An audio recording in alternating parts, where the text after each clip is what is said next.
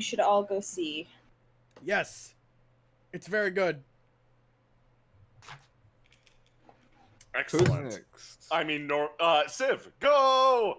Coconut Gun! Hi, I'm Civ. What do I have to shill? We already shilled the Windrose Patreon. That's always a good one. We can poke that there again, aloha, if you please.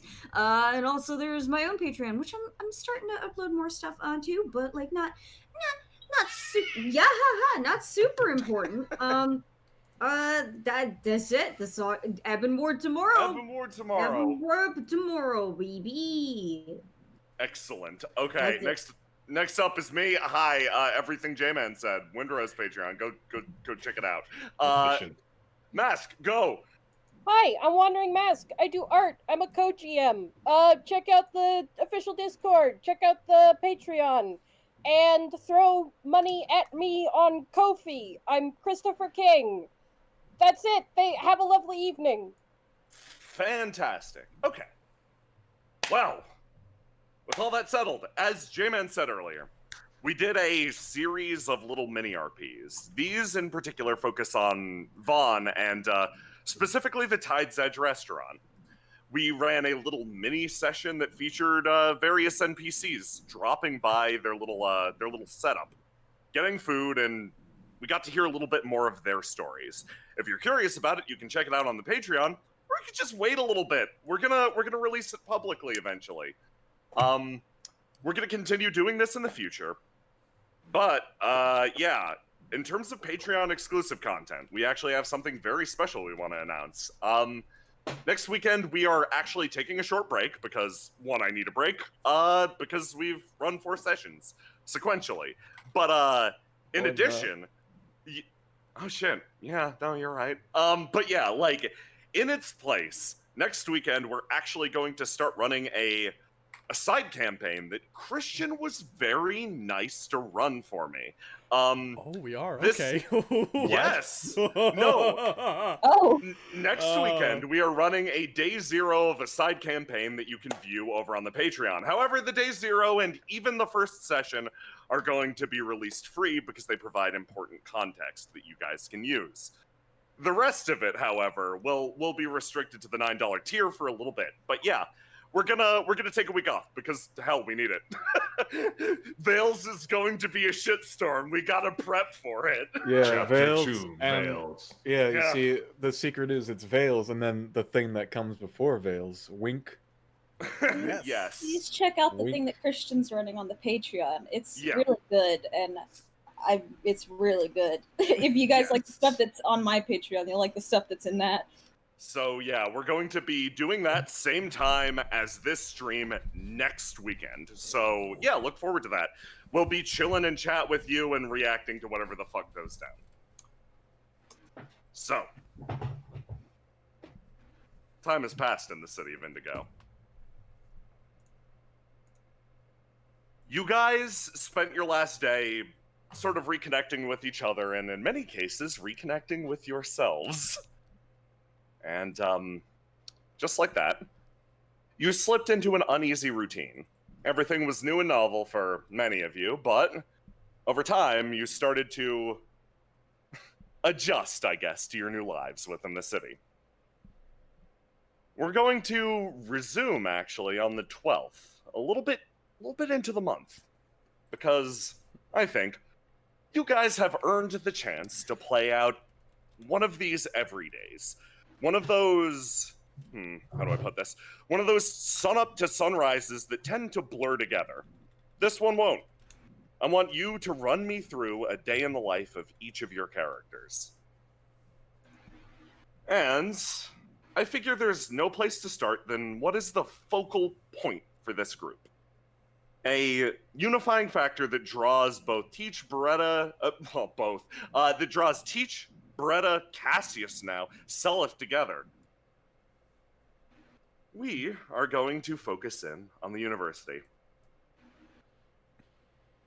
Beretta, it's a little past noon. You finished all your classes for today. There are a few club supervision activities remaining, but for the most part, you're done. You're clear. You have the rest of the day to yourself. And, can you tell me what you do on an average day? What does Beretta Pietro do when she has an hour or any time to herself? She's got to eat and drink water. For sure. Because Beretta has been up since at least 3 a.m. this morning. So it's time to refuel for the rest of the day. The perpetual motion device that is Beretta Pietro continues running forward. But as you walk into this main hallway, your student council president senses immediately flare up. I feel the hairs on my arms stick up. There are people in the school that need you. You can taste it on the air. Oh, what's this? Sparky is pacing frantically back and forth, looking a bit of a mess. Oh gosh. Oh shit. Oh shoot. Oh gosh. He's Is carrying... everything all right? Hey there. Hey there, ma'am.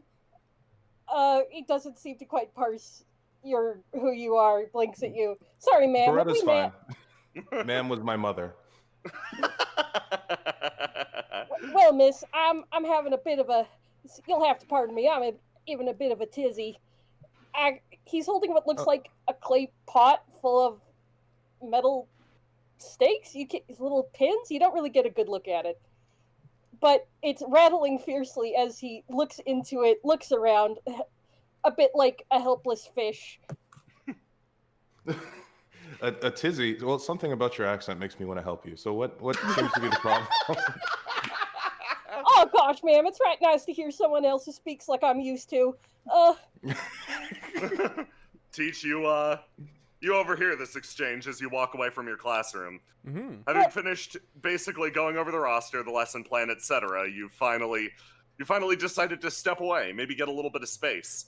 Shockingly, your own afternoon is clear as well. Okay, cool. Well, I'd start stepping on over and then kind of make eye contact with the situation going on over here. And also new type flash. It seems that we're drawn together.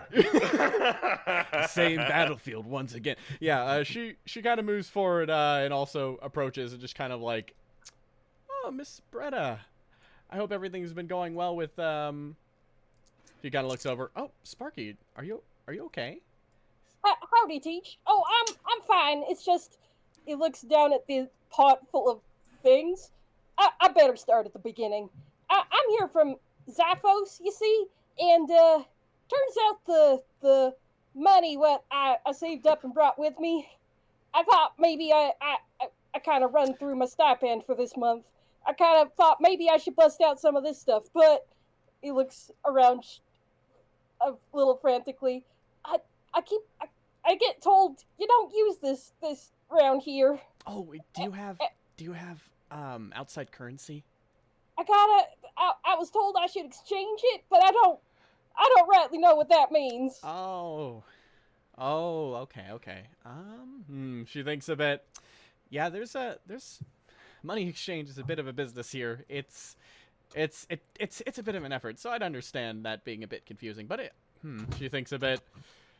Well, it wouldn't be too hard to show you at least how to do that, if you'd like. Oh gosh, ma'am, Teach, miss, that'd just mean the world to me. I'm running a little below the red, as they say. Well, let's make sure everything's all right. Maybe we can see if we can get this conversion, and then if that's not enough, then we can find something else for you. Mm-hmm. Oh, thank you so much. I'd appreciate that greatly. It's been a couple days. All right. And I hate to set something off and not be able to make up for it. You're telling me. You've actually gone through this process before. You had to change over whatever currency you had. Teach, this was particularly painful for you. Mm-hmm. It was a whole process, trying to process a lot of, like, sort of back pay, honestly, trying to get it converted over to the new currency.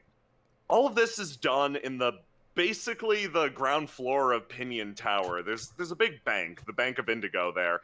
Beretta, You would know this as it's basically done in your basement. Yeah, I was going to say that's my house. Yeah, you live in one of the upper floors. For you, it was actually rather painless. Yeah, I actually know exactly where we need to go for that. So, if you're not busy now, I actually have a free hour. I definitely ain't. That's a little weird. It's probably school right now, but you know, it's probably fine. Yeah, we'll worry about that when you can pay for things. Can't have an education without money, you know. That's how it works. Oh, my folks send the university some money every month for my school. Teach kind of steps forward and then like kind of just presents a block for Mallow for a moment. Whoa, hey. It's alright. It's alright, Teach. She gets like these sometimes. Mallow, you awake? She runs in. She has a tower in her. She has a big basket in her hands, towering high beyond eye level, covered in bread, and she's trying to like navigate around you. Come on, shoot, move. All right. Oh, sorry. She like scatter. She runs and bounces on her heel. Sorry, that was rude. Do you need a hand? I'm trying to. She looks back. She's dropped like entire loaf of bread. Oh, damn it! You think people will eat it? It's only been on the ground for like what has it been? 10 seconds? I believe there's a 3-second rule.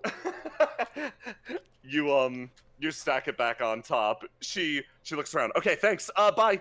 Sparky is vibrating, clearly desperately wanting to help. But having learned at this point, there are many things Mallow, quite rightfully, wants him to keep several steps back from.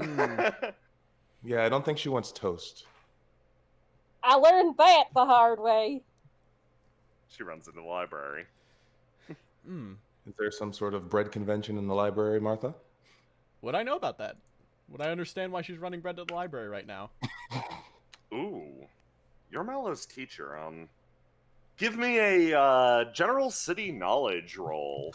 Alrighty, let's do that. Okay, Beretta, give me a. Wait, no, I'm dumb. Okay, Beretta, you just know. Sorry. Okay. That was sorry, Christian. That was wasted effort. No, Beretta, you just know. Mallow actually, or more specifically, Mallow's family actually. Allow me to move you to the correct map because I can just show you. Mallow's family actually runs a bakery at the head of Main Street. It's been actually left dormant for quite some time, but oh boy. Okay, so you know Mallow, you've known Mallow for a bit. All of these are decorative, by the way. They're made of like ceramics. Okay. But what you call it? Mallow is someone who she used to run this bakery, and for her it's something of a passion project, I guess. It's something she really likes and she really enjoys, and every month she's like, yeah, I can't wait to open up that bakery again. But you know Mallow, and you know her schedule. It's so overloaded. It's one of those, like, sort of empty... It's one of those empty, yeah, I'm excited for this thing, but in your heart you kind of know, that ain't really happening. Not with your schedule. So you see her run off with all of that bread she probably prepped at home, and you could probably surmise she's going to try to open it at least for a bit this afternoon. She does this like once or twice a month. Once every 2 months if she can manage it. Teach thinks about that. Well, I guess that's something Beretta could say since she doesn't know that. But yeah. Yeah, that's actually, come to think of it, Mallow's probably looking to sell some bread this month. Mallow sells bread? Oh wait, is that the little bakery? Yeah, the right bakery with all of the fake bread in front of it. It's never open. Yeah, that's oh why. Gosh, I like that place. I didn't accidentally set anything on fire when I walked past it. Oh, I thought you were going to say you accidentally ate the bread. Teach kind of thinks about that. Oh, well, I hope people stop by.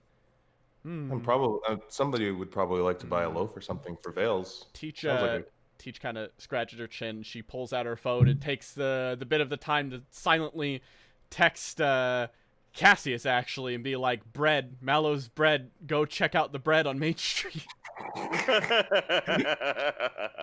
Sparky looks thoughtful. Well, gosh, I guess I know what I'd like to spend some of my money on if I could get it to work. That's right, yes. Oh, we'll get it to work. Pinion Tower. She kind of thinks of it. Well, I mean, we could go by. I don't really have anything else going on. I think it'd be nice to stop by there anyways, actually. Well, then it's a date. Let's go then. Oh gosh, yeah! As fire flares around the excited man, you realize why his money is in a ceramic container. Yeah. It'd be a shame to melt your money. That would be a horrible shame. Whoops, I should wait for you. I have no idea where we're going. You all set out for Pinion Tower, and it's weird. Teach and Beretta, it's strange that you have converged on the same target of your focus for today. You almost stare across this man at each other with the understanding, like, actually give me a readout of your feelings. Are you like, oh, I should help this man, or are you more like, okay, we can help him together? Can I roll a die to just see maybe if how I'm feeling? Yeah, both of you roll a Oh, die. blue. Yeah, no, empathy. I think Teach might in this case just be like, yeah, you know, let's just do this. I think she's kind of getting Beretta. She's on the same page as Beretta, and I guess that's something where she's just like, she thinks that's neat, and she wants to go through with this and see, I guess, how Beretta helps people. Keeping in the back of her mind something William told her a few days ago. The exact same thing, except for she's worried that Teach might mess up something. Holy shit. Your eyes meet across his exposed pecs. A moment of understanding. Holy shit. Let's convert some cash. You all set out. Meanwhile, in the library, Seliph, you've been studying. You've been studying a lot. Yeah. Doing whatever research you could. You're doing your best to focus in on a book as someone absolutely hauls ass. Okay. Hop. She hops up the stairs and then slides into the couch. Same couch she was actually KO'd on earlier, but that's fine. She relaxes and immediately starts working feverishly on her paper. Seliph, what have you been researching? What have I been researching? Yeah, what have you been up to? Well, obviously he's been looking at anything that is good for classes, so like homework and stuff. Of course. You know, a little bit of supplementary material when he finds it. But I think he's been looking up a lot of occult stuff. Of course. So, you are looking into the occult. Well, okay. Anyone in particular? Anything in particular? Yeah, he's snooping, dude. Yeah. Okay. Are you focusing this on occult creatures in general? A particular... Yes, wants you to go. learn more about legends. Oh boy, okay. So, it's been a few days. I'll give you a few things for free, and then we're gonna have you roll for a few things. Okay. First of all, legend.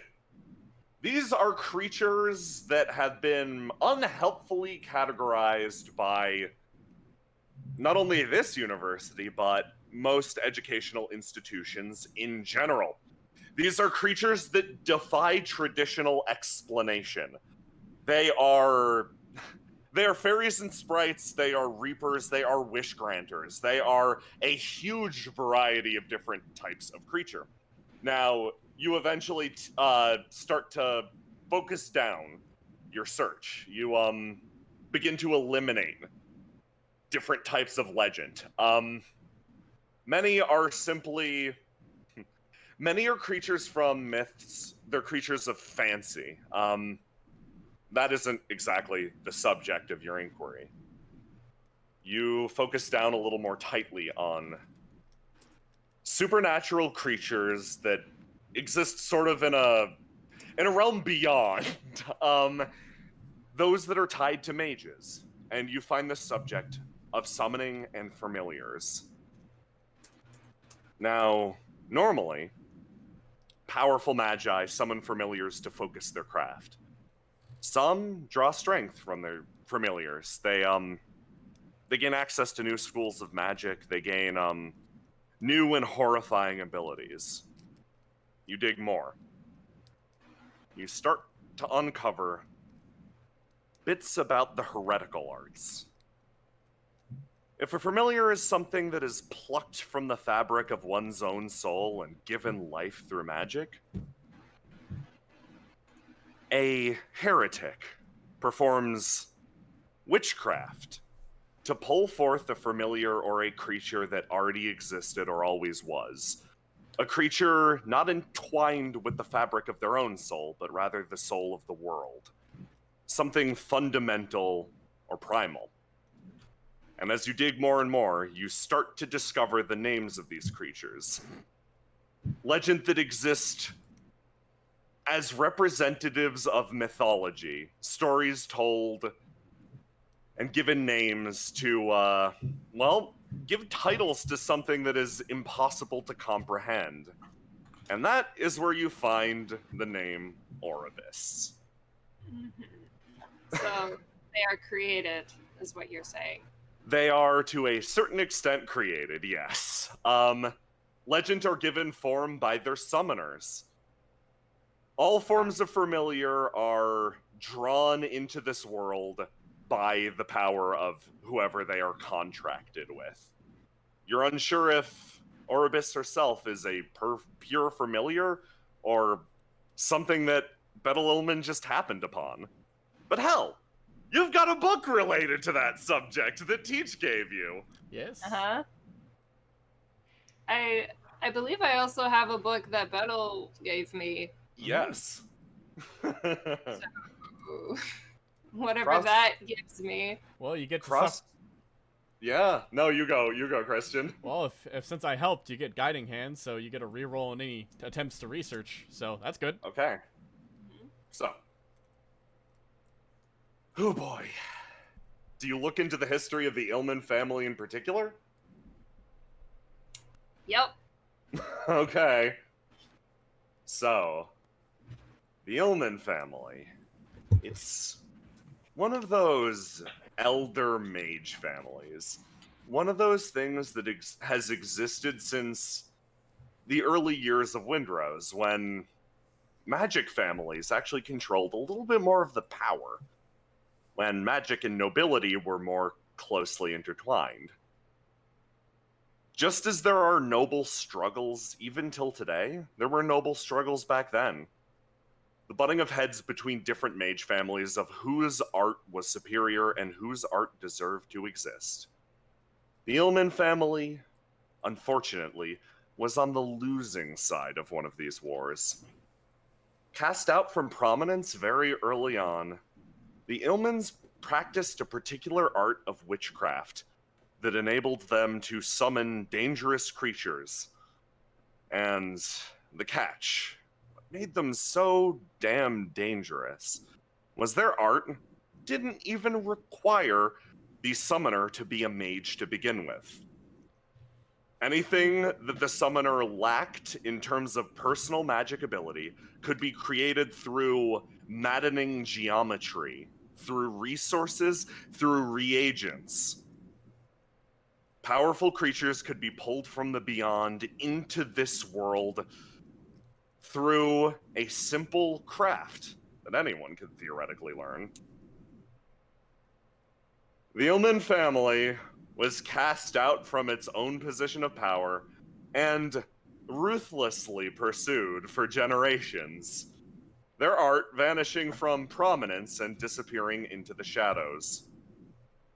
You turn through the pages, you cross-reference it with various books related to magic and the nature of, and you discover that the Ilman family has existed to a certain extent within Nodis ever since their inception.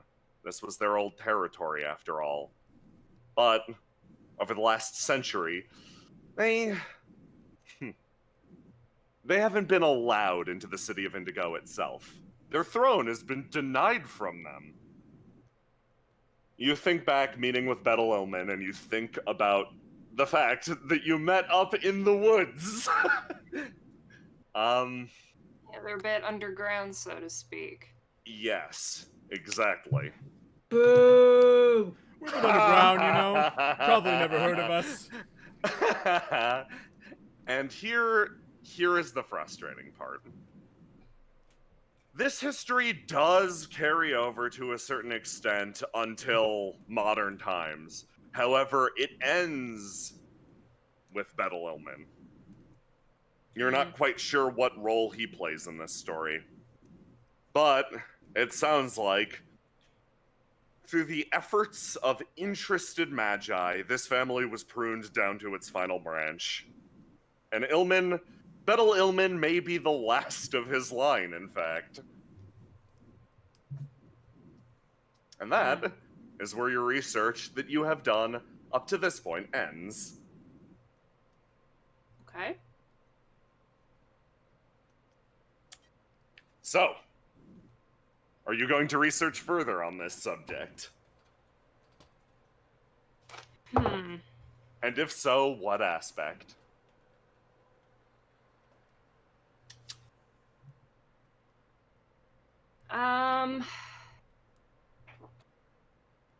Is there anything about, like, so obviously they had been running away from other families. Yes. And such.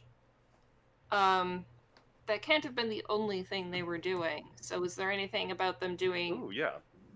Like, I don't know, any other kind of research? Any other kind of, like, advances in their particular craft? Yeah. Excellent. Okay. So, yes, actually. The Ilman family actually worked traveling around the countryside as traveling doctors, weirdly enough. Based on what you read, they actually managed to summon a powerful spirit, bind it to the head of the family, that could cure maladies. Strange.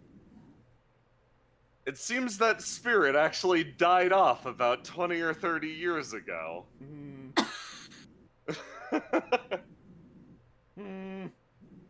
Their main focus seems to be...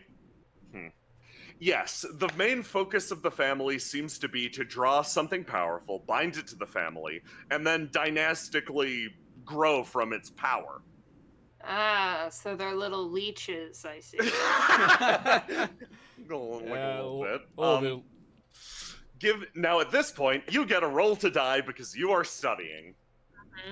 This is free. Okay. Holy shit, Seliph is on the fucking case. Nerd! Do it, nerd! I believe in you! So. Oh boy, choose what color you're locking in. Click the keep and then that button.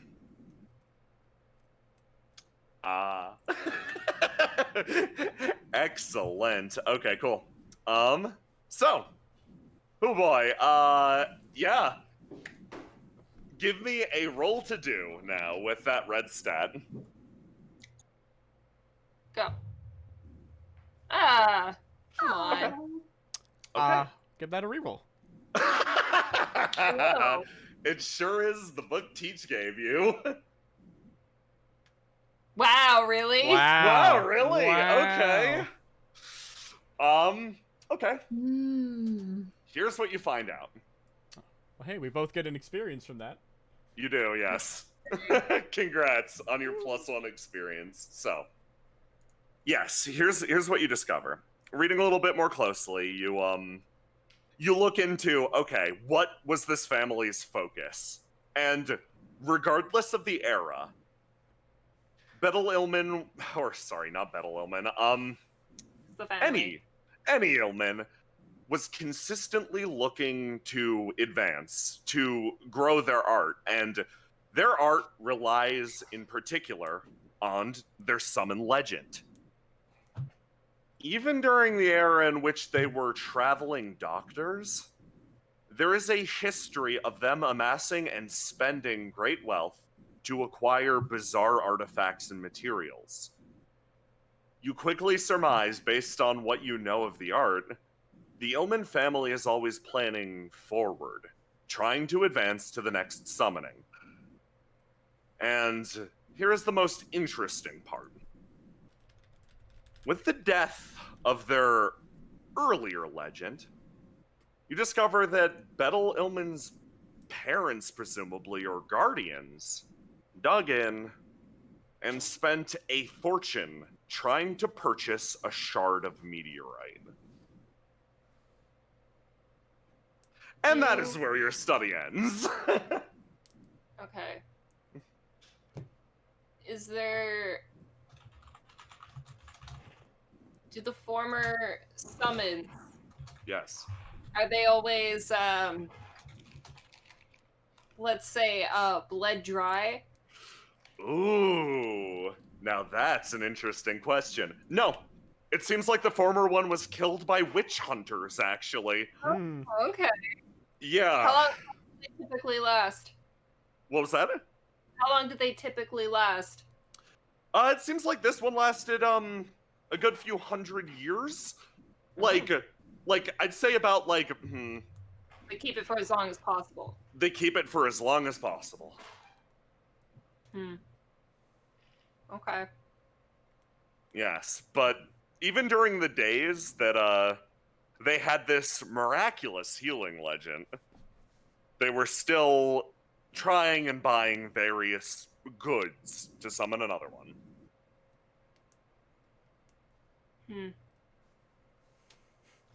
And what they're currently doing now is...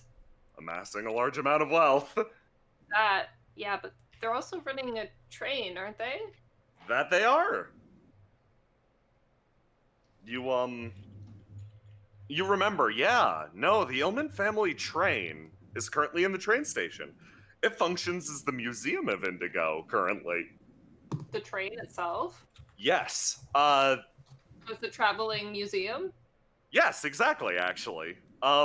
It's currently stationed in Indigo, but yeah, that's what the Illman family's doing currently. Where did the lines go?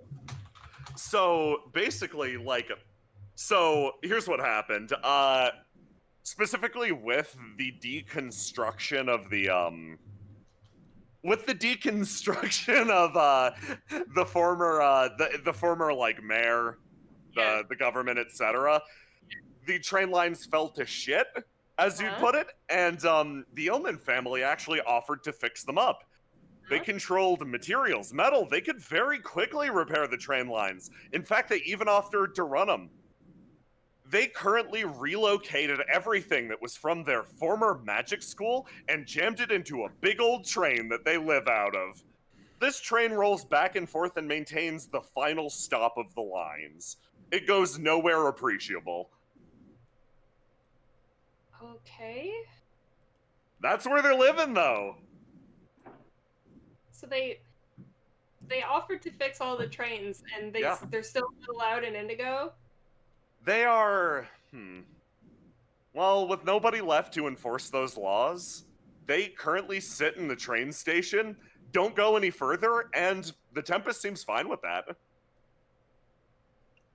Okay. Weird. Yeah? Weird. Okay. Having more or less wrapped up your inquiry into the Illman family of what you're capable of currently, is there any other subject you'd like to study or investigate? Well, you said I came across Orbis, right? In my reading? You did come across the name Orbis. Okay, so you start to read into Orbis a little more carefully, and this creature is one from mythology, actually. This one, the name Orbis stems back a good few hundred years. It is a name associated with a class of creature known as wish granters. They're actually pretty common across the world. They're, to a certain extent, the most common class of legend because, well, when people are full of hope, they take a look at the world around them, and they expect that certain aspects of the world, certain creatures out there, will respond to their wishes in return. There are naturally a lot of myths about wishing wells, about catching a magic fish that can grant your wishes. There are myths about gods that can grant your requests in distant Rauji. And there are myths about stars. When a star falls from the sky, regardless of the culture, there is an understanding that if you put words to it, your wish can maybe be granted. As a result, this creature known as Oribus, a unified name for a singular concept, is known in a lot of different cultures. It's... Take a look. It's strange. Your understanding of Oribus, and the one that Ilman left you with, is a creature of inky darkness. But Oribus is supposed to be closer to a verdant supernova. Something that's made out of all those wonderful desires that people have when they look up at the night sky.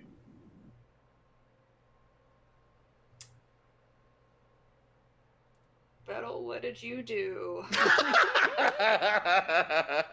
Coming for you, old man.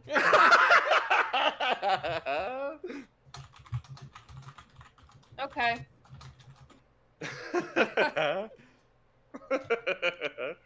Anything else, General, that you can tell me? That is mostly related to the myth of Oribus. Based on what you know about the Ilman, and based on what you know of, based on cross-comparing, I guess, this with the Ilman family's history, you can tell, well, obviously Bettel Ilman summoned Oribus, in the same way that he summoned that earlier legend. He probably plucked this concept from the fabric of the world and gave it form. But this Oribus seems to be different than the one described in the books. And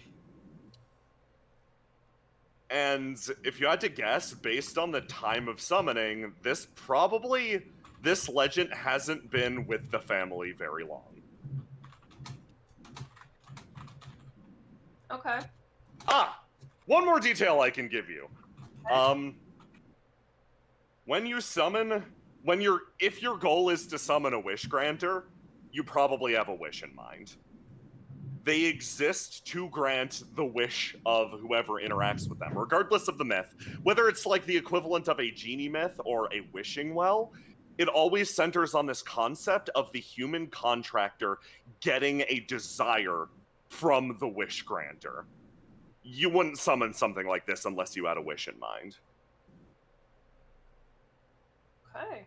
That is something I can give you. Okay. So, Selef, you wrap up this big study session. How you feeling? Okay. I guess he's gonna sit back in his chair for a little bit and just. You ever sat down and read a book for 3 hours and then you just sit up and blink and just go, oh. Yeah. Your eyes adjust to the light in the distance and you're just ooh for a little bit. And he smells bread. Yeah, no, you realize you haven't eaten today. Yeah. Yeah, peeks around the corner a little bit. What's over there? You see a big fucking mountain of bread.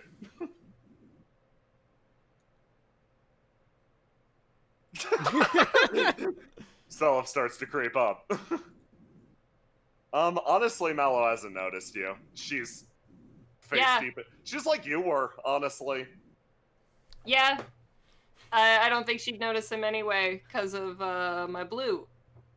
Yeah, that's fair. I was gonna fly in and steal your bread. I don't know, Self. That bread's looking pretty good. It is.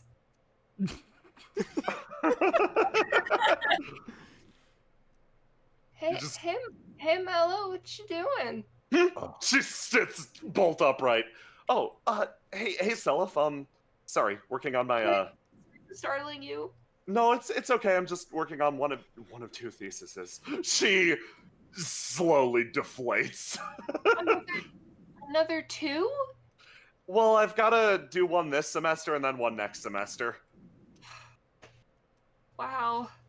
It's a lot, but that's what happens when you are partially creating the department that you want a degree in. Wow. So what's the subject for this one? Oh, okay. Well, it actually has to do to a certain degree with our I guess our little investigation into the constellations. She winks at you. Oh?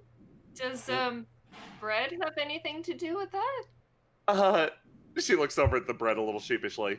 Well, if I can get enough work done today, I can maybe open up my bakery. Like, I calculated it out, and if I don't take any breaks, I'll be done by 7, and like, then I could be open until 7:30, and that's something. She looks back down. Not to, rain on your parade or anything, but that doesn't sound healthy. That isn't the best time. Who's gonna buy a loaf of bread at 7 o'clock? Teach cracks her knuckles. She deflates in the chair. Well, Do you I wouldn't object to buying one now. She perks up. Oh, are you sure? Like, I just cooked these at home. I haven't eaten today. She beams so brightly at you, and then she's gonna hand over a slice of bread, or she's gonna hand over an entire loaf, not the loaf that fell on the ground. She's eaten that one. Is it still warm? Yes, actually. It's soft on the inside? Of course. Oh. Excellent. This is like oven bread. This isn't like bread oven bread. It's just oven bread, but like it's still like fresh it's bread. homemade. It's fucking homemade and good.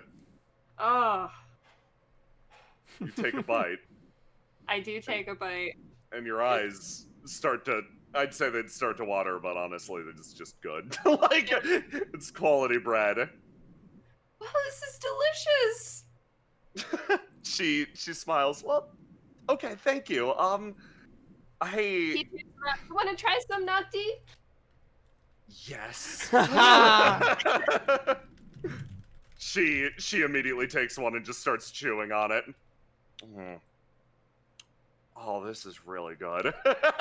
She walks back over and sits down in the chair. What you call it? Yeah, no, Mallow's surrounded by birds who are hungry for the bread. Daringway's gonna have to put up a sign. She looks up at Selef. I don't think I'm gonna be selling the rest of this today. Do you just want some? Are you sure that's okay? Yeah, I don't think I'm gonna open. She actually walks over to the table and just sets the big basket down in the middle and like kind of sits down. Well, hang on. Let's not give up yet. Maybe I can help? She looks over. Yeah, like is it a multi-chapter thesis?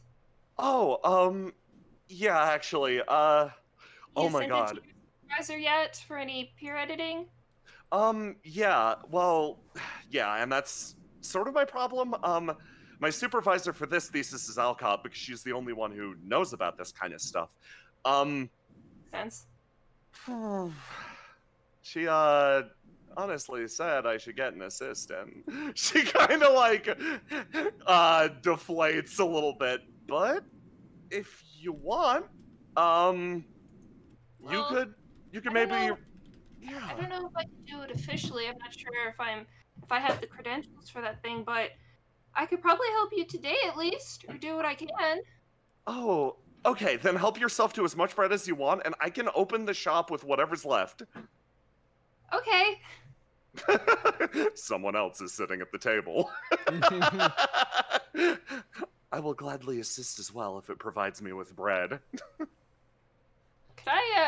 Could I do a roll to like quick study on the subject of at least of the chapter that she's writing on? Absolutely. Yeah, no. Oh boy. She hands you the history chapter, which is like she wants you to handle the modern development of these techniques that are being used. So it involves a lot of dry research of people. Oh. Should I roll to do for that? Yes, give me a roll to do.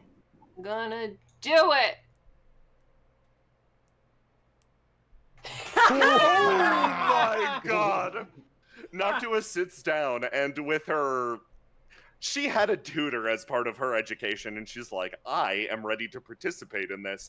I will show these university kids how good I am. Meanwhile, both Mallow and Selith, heads down, papers turning, talking back and forth at a speed she can barely comprehend. She sits back in her chair and just munches on a loaf of bread as you all enter a tornado of research. The rate at which you clear this is frankly unbelievable. Another wind blows through at some point, yet another bird descending for a loaf of your bread. However, you do not notice. Don't feed the birds. Feed the birds. She slowly reaches to go grab out a piece of bread, trying to not disturb you two. Phil puts his pen down. That's for customers only. That's king. Get that bread.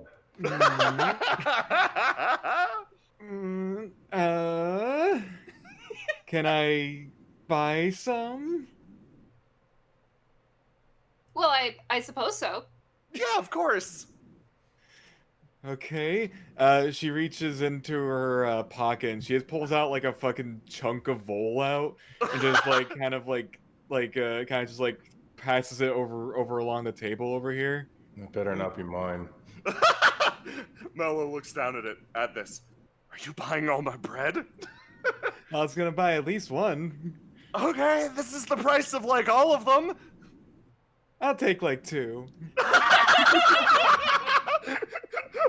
I like to imagine that Haya like slowly retracts under the table after doing this. Would you like to change? No.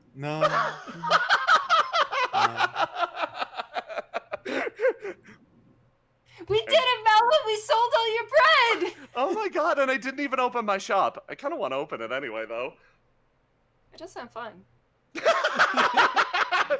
You two spend the rest of the afternoon researching and preparing to open up Mallow's shop. Yay! Excellent. You helped her. I love it that Nice. Selith, when he had to, pulls out the crit 20 on research. Yeah. It's time to read. Researching the occult, helping Mallow finish her thesis. Pointing. I get him when it counts. Yeah. Yep. Okay. So, on Hull Street, just about this time, Bijou, you have a day planned, Oh. but Yeah! the very first stop of your day is at a little dingy shop, sort of off to the side at Hull Street. Yeah! You've got a minor objective to complete, but that doesn't make it any less important. Mm-hmm. You slowly crack open the door. Your other appointment on the way. You walk into Arch's shop. Good morning! She slowly raises a lazy arm from the bench. Good morning. You're here awfully early, aren't you? Yes, I am. I told you to be half awake by the time I got here, but that's okay. She looks down at herself. I think this is half awake for...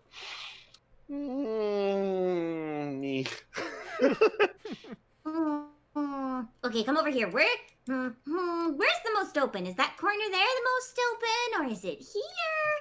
Though I don't really want to knock over any of this stuff. She stops and thinks, I think the basement is the most open. Oh, the scary basement. It's very scary.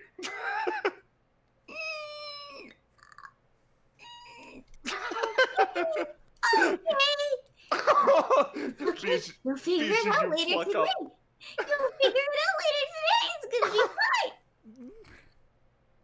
Bijou, you start going down to the basement, and as you do, the light gets dimmer and dimmer and dimmer, and everything like it's almost like the color fades from the area around you. It's like you're traveling to a different world almost. But this is a sensation that you feel pretty often, actually. Late at night, when you're heading down that big winding staircase, it almost feels like that darkness stretches away forever. You might just get lost in it, gain a sense of vertigo, find yourself slipping, but then your eyes clear, and lights actually flare in front of your eyes. Almost little will-o'-the-wisps. Arch continues to walk. Oh, this is way cooler than your shop! She like looks at you, and you're starting to get a sense for her. Her face doesn't move, but she's smiling at you. I appreciate that. I did not decorate this place for commerce, but instead for personal taste. She moves between these two. This is all you! What's this freaky mask? Oh. You look at the freaky mask on the wall, and you travel between two long tendril plants. What are these? Oh, I actually brought them. They're falcatan in origin. Oh, yeah. I've seen these actually. There's there's like some embroidery around a frame in one of the paintings in back home, and it's supposed to resemble these thingies. She stands straight upright, and her tail sticks up with her. She apparently appreciates that a lot. Oh, so you've seen them before. Okay, that makes everything a lot this easier. is the first time I've seen them in real life, but I've seen, like, them sculpted, and I've seen paintings of them. Aren't they wonderful? She takes a step in, and you look around, and yeah, no. You've seen some paintings in a falcatan style before, and you'd almost recognize a lot of these shapes from anywhere, like these large glowing mushrooms, lots of curves, and just like a general air of mystery and airiness. Yeah. She just kind of poops in. Aren't you falcatan? She shakes her head. No, but I like it there a lot. Oh, well, that checks out, yeah. Falcata was like a second home to me. It's she actually places a hand on her chest. I miss it a lot. I haven't technically been to Falcata. I've been like along the border area where a lot of like the culture and the architecture is similar, but I would like to go there. Maybe it's one of the less kooky provinces, maybe. It's a riveting place. She seems to be like a little lost in the past, kind of like where you have a friend that went on a very meaningful vacation to them, and like their face lights up as they tell you about it. Yeah. She has this look as she looks at you. Well, I'm sorry. Let's practice. Okay, first things first. We need to clear this area, so any of these little things, are there any on the ground that I'm not seeing? We don't want to step on any. I can push them back. She does so. They're all in little planter boxes, and she shoves them all into the corner. Okay. Now we shouldn't need too much room because it should start off basic, and we just need enough room for 2 people to move. Okay. First things first. Are you wearing comfy shoes? Yes. Are you wearing anything restricting? She thinks about it. Get rid of it. She throws her cloak off on the bed. Bijou throws her little shawl, her umbrella, her bag, her camera. Arch blinks as all of this happens. Dance time. Okay, alrighty. Now, before we get into it, we have to... Can you guess? What? Have you ever done this at all before? Just so I know where to. I have I've performed I believe it was called a harvest dance before while traveling. Oh. Yeah, I can't say I'm too familiar with that myself. I know what it looks like, but that's hopefully not the kind of dance we're doing, unless, you know, unless that's just a spur of the moment thing that she decides on, and then you're just gonna have to go with it. But okay, so the first thing is we have to stretch. Oh. Okay. She stops and is going to stretch. You notice that Arch is pretty stiff. Like, actually extremely stiff. You notice that she is always hunched. She tries to loosen up. Her range of motion, honestly, pretty miserable. Well, that's fine. Only move as far as is comfortable for you. You don't need to push it. Just as long as you feel like there's any movement at all. Whatever helps you breathe. And remember, you have to breathe in when you go up, and then you breathe out when you go down, like a motion. Okay. Now we'll do a couple repetitions of that, and then to get the blood flowing, we're gonna do some like jumping jacks kind of things, and then wiggle your arms. Arch is doing her best to keep up. Like, your movements are sprightly and practiced. Hers are lethargic and a little ungainly, but frankly, and this is weird to say for Arch, she kind of makes up for it in enthusiasm. Yeah, no, Bijou's definitely waiting for her and like just taking her pace and just making sure she's not getting winded or anything. She like after a lot of jumping jacks, she puts up a finger. Okay, just a second. Thank you for agreeing to do this. I wouldn't want to embarrass myself at this party. It seems pretty fancy. Yes, it is gonna be fancy. I mean, I've of course been to fancier myself, but yeah, no, there's gonna be people you want to impress, or at least, you know. There's one person I want to impress. And you know, that's why I'm doing this, because she knows her stuff, and I'd be afraid to go on a date with her. So I wanted to. You don't deserve bad time.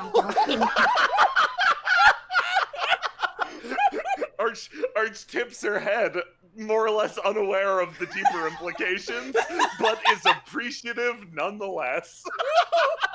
Bijou knows the standard of someone who can dance well and confidently and learnedly, and is like, I'm gonna do my best to help this girl out. Bijou, you have a professional dancer gift. I do! You get to roll 3 times and take the highest. Oh, okay, so it's a roll to do then? This is a roll to do. You get to 3 times, just 3 instances. 1. Oh, okay. 1. 1. 2. 20s. Yeah, let's see the 3. Wow, the same thing. Damn. So, Okay. Bijou. So, what I'm gonna do is, actually, since you seem so fond of it, I will teach you a more languid style of felt cotton dance. It's a step dance technically, but it's more chill. It's more like a little wave, like a little whoop whoop kind of motion to it.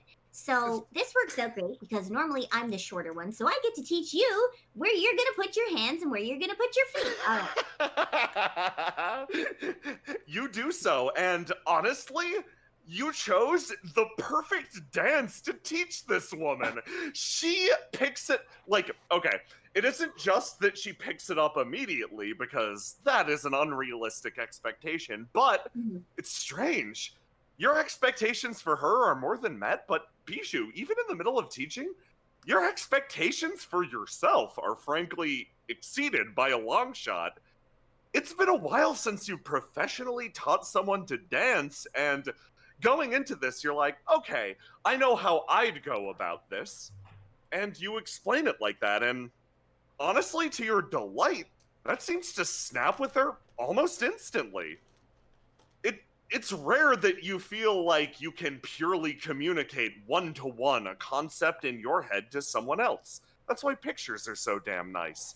But in this instance, it is like you transmit the knowledge directly into Arch's head.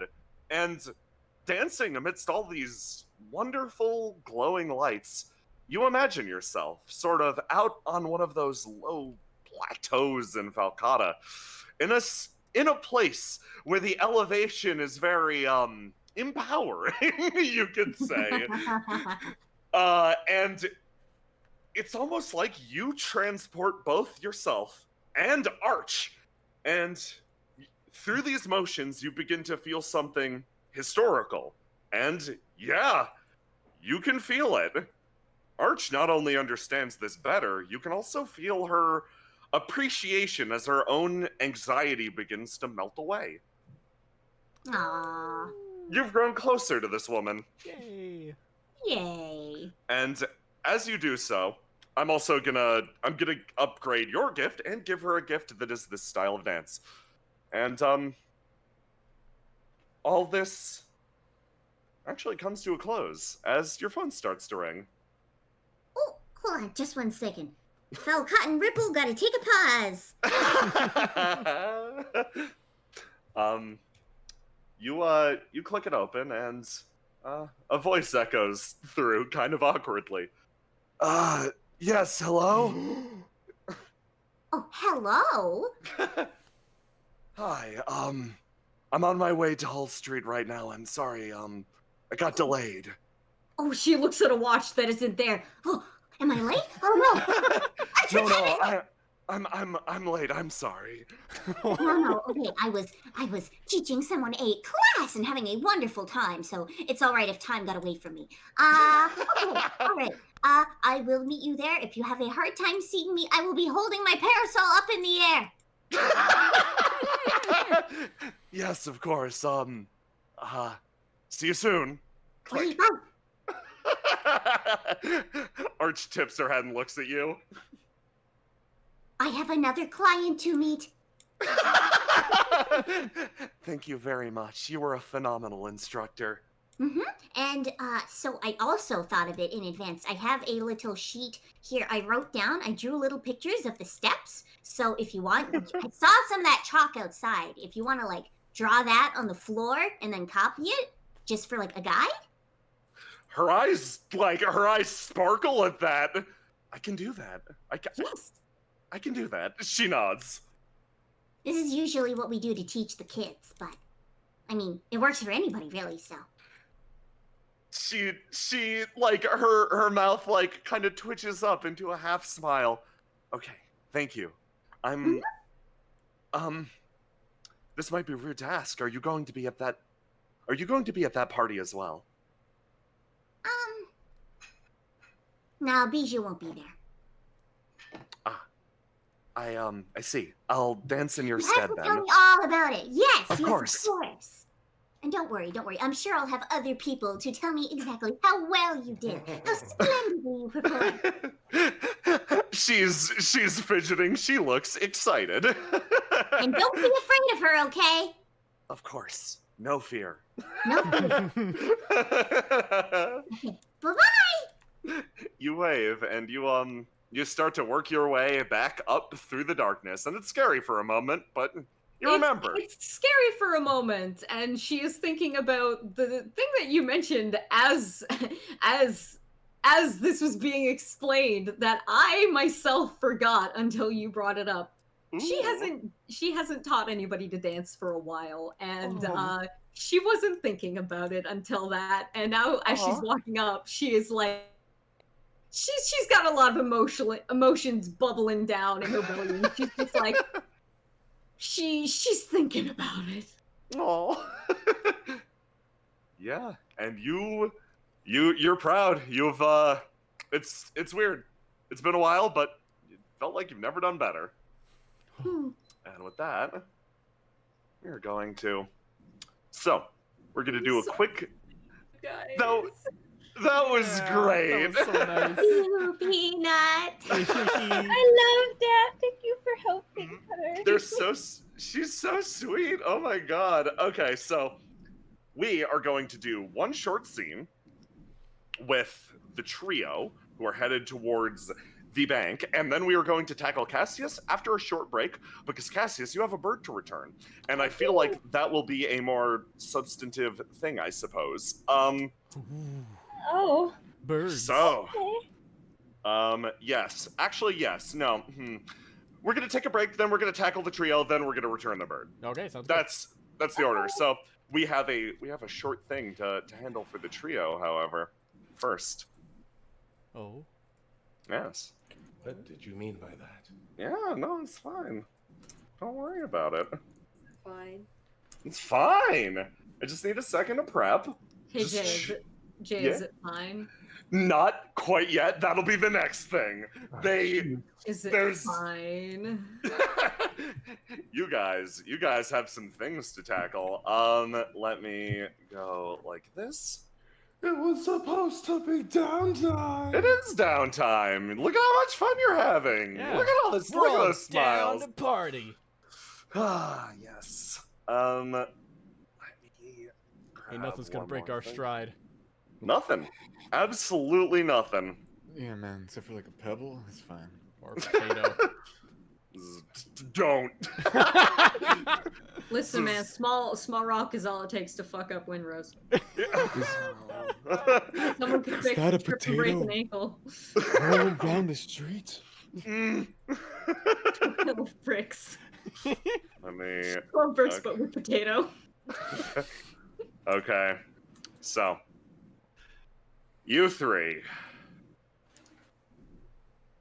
You travel across a connecting bridge. And you feel Been here before. the presence in the air shift.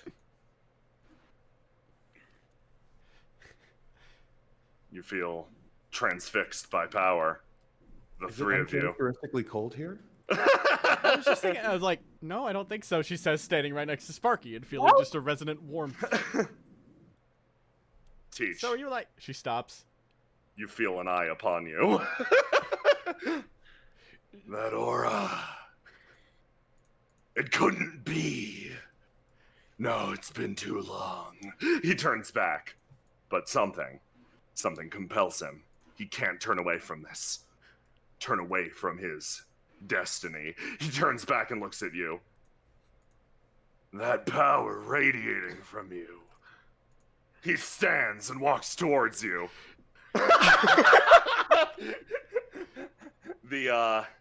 The entire bridge feels like it extends on forever. But you feel infinitely tall as well. You! She stops a bit and adjusts her glasses, the glimmer of the sun catching off of it for a moment. Is that Magnus? Wait, you know the weird guy that yells at people from the He bridge every takes a day? step forward, holding out a hand. You both fucking predator hand. The ripple of power disrupts the water all around you. Ripple. All right, let's roll the predator handshake. Yeah, let's roll for some fucking predator All right, handshake. This is I don't like Hang him. on. Okay, Let me roll Fisher Magnus's stats, which give him. Whoops! I accidentally. plus- I accidentally had an That's extra fine. plus. Powerful. That's 25. Fisher Magnus gains an additional +1 on fishing-related tasks for every variety of fish he's caught. Oh! You It seems fit I'm your not fucking Schwarzenegger today. handshake. There's an explosion outwards. Good to see you again, Martha. Catch any new local fish? I should say the same about you. You put down your rod a while ago. She kind of stops a bit. I've just been busy. I know how it gets. Yeah, He takes definitely. a step and casts a line. Wait, hold on. I heard you broke your rod. Well, I mean, kinda, but He reaches down. You want to take mine? You wouldn't, really? I've got plenty more. Well, yeah. I haven't been able to really afford getting a new one after all. Like, well, custom made all this cool stuff, and it's hard to replace There's the them. scope on it. Yeah. I mean, I guess that's what happens when you try to go Wait, after a the big scope, one. you said? There is a scope on it. He hands it over. I can't say I've ever been interested in fishing until just right now. I can't say I've ever been interested in fishing. You both want to learn? Yes. Sure. No better chance than right now. Yeah, why not? Let's take a stop. The fish around here are small fry. Good to get started on. She kind of moves forward, holding onto this fishing rod and kind of adjusts with it, and like, you got bait? Of course. He hands you a bait box. Okay. You now have unlimited bait. Tisha hops up and just kind of sits We just right back unlocked down. fishing? We unlocked Teach! fishing. Yes! You just unlocked fishing! Yes! Whenever you see a fish shadow in the waters like this, you can engage in the fishing minigame. Good shit. I've So- been waiting for this. What you do immediately is you perform a roll to do Okay. Into the water. Into the water. Flash. All right. to let's roll determine again. the difficulty Ooh, okay. of your fishing game. I see. It's really been a while, eh, Teach? She kind of grabs her neck and holds on like to it, just kind of uses cracks some, stretch her neck a bit, and then she holds on to the rod again. So that's the difficulty of it? Yes. I So, see. Teach, you cast your line, and you feel the power surging between you and the ocean. An overwhelming fish force that connects you to nature. Now, I'm gonna have to ask you a favor really quick. I'm gonna need you to just do me a favor. Click, let me see. Yeah, let's do that. So, do me a favor. Tell me if you see this. I do. Click on it. Can you move it around? Yes. Can you control Yes, I it? can. Okay. Do you see in the upper left the new function that you've Fish. unlocked? Yes. Fish. Teach. You feel power connecting you to this fish. That's right. A connection between you and the ocean. A battle between you and nature itself. Fishing as a balance between brains, bronze, and bravery. Teach. Here's how fishing works.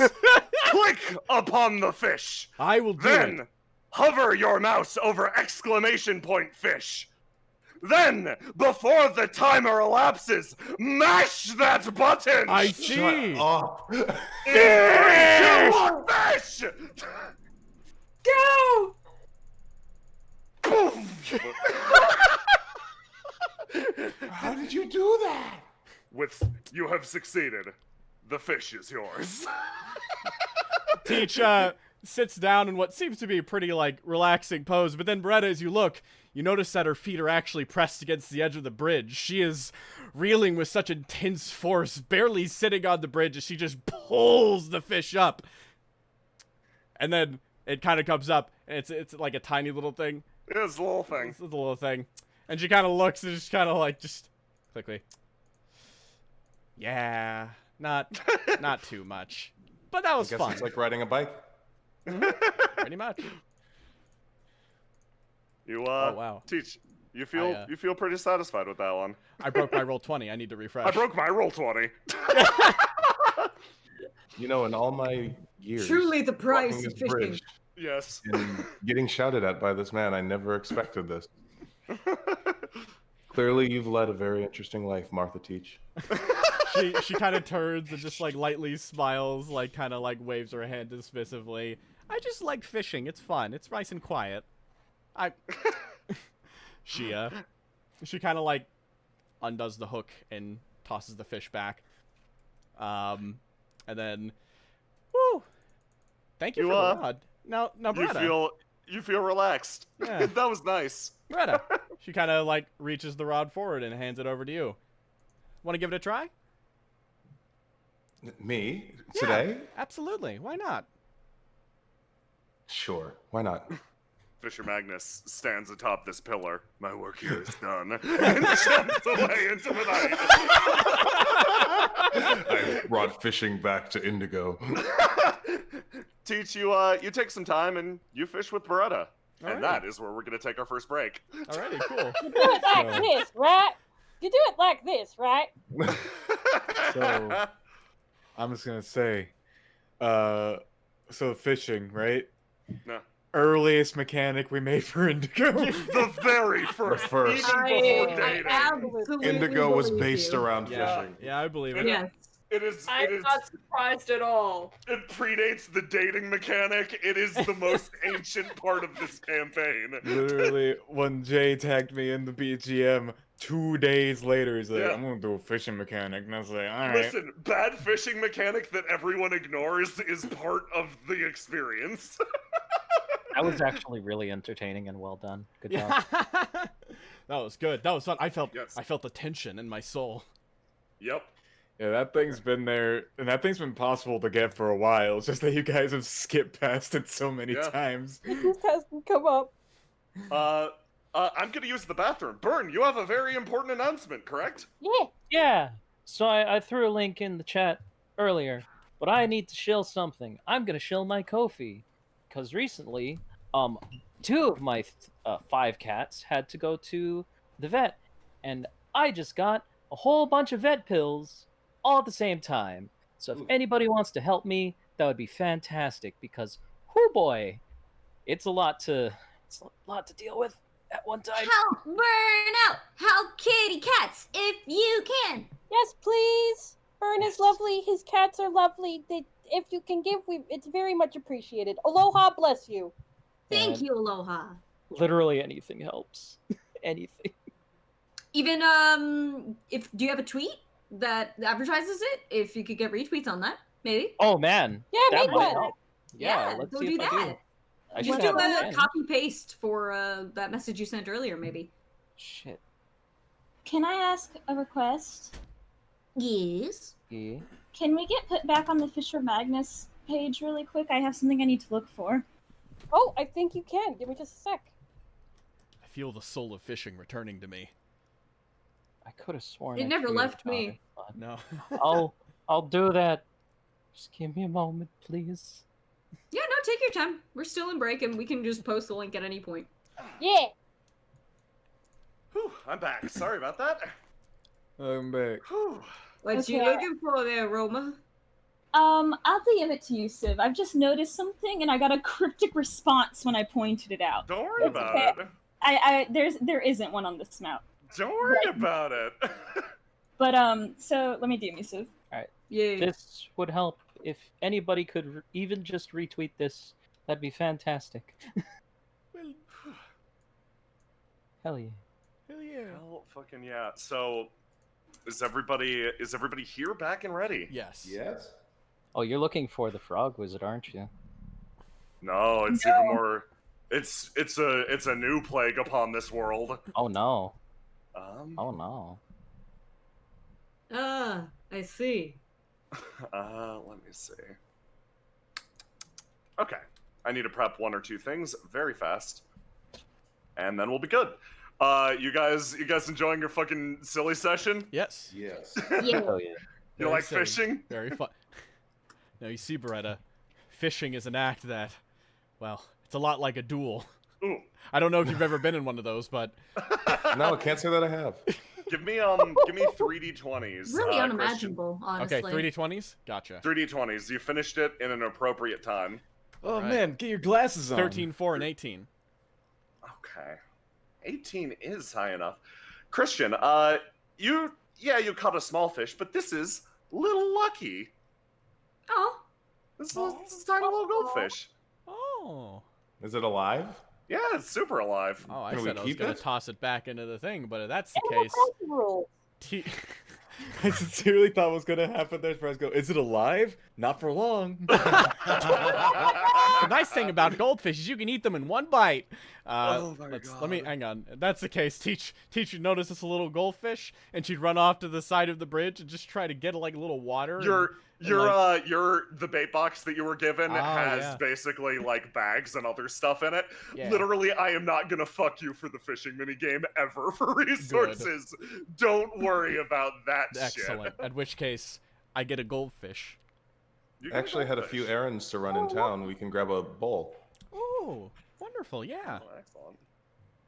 You think you can find a bowl powerful enough to house little Lucky? Little Lucky. Dude, you can put Little Lucky in a coffee cup. He'd be fine. Yeah. It's Lil Lucky. Lil Lucky. Little Lucky. So, Sparky stares rapt at this creature. A pet that can't catch fire. Mm-hmm. Now that's what you think. Don't bring him to the Tide restaurant. Pinion Tower. so Where you are head towards Pinion Tower. Right here, let me ping there you we a go. bunch of times. Yeah. So yeah, you got somewhere to go. Yeah. All right. It's actually not far from here, so we're almost at our destination. Oh, Sparky, would you mind? I've actually found myself a bit obsessed with Zyphos lately. Tell me about the currency there, because I've never seen it before. Yeah. Oh gosh. Hey, well, I'll be honest, miss. I don't know that much. I mean, I did, but I know this is it. He points at the little pins in the vase. But let's just say I don't remember things too good for a very long time. Mm. Normal stuff's easy, but something like this, it kind of just, yep, nope. There's classes that you can take for that. Teach also just kind of pops up and is like, yeah, have you received any special, like, course requirements or any teaching assistance? He stares at you blankly. Mallow helped me out a whole lot, but I don't think we're in the same class anymore. He looks very puzzled at that. Oh, I mean, I don't think that being in separate classes means that you can't speak anymore. No, of course not. I know that some of the teachers carry on their classes like a bit of a rivalry, but the students are more than allowed to intermingle. Especially if she's been helping you, please.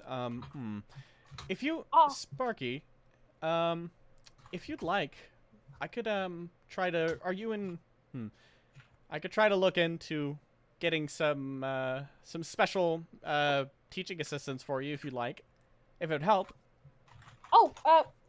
He looks very ashamed. No, Miss Teach. I'm awful sorry. I'll keep trying. No, she kind of like, hey, Sparky, there's no need to feel bad. I used to have a lot of trouble with some of my own stuff with that as well. Don't worry about it. Here, she kind of like stops a bit and reaches out, gets a notepad, and kind of starts looking at it. Well, I can. Here, I'll tell you what. If we get your money changed and we get all that done, I can head back to which we will. We'll do that now. We can maybe get that worked out a little afterwards because, I mean, if it helps you learn, there's absolutely nothing to be ashamed of about it. Okay. And I think you can't go wrong with any recommendation from Martha Teach. Oh, thank you. Oh, thank you, Teach. Thank you, Miss. That would look both ways, but yeah. Yeah, no cars. No cars. Like, there are never cars here. You don't know why. You don't know why the fucking roads are done up this way, but there ain't no cars. What are some of the shops down in this end of town? We haven't really been around here. So stupid. Movie theater. Oh. Pinion Tower. Casino. What's going on over there? Apartment building. Other apartment building. And are these like newsstands? Yeah, these are newsstands. Oh, okay. Let's, even though there are no cars that drive down here frequently, they have driven down here before, so we should stand off of the road. Yeah, so. There's a crazy person that drives a scooter every once in a while. Doesn't look like she belongs here at all. Oh gosh, who's that? Teach. Don't worry silent. about it. Remembering that I think that might be his homeroom teacher. Yeah, Sparky has that clay tablet with him as well. It says money, question mark, question mark, question mark, and under that, homeroom, question mark, question mark, question mark. So, do you guys progress inside of Beretta's home? Yes. Okay. You do so. Hold Ooh, yourselves wait. still. Can't wait to see what kind of fire suppression system they got in here. You have no idea. I will soon. Doink. Doink. The bank. firearm suppression system is also pretty excellent. So this place, the bottom floor of Pinion Tower, is basically a place for the rich and powerful to hang out. They got a little bar down here. They got a little, like, Zen garden over here. But there's an elevator.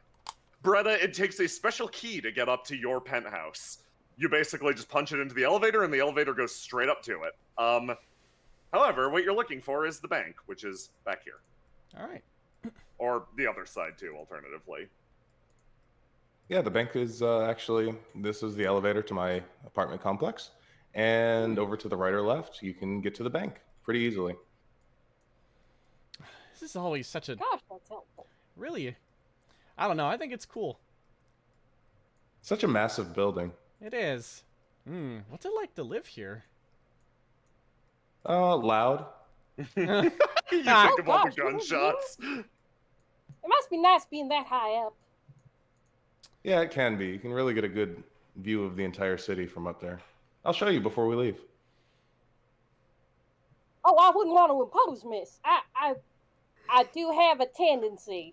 You'll notice that his head is on fire again. Okay. You round the corner and head towards Pinion Bank. And, oh boy, as you do, one second. You start to walk and, you find yourself turning towards your companions, Brett, and... Oh boy, no. You bump into someone. Thwack! Oh, whew. I looked at the team, but this is...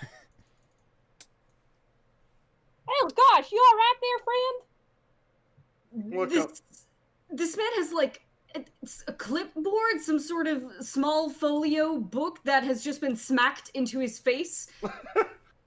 Oh, I'm terribly sorry. I wasn't paying attention to where. Oh, my word, Mademoiselle Pietro. Looks around. Who? Hello. Okay, it's me. You've been calling me Miss this entire time. He reaches out his hand for hers. Of course, and she reaches out back. A little kiss. She kisses back. Holy shit. And as they kind of have each other's hands in that gentle embrace, she actually just leans forward a little bit, just enough to rub elbows with him. Oh, of course. He raises an eyebrow. It's one of the entries on Beretta's to-do list is rub elbows with the rich and powerful. Fucker. I'm so mad. Oh my god. Thank you for presenting me with this rich and powerful. My, where are my manners? Normally there would be another one with me. However, he is in a bit of a tizzy at the moment. I will. Yes, I'm not used to seeing you on your own. It is quite bizarre. I am left somewhat uneven. I am not fully balanced in my footing. However, Well, it you almost may seems refer as to though me- you're missing an aspect of yourself. Yes, Teach that's speaks true. up. Miss Pietro, I don't think Sparky and I have been introduced. Oh, my apologies. These are my classmates, Sparky, and one of the teachers at the university, Martha Teach. A pleasure. Charmed. I am Maximiliano Greenfleet Gannon at your service. Well, a name as long as mine. Been a while. A kindred spirit, I see. You even spell Emberthorpe. And what brings you to the bank at this time of day? Well, that. Well, see, brother and I were running some errands for father, and, well, it seems we ran into just a slight pickle on the...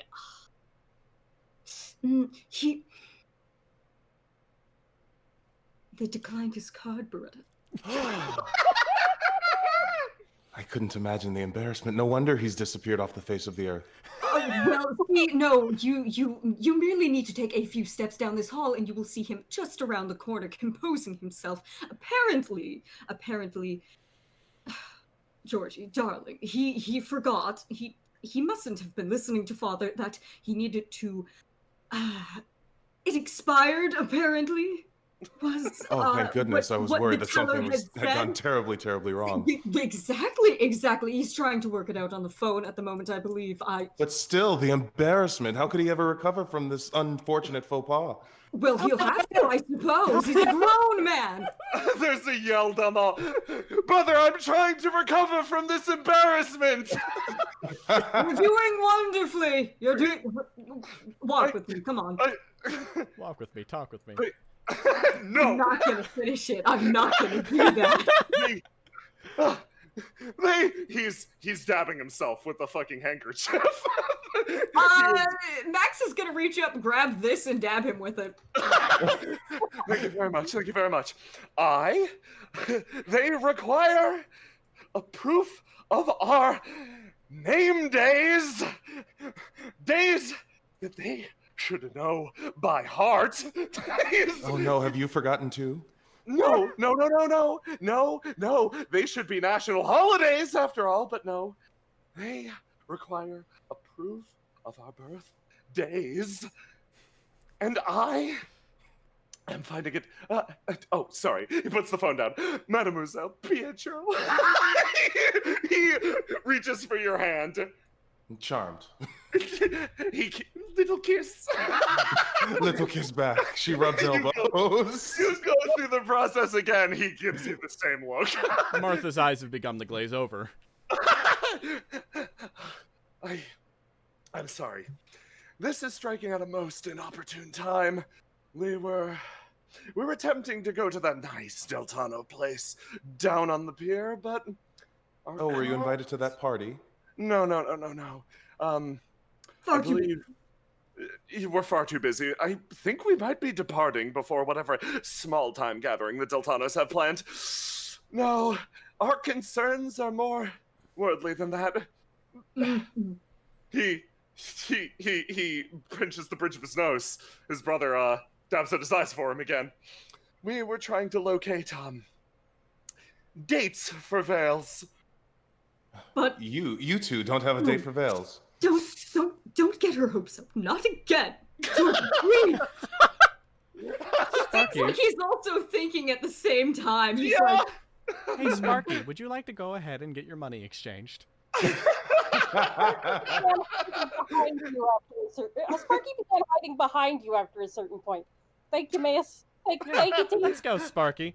She walks with you and escorts you past to the bank. I better get out of here before I make anybody yell at me. Teach like stops at that. Oh, that's. I don't want to be there too, but don't. I'm just gonna yell at you.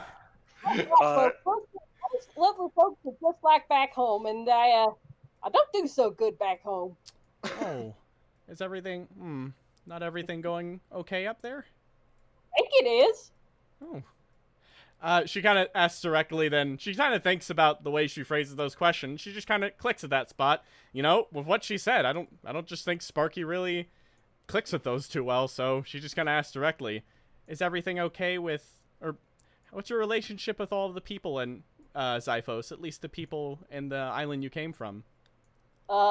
Sparky stops walking for a second, and he gets a weird expression on his face. His characteristic grin and active energy kind of drops. I don't remember. Oh. She stops a bit. She thinks, I'm very sorry I brought that up then, but no. No, Teach, it ain't your fault. It's mine, really. I don't think it's your fault either. It's just how it is, I guess. It doesn't have to be your fault just because it originates from you, if that makes sense. Well, I guess I hadn't thought of it like that. Well, let's think. She kind of thinks. Did you choose to forget? He looks away, and there's a moment of silence before he turns back and goes, if I did, I hope I had a good reason. She kind of thinks, well, I'm sure you did if you did, but even if you didn't. I keep a picture of him. Oh, you do? It's back at my place. I got a little container. It's perfectly fireproof. Like this. Pulls at his robe. Not pretty expensive to get stuff that'll stand up to what I get up to. But I got a little one, and I keep the important stuff in it. The real important stuff that I don't want to let go of. Okay. I got a picture of them. They look nice. Do you feel... She gotta thinks. Do you feel happy to have it? It makes you happy to have that picture, though? Nods. I got some letters. He looks away again. I don't always keep them. Oh. I don't think they make me feel very good. Oh. I think sometimes I try to keep remembering why I'm here. It's a long way to Zaphos. And I get the feeling I ain't really wanted back all that bad. Oh. She kind of thinks about that and kind of frowns a little bit. Jeez. Well, if you're not wanted back and you can't remember it. Do you have any problems sticking around longer with us? I mean, I enjoy seeing you around the university. You're just full of energy. I think you brighten up my day. Oh, Teach. He looks he blushes. I want to help people. It's my favorite thing. But this, he extends a hand, and he's got the fire just emanating from it. This makes things a little hard, but it's me, you know. Can't just turn it off. Closes the hand, and the fire goes away. But I gotta do my best. I don't want to disappoint anybody. I found some nice folks who, Miss Mallow. I got another friend who's, and I don't want to lose that, either to me or, again, the fire. Me, you know. Ugh. I'm so sorry about that. Oh well, not in a sorry way, as I didn't do anything wrong, because you didn't either. It's just something we're living with, you know. So I would say, I think you should keep in mind that you're really doing the best you possibly can do right now. After all, you're here to learn how to control your fire, right? Nods enthusiastically. Well, that's what you're really focused on. You have friends that care about you here, and, well, you're really trying to pursue everything despite all of the concerns you have about yourself. I would say that you're doing the best you can, and I'm very proud of you for that, actually. When you're proud, his eyes sparkle, and he has to raise a hand to wipe them. Hang on. She kind of, can I borrow your little slab for a second? Yeah, ma'am, of course. Hands it over. She gets a little chisel thing and kind of like looks at it and like taps her chin with it a little bit, and then writes down something at the very bottom and puts a tiny little thing. She gives it back. There you go. Take a look at it. Peach is proud of you. 1 second.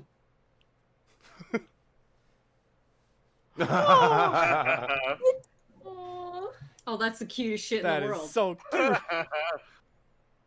He holds it tight to his chest, and he looks you right in the eyes.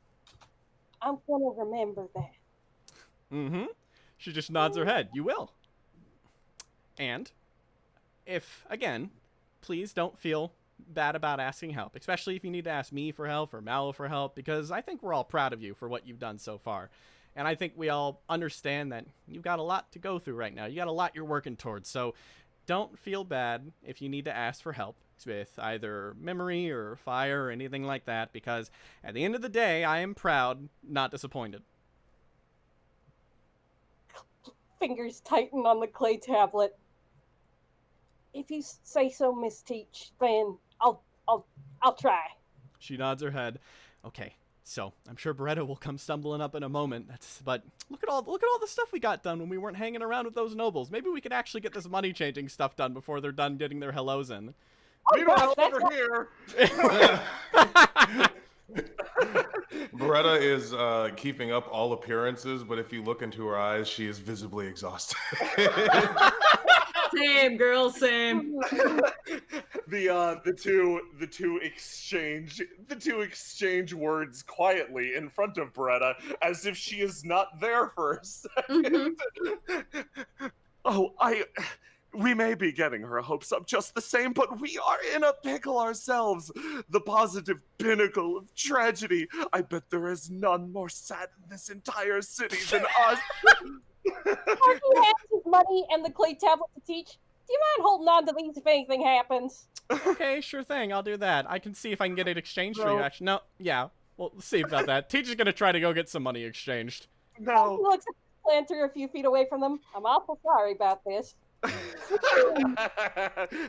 Now, of course, our position is rather, you're quietly setting a fire. You see in the background, Beretta, this happening. Beretta gives him a thumbs up.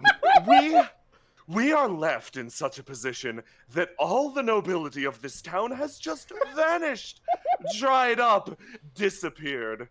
Like smoke. Like smoke. Oh, I can almost imagine the smoke that you speak of. You guys are so eloquent with your speech. So we are left without dates to Vales. I'm so sorry to hear that. The marigold. Yes. The survival instincts are trash. No. Well, of course, there is the heir to the Marigold family, but she is not interested in either of us. No, she's a bit married to her studies at the moment. She always was like that, though, so... To think someone could be so oblivious. And yes, at the opportunity that was staring right at her. So, I start to walk away from the fire that is just growing behind them. Someone will take care of it. Would you perhaps be free the night of Vales? Oh, this is so unexpected. It would be rude of me not to turn you both down. I am going to... Just one moment, please. Your ear for a moment? Just... Yes, of course. What are you doing? Listen, I am panicked. Did you see the way that Deltano waiter looked at me? Brother, I am shaken, and I need some reassurance that I still, as the kids say, have it. Well, if you don't have it, then I certainly don't. And you know that cannot be the case. However, I am far more concerned with the wrath that will come down upon us should we go against what Father told us. Her family is quite affluent. Slaps him. No, our father. No, he would approve. I'm sure. I don't want to displease Father. I am very much the same as you, but at the same time, I wish to have a nice time in this city as well. Beretta like kind of leans over. She's like, more. You need more. They're really oblivious. Now, hold on a moment. Brother, I've just had a streak of inspiration, completely unrelated. Oh? It occurs to me that couldn't we have used my identification card as we are twins? He stops. He freezes. His eyes open. You always were the smart one, brother! You're surprised. Somehow it seems that this guy is the one who isn't interested in chasing tail as much. This one twirls his hair with his finger. The singes of the fire catching on it. Of course. Then we can go back to that Deltano place and oh my, we can finish our meal, our 3-course meal. Something has made me rather hungry. Do you smell steak? Something similar, yes, but he turns and sees this. Well, that's not my problem, and I am hungry. I'm sure they pay people to fix this. Let's go get food, brother. They hop away. I'm sure we'll catch up later, darling Pietro. Of course. Oh, I hope not. Thank you. Mademoiselle, please consider my offer. You know what? She steps back. I accept. Just leave Mallow alone. Ooh, did you hear that, brother? I have a date. I warned you.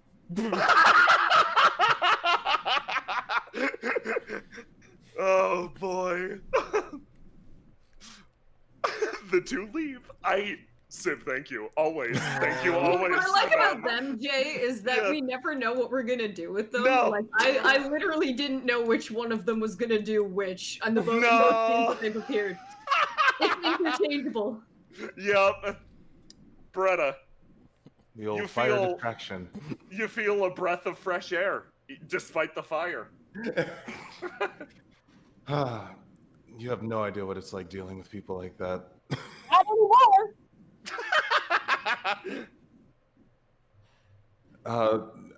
Were you able to transfer all your funds? I asked Miss Teach to take care of it. Oh, good. Yeah, she's excellent for that. Thank you for the assist, even though it only partially worked. Some people are deathfully unaware. I'm so sorry, Miss Pietro. So, you actually notice that the fire disappears. Sparky's fire, actually, like, despite everything, you find that most of the fire alarms, etc., are set up to respond to smoke. Sparky's fire doesn't really create those thick, choking vapors. It's just heat. Like, it is heat that exists. Huh. It's kind of odd. Hey, Bretta? You know, there's a bunch of ways that you could use that. Hey, Bretta. Yes? Your phone starts ringing. Oh, which one? Bretta. You get the call. Yeah, bye. It's supposed to be a day off. 35. Miss Pietro, you all right? Yes, no, everything is absolutely fine. I trust that Teach will manage this for you. He says yes. Yes, Good. I think she will. And I owe you a tour of my apartment, just like I promised. And don't feel like you're intruding. You're absolutely not.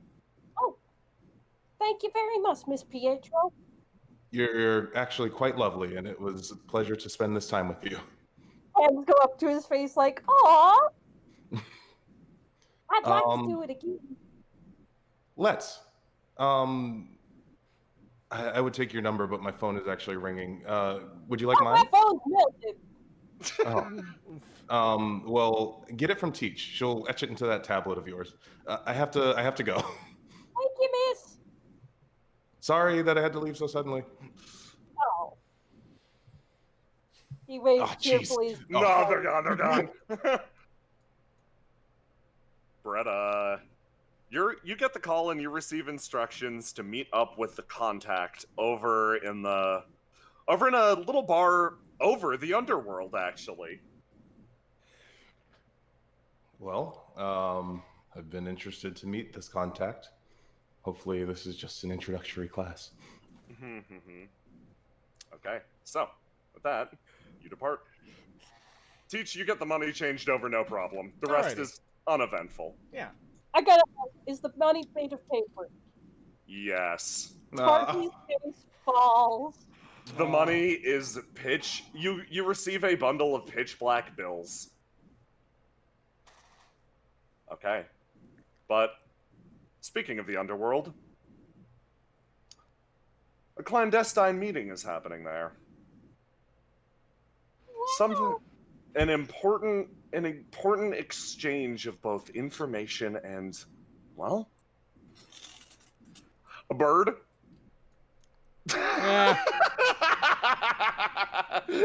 Cassius, you come in with Knife Bird. How's Dodge looking? Dodge looks fucking miserable, honestly. He's got Knife Bird on a falconer's glove. Nice. Hey, it's gonna be okay. I'm sure we can convince him to let you visit. Yeah, it's fine. I just, I know I shouldn't be attached, but I am. I pat him on the back. It's gonna be okay, man.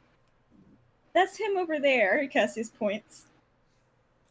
Dodge kind of waves to Corvo. He's engrossed in the really greasy burger he's eating. Is he eating it with his hands or a knife and fork? I need to know. Knife and fork. Of course! Of course. It's dripping in barbecue sauce and grease and everything, but still, knife and fork. Hey, is it okay if I bring a bird in here? I'm talking to Hojo. Oh, a bird. He kind of looks at the bird. He seems like a joke is about to go to his mouth, and he looks at the bird, and his face just kind of goes passive, and he's just like, yeah. I recognize the spirit of a swordsman when I see it, and I don't want to fuck with that. Dodge walks over and sees Corvo and very sadly presents him with Knife Bird. What's Knife Bird doing, Corvo? Knife Bird is... You know when birds get really happy? Not usually hawks or falcons, but small birds, they get really happy and then they bob their heads up and down really fast. That's what Knife Bird is doing. Oh. You should have control over his pog if you so wish. Corvo looks up. My son! How are you? Dodge exchanges a look with Cassius. I pat Dodge on the back again. He sags. Knife Bird will kind of alight and sit on Corvo's shoulder.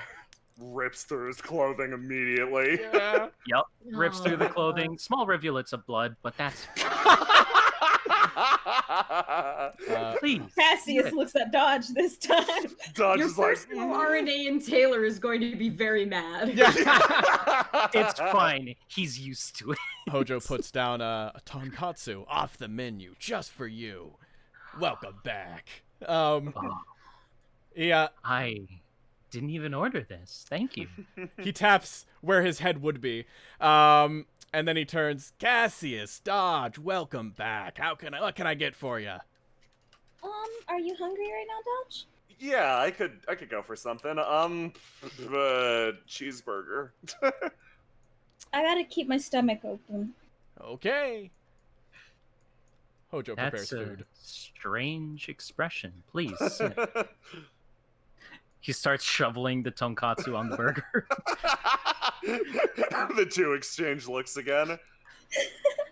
It's nice to see you again, Mr. Corvo.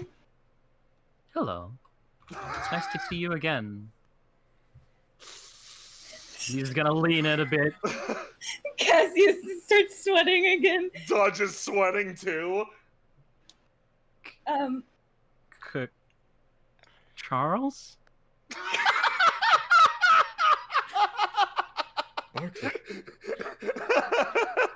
Oh wait, no. Cassius. Yes, Cassius. Dodge is smiling. This is Dodge. He's the one who's been taking care of Stabby. I really appreciate it. Thanks. You got a really good bird. He's the best. He keeps the other animals in line. Oh, you have other animals? Yeah, I run something of a. It's kind of like an animal shelter. Interesting. Very interesting. Since when? He's sweating and fidgeting. Oh man, it's. You moved in like the end of last month, right? Yeah, like end of last month. I've been doing it for like 2 weeks at this point. Wow, that's amazing. Yeah, and he was there the entire time and just was good. Like he was like my second in command. Well, I'm glad. What have you been feeding him, out of curiosity? Sweats, fucking sweats. What has he been feeding him? Oh, thank God. Oh my God, yes. He locks in his blue stat. He's ready for this. He's prepared. He leans in. Well, actually, I noticed he appeared to be a falcon of some variety, so I've actually got a little bit of experience. I wasn't exactly a falconer, but one from I knew one from Hearth. He would actually get these, like, he describes actually pretty viscerally some live game that he would feed the falcon. I'm not gonna clarify more than that. Oh, and you would throw them up in the air so he could catch them on it. Exactly. Yeah, he loves that game. The two actually connect over this. Cassius sweats in the corner. It's a lot of the city folk actually find it a little bit distasteful, but I mean, you want to keep a falcon, that's what you got to do. Yeah. Well, the last person who I had to feed, Stabby over here, he's no longer with us. Yeah, why'd you say it like that? It's like fidgeting. Cassius, like, no, I apologize. He's been severed. I am called out of town very frequently. In fact, I apologize. Yesterday, I had to go to the south for some kind of railway. But the last person I had feeding Stabby didn't understand the use of buttons in my flat and opened the windows instead of unlocking the door. And because I wasn't there, little guy wanted to find me. Dodge stops and thinks about this for a second. He looks to Cassius for courage. I give him a thumbs up. He's about to ask something. He looks at you, eyes glittering, looks back at Corvo. I'm like, yeah, dude, do it. Yeah, go for it. Like, I'm not at him. Well, if you're ever out of town, maybe I could come by your flat and watch Stabby. Well, I would have to talk to the door guard, and yes, this could be arranged. A door I guard? have. He tips his head to the side. Yes, I have a separate key for. I don't know how else to put this in your language. The help. Cassius like kind of leans towards Dodge. He's like really, really rich. I mean, I'm helpful. Dodge thinks. That is true. Explicitly very true. Would you be interested in helping? He nods fervently.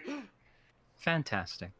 Corvo reaches into his pocket, grabs out the case, pulls out another gold bead, and places it on the table. It unfolds into a key. Dodge looks at the solid gold key. Oh, this actually looks pretty expensive. Yes. I won't lose it. Please don't. I would have to change my locks again. Like I said, the last person that was feeding Stabby, he's no longer with us. I got him assigned to a place called the Rocket Wastes. Some place in the middle of nowhere. Oh, dear God. Out of character, in gave character. me my next favorite NPC to make. Can I do something really quick? Yeah. Please. Hey, Dodge, can I see that key really quick? Yeah, Dodge hands it over. So this is a little silly. I'm gonna use Red String of Fate really quick. Oh, to see who this key connects to? Okay. No, I have a different plan. I want Okay. to see if there's a string between Dodge and Corvo now. Yeah, there is. Okay, I'm going to tie that string around this key. Okay. So that if Dodge ever loses it, I can track it down via their using Dodge or okay, that's pretty smart. Yeah. That's such a neat gift. Yeah. Okay, so obviously you gotta roll your thing. Yes, that is. Oh, there's a fish button now. That's interesting. Oh yeah, I will remove the fish button temporarily. There. So that's just roll to die, right? That is a roll to die. Okay. Cool, Cassius, take 3 damage. That's less than I expected. I don't have my health in. Let me put it in. God, they're just chilling at the table, and then Cassius looks at the key and just. Are you okay? Yeah, I'm fine. Yeah, I'm doing good. Just spurts out blood. I gotta check. Yeah, no, that sounds right. I tied the string and I pinned my brain cell in it as a little stop point, so it stays still. Cassius like looks at it. You see his like eyes dilate for like 2 seconds, and then he just kind of like fiddles with it for a minute and then hands it back. The bird notices. No one else does. The bird does, though. Well, thanks. I'm genuinely looking forward to this. Absolutely. In fact, you asking saves me a lot of trouble, because I was gonna ask you anyways. Stops. Oh, cool. Glad you had me in mind. Yeah. Well, anybody who could take care of my little boy. Yeah. Oh, that's good. Cassius, Dodge looks over at you, Cassius, like, hey, we're getting along. Yeah, Cassius is like thumbs up under the table, like, yeah, this is awesome, actually. So how did you two meet? I was at the university on my last day as teacher assistant, and I ran into him while they were doing the books. Oh, okay, that makes sense. That was you. Your phone breaks up. All right, you're gonna be teaching over there from now on. Yes, I have one student for sure. Oh, I'm so sorry. Dodge looks over at Corvo. Oh, are you gonna be teaching at the school too? No. He was helping them with the finances. I'm sorry, I love the way the music stopped for a second. Yeah. No. Well, I'm not saying I wouldn't, but I don't think the school could afford me. Motherfucker, you don't have time. Cassius nods along with what Corvo is saying. Like, yeah, that makes sense. That makes sense. The two nod along. The two people who do not really understand money, just yes. We just get it from Calcabrina. Well, Dodge is quickly running through his, like, short list of small talk conversations. Are you doing anything for Vales? Oh, me? No. I had plans to go back to Aranea, but my boss thinks I should be here to oversee a sewer treatment upgrade. Oh, on Vales, huh? That's yeah, awful. on that Absolutely specific awful. day. I requested the day off 6 months ago. But this is fine. This is my life. Oh, Huh. Oh boy, hold on. I'm gonna roll something for Dodge really quick. Dodge, are you? We're gonna roll his fucking dumbass really fast. Okay. No Dodge, no Dodge. No, it's too late. He's already dumbass is engaged. Oh boy. Let's swap to that red stat. Oh Jesus, Dodge, no. Okay. Dodge looks between the two of you, and connecting 2 and 2 in his mind, he goes, "Oh, you're doing sewage treatment. Okay. And then he stops and thinks, Well, if you are busy that day, why doesn't Cassius show you around? There is dead silence. I don't have any plans for Veils. I was just gonna go to the festival. If you haven't, Dodge quickly when you say, "Oh, I don't have any plans for Veils." Dodge's brain does a double take because when he said that day, he meant like another day for you to do the sewage treatment stuff, and his face turns fucking bright red as he realizes what he just said to you. Cassius is fucking blushing his ass off. Yeah, I guess I don't have any plans. No, I just, they're like both fidgeting and looking away. Well. I mean, I wouldn't be opposed. But I think it would be kind of boring because we'd be in a sewer with 20 RNA guard and 3 engineers. I don't particularly want to spend the Veil holiday in the sewer, but if you need help... No, you don't know. Tom's just like going back and forth like, you had an out, no! Cassie, can I roll something really quick? Yes! Yeah, roll to die, or... No, I'm gonna roll to do, because I'm determined if I'm going to inflict this on Garm or not.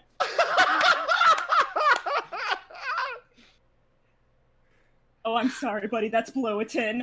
I know a guy who is really good at sewage. His name's Garm. Holy shit. Interesting. Yeah, he's got no plans for Veils. Rip in peace, Garm! Does he? Dude, he's have a plan for already Veil? dead! Actually, I don't think he does. Oh. And he's very good at sewage treatment, isn't he? I'm not very good at the plumbing side of things. I normally take care of electricity, but he does a lot of the plumbing stuff for the city that I can't handle. This could be very interesting. Could you give me his contact information? Yeah, sure. He's actually the only person that works at the Last Resort in town right now, so you can find him pretty easily. Oh, I know about them. I'm so sorry, Garm. I'm so sorry. Out of character. I'm so sorry, man. I'm dying. I'm fucking losing it. In fact, my cousin used to work there. Oh, really? At the one here in Indigo, or just the general Last Resort? Well, I know she was associated with the Last Resort, and she was in Indigo not too long ago. So maybe. I'm not sure. I only saw her once in the past 20 years, and that was 2 weeks ago. Oh my. Well, at least you got to see her pretty recently. That's good. Yeah. Dodge is fucking, like with crisis averted, he's fucking deflating in the corner. Like he's finally breathing again. Dodge almost signed Cassius up to, like, hang out in the sewers on Veil. Yes, he sure did. Poor Garm. Yeah, poor fucking Garm. I was like, if it's above a 10, I won't say anything. If it's below a 10, I'm going to rat Garm out so fast. Dodge fucking deflates. No, I'm gonna roll to die for Garm. For Dodge again, for a boy. Dodge, please. Dodge, please. No, Jesus Christ. Okay. Yeah, this is some big dumbass. Okay. Let's do this again. Dodge looks between Corvo and Cassius and he goes, "Hey, could I speak to Cassius outside really quick?" By all means. I'll get back to my burger. Yeah, Corvo, they go outside and like there's like a minute or two before they come back, but you decide to give that new contact a call really quick. just Oh my to God. check in.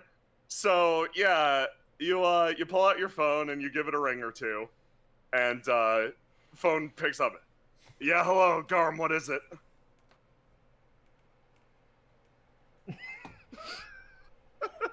Hangs up. Whoa! Hello. Burn. He's muted. Burn. Oh, I'm sorry. I No, thought that you was- were calling Gar. No. Corvo decides to call Garm up. Just Okay. get this out of the way. Sorry. Yeah, no, it just goes, yeah, hello, Garm. Hello. My name is Corvo. I am with Aranea. There are going to be some sewer upgrades that are going to be happening on Vales. I was wondering if you would be interested in being signed on as a consultant. Oh, he stops and thinks, I can't do avails, I already got a date. Oh, Nice. you got a Good date. on you, man. Why don't Nice. we, Hell yeah, I'm in. why don't we That's do unfortunate. it? We could do it day after, day before, it doesn't matter too much. Oh, absolutely. I can give you the contact information of the actual engineers. Oh, thank you And so much. that would be fantastic. Hey, it's cool to be working with you. Yes, it is. Corvo, you hang up the phone and you realize, crap, well, now I don't have a date for Vales, and I'm not in the sewers on Oh Vales. no. Oh no. His entire point was, hey, Garm's an actual Yeah. an actual expert. Let's try and shove this off on him so he can Yes! actually go do something. Yeah, exactly. Corvo, you're free. I'm free. I can do something now. Corvo, the slightest bit of a smile plays across your lips as you continue to eat. Today's been a good day. You got your bird back, and also, well, now you're free on Vales. Yeah. Meanwhile, upstairs, someone else is having a less good day. Ooh. You know what? We'll come back to that one in a little bit. You're fine. Let's give that one a little time to cook. Let's give you some time to. We're gonna give you some time to think about that. We're gonna do Bijou shortly, but let's focus on a bakery. Bakery. Meanwhile, at the head of Main Street, let's do this one. I love that every time Cassius has talked to Corvo, it's been, oh, I know a guy. Oh, Yeah. I know a guy. I love this. Bakery.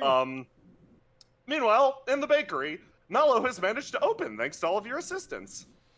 Yay! Whew. Thanks, everyone. I got all the decoy cakes sorted away. Now there's just real cakes over here. Whew. Okay. Hope it's all turning out okay. Sylph is gonna go look at the selection. Yeah. Oh, it's pretty nice actually. Oh, it's kind of cakes. There's a collection of like different strawberry cakes, like different it seems like God, she likes to adorn absolutely everything with strawberries for God knows what reason. But a lot of pink actually. And there's some almost like galaxy shapes mixed in. I'm gonna be honest, I visited a cafe in my dreams once, and it kind of inspired me on a lot of this stuff. Frog. You really like strawberries, huh? I personally, well, my parents only taught me how to cook with strawberries because Marigold family actually used to own a bunch of farms outside, so we had a large excess of strawberries, so yeah. Have you tried other berries? I can't imagine it'd be too different. It's just a different berry. Not really. I haven't had too much time to try stuff out. She, looks down. Though I'm planning on it someday. She kind of sags a bit. You know what? My mom had a really good blueberry cheesecake recipe. I can write an essay. Please teach me. for it. Please Yeah, teach I'll me. send her butter and maybe she can send- You've been a tremendous help, yes? Can I call upon the power of my friendship with Noctua to pull on Gourmet to come here? Because this is a pretty rad spot. Are you stealing her gourmet gift to kick open the door? Yes! Yes, I am. And I'm bringing Sparky. Okay. Yes. Okay, you kick open the door, Teach. All right, Teach kind of walks on inside and like, oh, it's open after all. Cool. She comes on inside with Sparky. Hey, everyone. And she kind of notices that Celev and Noctua in here as well. Oh, wow. Hey. Noctua is excitedly moving back and forth. Her hair is flapping. Don't this place smell like a hearth in the middle of winter? I'd agree. She moves up. Sparky dashes up the counter. Mallow, quick, take this! He dumps all the money out on Oh, dude. Okay, I know I promised to balance your finances for you, but this is... for bread! You can... It's fine. Front seat free. But she moves over here. I can keep it, Mallow! She slow down a little bit. You might can't handle it. She moves over here and starts sorting your money for you. Teach clicks on that and is like, free. She thinks to herself and how much money she spent recently and is like, I need to put aside. She kind of goes up. I think I need to put aside my pride as a teacher and just take free, cause, yeah.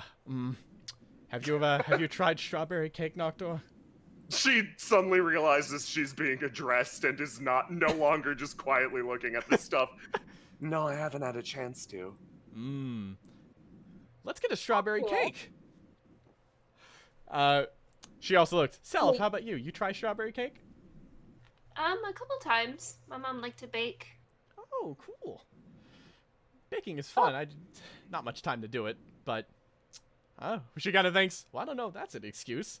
It looks over at Mallow, who has arguably just as little time as yet managed to get all this baking done. Mellow's put on like the little visor that you see at like fucking horse racing tracks. She has one of those on as she starts to sort all of Sparky's money for him. There is a lot of money, you realize here. Oh, Miss Mallow, it's okay. I want to spend some of it before it all goes flume. No. That would go against your allotted allowance for the month. If you're going to operate all of this money, do you get a stipend? Yeah, but it usually goes through the university. Oh boy, if Daringway is taking a cut off the top, I'm gonna have to speak to him about that. Sorry, Mallow, one sec. Sparky comes over here. Pardon me, did I hear right? Your name is Noctua? She stops. She freezes. Yes? Oh, well, ain't that a pancake on the griddle? You know, I don't suppose you know anything about Zaphos, do you, ma'am? Teach, you can sense just fucking raw uncomfortableness emanating from Noctua next to you. Well, if you don't, this probably don't mean nothing to you, but Noctua is one of the names of the legendary warriors up there. It's a right meaningful name. She continues to grow in uncomfortableness. She's fidgeting. She has no idea what to say, and instead says nothing. See, we got these 4 legendary warriors, and Noctua is the bully using one. There's a whole lot more to it. I remember bits and pieces. She fucking, yeah, no. She nods along. Yeah, it's not a common name.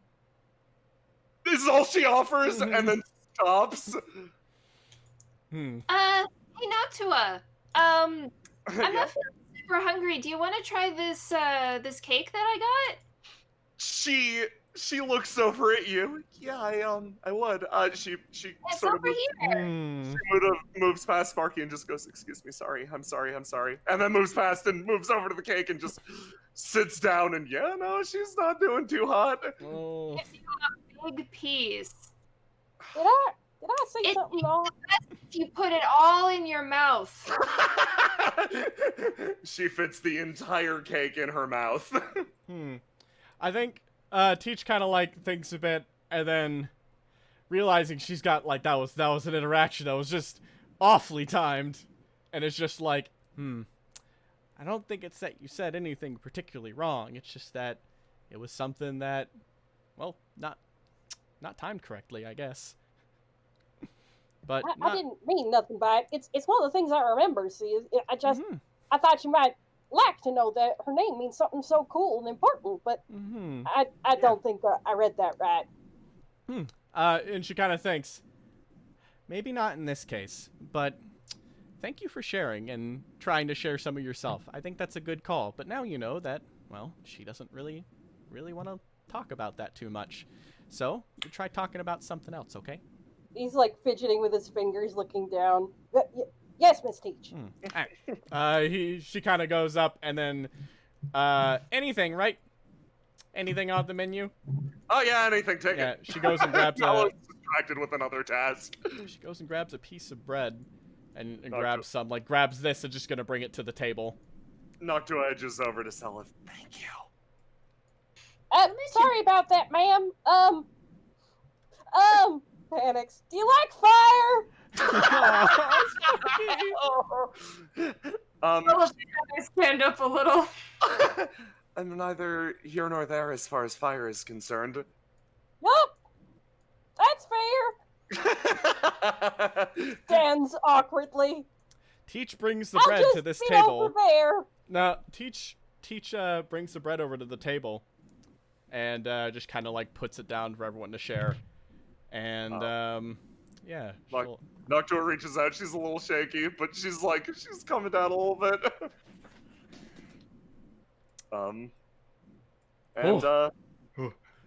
Right around big bread. Right around then, the phone actually rings. Not any of yours, but the one in the bakery. So it's going off. Mallow, Today. yeah, Mallow motions with her head. Oh, weird. Can somebody pick that up? Okay. Teach will run off to. Oh, Sparky's going for it. Where's the phone? It's I'd say it's right here. Hello, Miss Mallow's Bakery. There's a few seconds of silence, and then you Teach. As you're over here, you heard a loud voice actually on the other side that you recognize a little bit. Ha! Yeah. Or no, different loud voice. Not that one. Oh. Oh, hello! Is this a Marigold Bakery? Are you by any chance open today? You got it! We're open right now! What a rare and positively fortuitous occasion! Perhaps could you, how much longer are you going to be open? I have a guest who has a most mighty hunger. Sparky holds the phone to his chest. Hey, Mallow, how much longer are we gonna be open? Is that the man I just met inside Opinion Tower? No. This is the voice of Lewin Farlander, your boss. Yes, I thought that was the other thing. All right, then she's just gonna kind of let that sit. Then she doesn't know what she really wants there. That's good business right there, at least. I don't know how much longer we're gonna be open. What does he need? Is it something we've already got made? What you need? I was thinking like what do you call it? A layered cake. Like a cake with a layer upon a cake upon a layer. Sparky relays this. Mallow looks down. Yeah, I can make that. Yeah, tell him I'll stay up until it's done. That sounds fun. You got it. Just come on in. We'll be open till it gets here. Oh, how delightful. I'm looking forward to it. Should I dress for the occasion, or is my more casual attire acceptable? What is the decor of your restaurant? Looks around. Is Teach overhearing this? Yes. Casual, homely, quaint. Casual and homely. And quaint. Homely and casual. Quaint. Ooh, quintessential too. I'm looking forward to it. Thanks very kindly. Click. I think that went real well. You did. The phone you did a good job to melt in Sparky's hand. Teach grabs and puts it back. Yeah, she's kind of stopped Sparky right there for 1 second, and it's just like, yeah, you did really good. So 1 for 1. You had one didn't like too much or didn't go as great, but then that one went great. So keep on trying. You're doing great. Okay. Mm-hmm. Now, I will. maybe. She You wonders. okay there, Mallow? She is feverishly creating a cake now. Maybe you can help Mallow get the oven hot. I gotta take care of the oven, because that's where the fire goes, and I'm good at that. Teach Teach. Yeah? Beretta would have no idea where you are, but she'd know that you would be going back towards the school. Mm-hmm. And she will have texted you and asked if you can pick up some supplies to bake a cake from Mallow's Bakery on the way back. Teach will run and do that real quick. She'll later go to the Celiph and Noctua table, but if they want to talk before that, they can. I think it might be two introverts hanging out, at least for now. Noctua ain't saying shit. What's what to say. Perfect. So, Noctua, are you doing anything later? She thinks about that, then slowly shakes her head. I've been staying at a hotel on Main Street, so most of my nights are just free. Okay. Do you know the building where Cassius lives? She shakes her head. It's by the, detective agency? She shakes her head more. She has no idea where that is. Well, do you want to just follow me back then? Maybe this isn't a good idea, but No, I think you should know. Yeah. I'd like to talk to you in private if that's okay. Okay. She nods along. There's some slight panic there, but she likes Celiph enough. They've been around. She just agrees. Yeah, okay. I'm looking forward to it. Okay. Do you like the cake? Love it. She smiles. And yeah, no. She genuinely smiles. Her entire face lights up as she eats it. Yes! Teach comes back with some stuff. She catches that genuine smile for a second, and she just kind of really smiles really brightly when she sees that. And she kind of comes up. We earned that smile, Brennan. She kind of comes and sits back down. And you know that, well, she's got some supplies that she's grabbed for Beretta. But she's also grabbed a few things that she takes out, and she pulls the top, like, kind of has a little knife that she starts cutting the top of one of these bread pieces, and she starts taking the stuffing out, and she pulls up a little cream, like, spread, and just like, okay, you know what's pretty tasty? If you get some berries, shove it in here, and then just squeeze some cream cheese inside and put the top back on. That's pretty nice. I like doing that. Watching you very intensely. Yeah. She starts showing them how to basically make these little cream buns, and then starts handing them out and it's probably going to get messy, but she has like some different ingredients and stuff to try out to just like basically make puffs with both of them. Oh, okay. Well, I think. Yeah, and I think as a final note, she does that for a little bit, and then she gets a text on her phone, and she's kind of like, okay. I gotta head out early, but have a great day, guys. She seems shocked. I rolled by accident instead of picking one. She relaxes. Okay. Well, I'll have fun. Yeah. She kind of like picks up and thinks about if that's gonna be possible, but then she kind of heads back out. Thank you, Mallow. I'm gonna grab some stuff for Beretta if that's all right. Okay.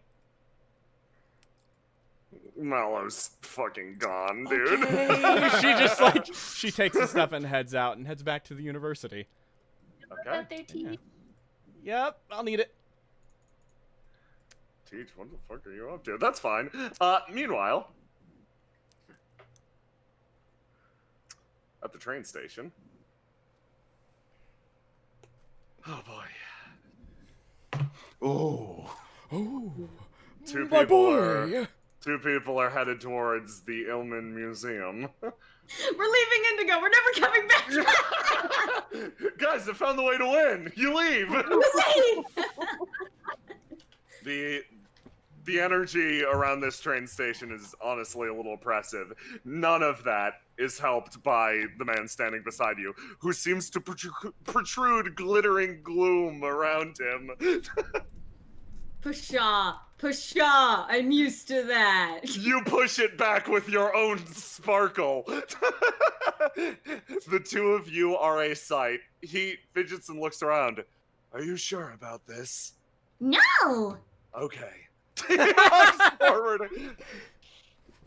Wow, there's actual people. Oh, whoa, are they moving? They're moving, okay. There's one moving very, very fast. Oh. I think the rest may be statues. Yeah, I was wondering. Okay. If they're statues, I'm scared, but if they're not, I'm like, hey, are you alive? They all turn and look at you at once. Both of you take a step backwards. Tyr has a fucking hand on his sword. Hello! Hello! They are engaged in safety protocol! Tyr looks back and forth between the 2 of you. I'm sorry, what now? You're going to have to try again. Are engaged in protocols of stationary safety at the station! Ha! A pun! Tyr does not laugh. His face is not laughing. You did not notice that was a pun. She was actually considering the question. Tyr is in fight or flight stance still. A pun where? It needs to be sanctioned! Of course. We heard that you have something of a museum of oddities upon your train. We came here to learn. Can we? Is that okay? The 2 exchange. Okay. Oh, there they go. They are overwhelming. I can barely understand them. Hand on sword again. Wow! The train is ready for visitors! Please proceed with safety! You know, at first I was scared because I thought it would be like a spooky train, but that's just like weird enough to take me out of it. Oh, I just don't want them to pop up again. They will. Be ready for it. Okay. You hop into the Ilman Doom train, this overwhelming, gaudy, beautiful, eldritch, twisting construction, and your eyes immediately start to adjust to the darkness, and, For the 2nd time today. Yeah, for the 2nd time today, I'm so sorry, and, yeah, this place is exactly what you've come to expect of the rumored Bedel Ilman. Oh my god. This map is gigantic, Oh, just geez. as a warning. Is this the final boss dungeon? Christ. The hell is this? So big. Yes. I'm Where are we? Ping me! This is the combination wizard school / train. This behemoth that rests in the Indigo train station now. This is the ill omen. Tears His like eyes just bug. This is so cool. Have you ever seen such a tribute to excess before? Oh yeah, but not in purple. Oh my god, that line is incredible. Yeah. Whoa. Okay. All right. Okay, there are dueling forces inside me. I'm totally used to this, but also I'm not at all. What are these? Why are they like that? They are. You walk up, and Tyr walks up to his own. He too is transfixed, and he very, very cautiously, like a fucking cat dipping its paw in water, prods at this, and it Moth. flits around you. Moth. It shifts and changes. This is some sort of stationary illusion. Whoa! Whoa! Oh wow! Ah! I see you are transfixed by my sees you, Bijou. His eyes narrow for a second, continues on. I see you are transfixed by my. He sweeps his hand. The illusion almost runs up and down it like ivy, connecting this phantasmal plant to himself. By my magecraft. Ooh, yes, it's very pretty. Tyr bats at it again. Today, what brings you two fine guests to the Ill Omen? I am here to learn. We're here to learn. Ah, of course. What about our history? What about She looks him dead in the eye. I don't want to be afraid anymore. He stops. And then takes a step back this way. Well, then follow me. He seems to get that instantly. Tyr looks over at you. Are you... Does he... It feels like he knows something that we don't. Or maybe that I don't. Tyr picks at his cheek. Definitely a little bit of both. Most people would hear the plea of I don't want to be afraid and would ask you afraid of what? But Ghosts. that... Yes. I as well. He nods along. No! That's why I asked you here! He smiles at you, actually, very genuinely, as you panic. She went both on her knees on the ground like, And he offers you a hand up. Fear is something to be mastered. I was very afraid of ghosts for a while. You chose no one better. Oh, I have to educate myself if I want to figure it out. Of course. Learning how to master and channel that fear. And that's what matters most. Oh my god, these lights, I keep getting distracted. Everything It is so pretty here. Maybe that's the point. Maybe they're there to distract you from the scary things. Welcome, welcome, welcome to, this is actually our mining car. This, you will find a history of all the various rare and illustrious ores that we've dug up over the years. I assume Have you you ever dug up anything as illustrious as this? Points to herself, posing. Madame, of course not. But we make do. What we've dug up has helped our family advance. Our history in Indigo is so short-lived, but during that time, we have made so much forward motion. I dare to say that the Illman name is becoming a family name. Smiles as he says family at the two of you. To an extent, yes. Tyr cocks an eyebrow. We have had a newspaper article or two about them. It's not easy to get in the paper. You have my congratulations. Tyr offers very earnestly. Bettel Illman's little cat-like smile curls up a little further, curdles a little more. Yes. Moves into this room. Well, I have to say, this is one of the, cooler trains I've been on in my life. Ooh, you've been on a lot of trains? Very few. I haven't traveled too much. Indigo's my home. Oh, all your monster slang is homegrown? That's so cool. I mostly went on the boats. Oh. I can swim very well, actually. I don't believe you. That's too much growth. That's too much hair. You're gonna walk out of the water and onto the beach, and people are gonna scream and run because you're gonna look like a seaweed monster. He kind of looks embarrassed for a second. No. He goes, the people in the tide used to say I looked like a mermaid. Oh my god, no! Okay! She tries not to laugh, but she's clearly laughing. That was a part of his okay, that works. he like walks a little more stiffly ahead. Betalilman motions around him.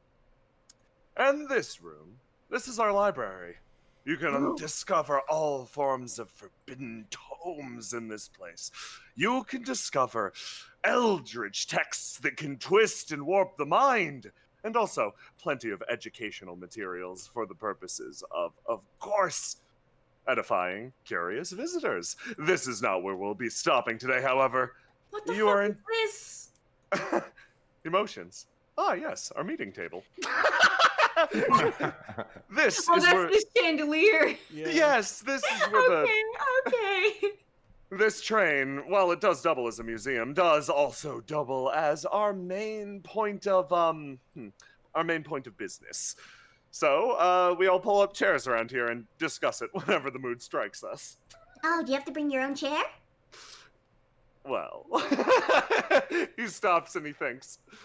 I was going to display a simple parlor trick like a true gentleman is never without a chair. And he snaps his fingers, and from the ground, actually, the metal begins to twist and form in a way that you've seen very similarly lately. Reminds you exactly of Corvo, except in this case, it is not solid gold, but instead silver twisting its way up and out of the ground. The conference table is suddenly adorned on all sides with these metallic chairs. But, I mean, such a simple trick. I don't expect to impress such refined guests. Tyr looks down at it. I'm adequately impressed. He looks over. Magic was something that I never really engaged with. I've grown familiar with it lately, but I know that every usage of it is an expression of the self. So yes. He smiles. For me, it's more that my magic only... I don't know, I never really got a good definition of it. For a while, we didn't even know if I was magic. They just thought I was weird. I'm so sorry. Eh. Bettel actually stops when you say, they didn't know I was magic, they just thought I was weird. He stops and he turns on his heel. I apologize. People are narrow-minded about the craft. I hope you didn't have to suffer any injustice due to your gift. I did, but not from people. He stops dead. You piqued his interest. Would you mind elaborating on that front? Well, This is a bit of a personal story. Are you sure you're okay with asking a lady? He picks at his little doinker. In most instances, I would say no. Well, I'm going to tell you anyway. Oh, thank you. The only time I can recall my bizarre, ability? I guess that's the best way I could put it. The only time I can recall that being a problem didn't involve the people around me or what it did to them. The thing that it affected was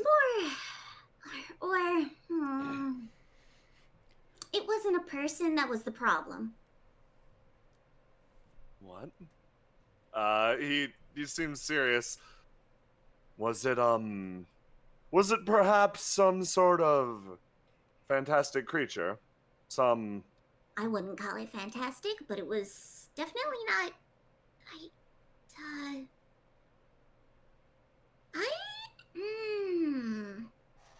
It was something, all right. I don't... Tyr gets a little closer. Could you be a little more specific on that front? Uh, I don't. I know I wanted to run away from it, because, you know, it was like a ghost or something.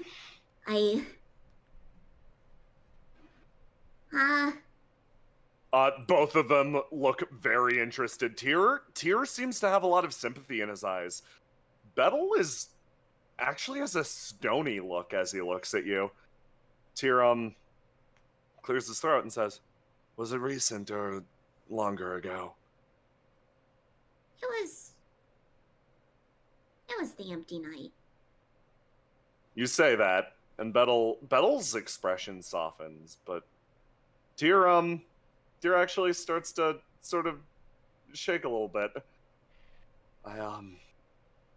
You have trouble reading his expression, and he leans down, his gigantic, like, spindle thin frame, looks you dead in the eyes, and he, like, voice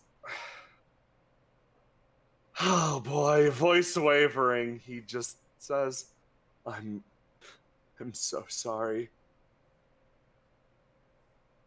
He slowly draws back up.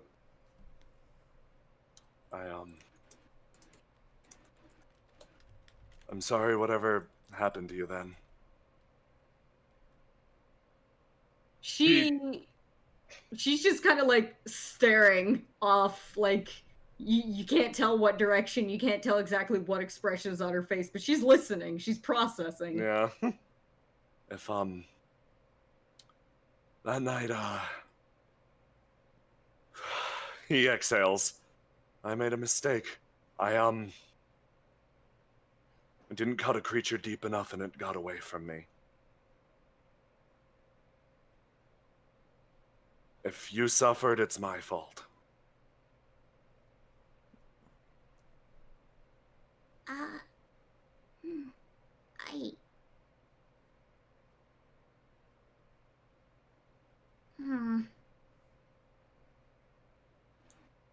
Sort of, he hangs his head and like, sort of like looks at you again. If there's anything I could do to make it up to you, please. I spent the last 2 years trying to make up for that night. Well,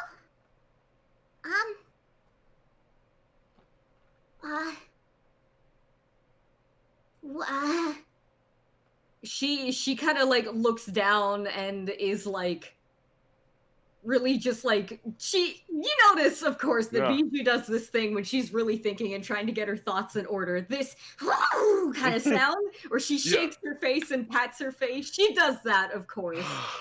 Well, that's okay, because we're here now, and that's what we're here for. You're matching my colors. Oh no, okay. You pulled here to yellow.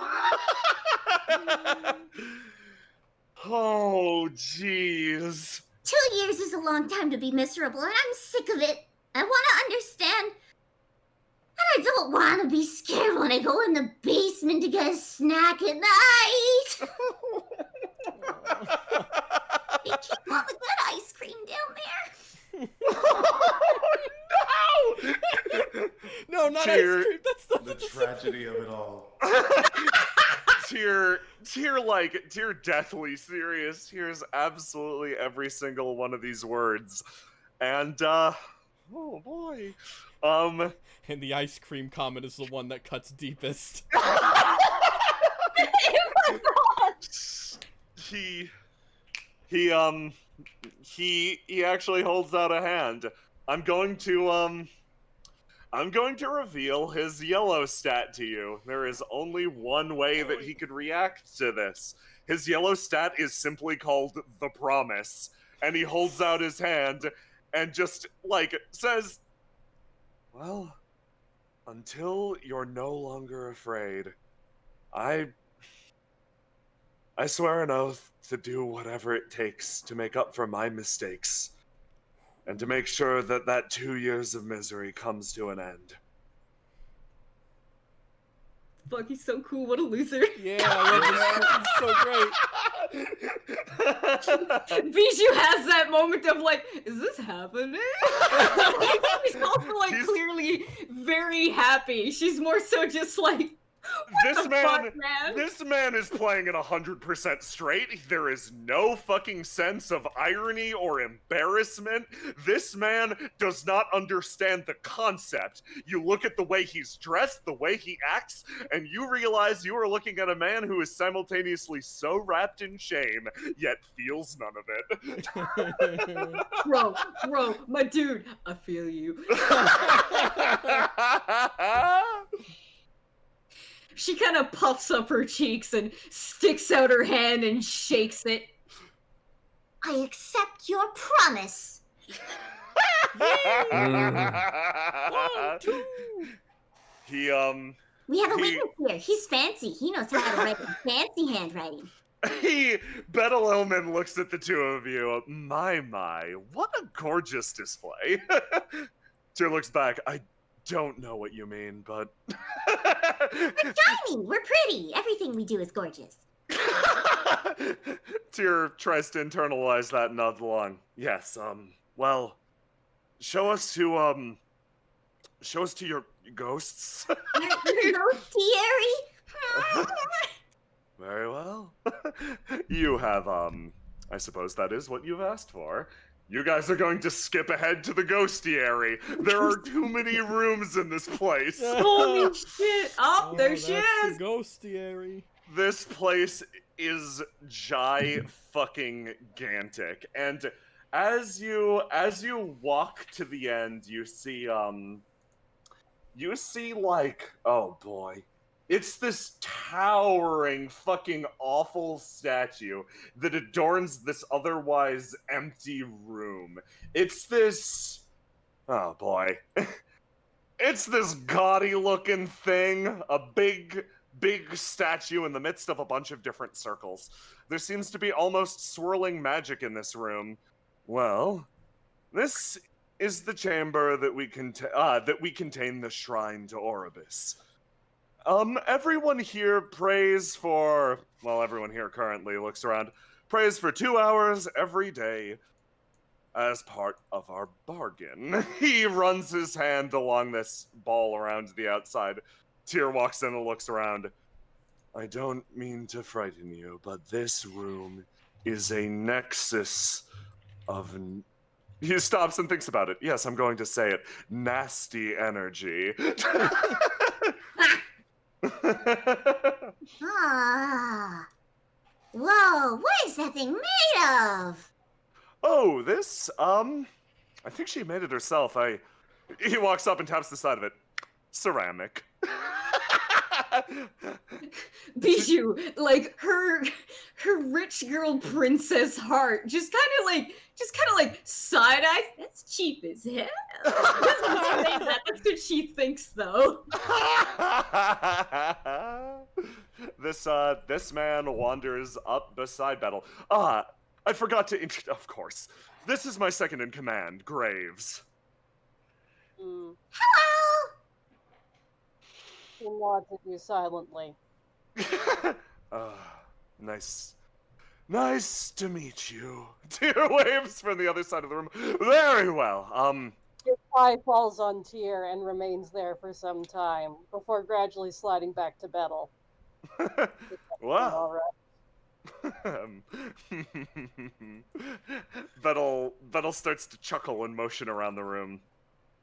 Well, you are now in the belly of the beast, so to speak. This is the room that I summoned forth so many years ago. We painstakingly pulled out every single board and recreated the summoning site of a great and powerful creature. This, my friends, is the power of the Illman family. This is the shape of a true legend. You notice that the orb begins to shimmer and shake, and the lights in the room begin to pop in and out, growing in size. And, this orb of silver and mercury begins to contort in the center of the room. And, you see rivulets of black spread throughout the entire thing. And, Bijou, something flashes to life immediately in front of you. A shape that you've, you,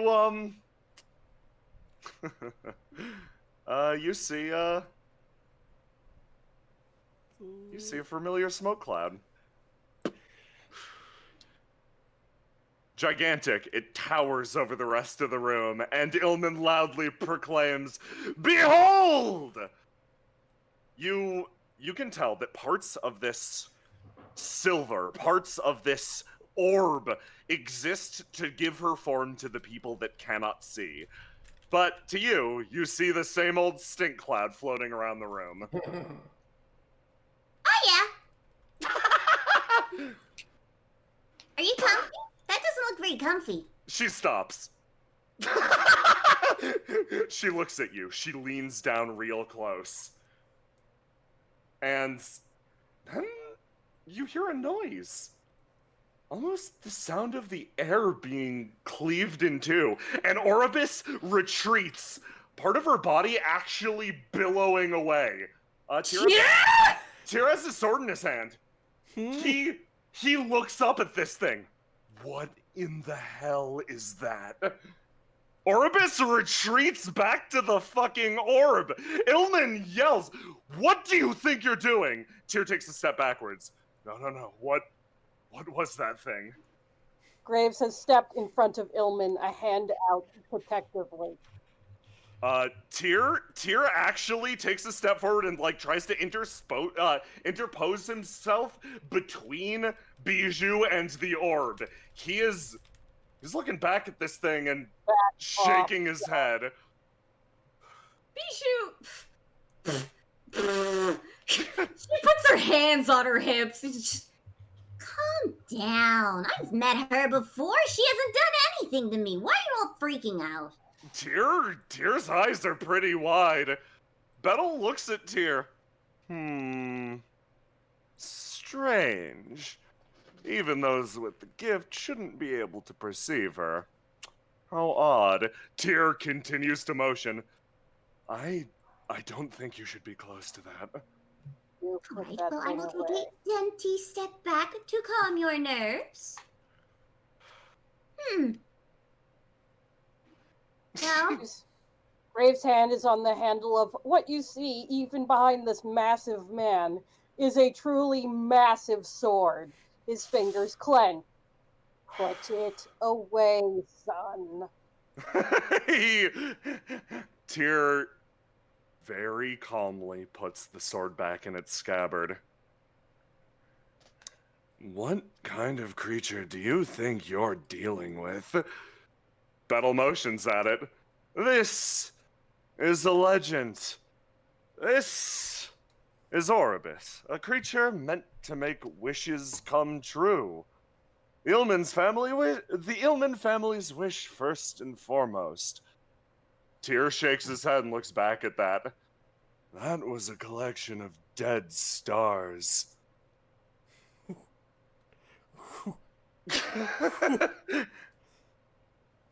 Bettel's face once again creases into a big smile. Well then, I think you have found your ghost. I would say, perhaps next time, don't attack first. I think you'll find this collection of dead stars to be quite compliant. Tyr's fucking, Bijou, Tyr is fucking standing and waiting. What's the call? Hey, I'm gonna show you something real quick. She's gonna show him the photograph where Oribus was just chilling with everyone. Oh. He stops and looks at it.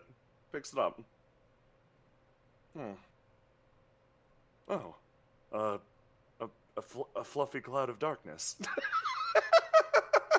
He looks down at this and looks at it. Oh. Actually, whatever this is, this ghost looks rather cute. Yeah, no. That's, That's a little odd, but that's how I was introduced to her, so that's why I'm not freaking out. I mean, I wasn't first. I was like, ooh, oh god, what the heck is that? But like... Relaxes it a little bit. He stands up straight. That is not what I saw. Well,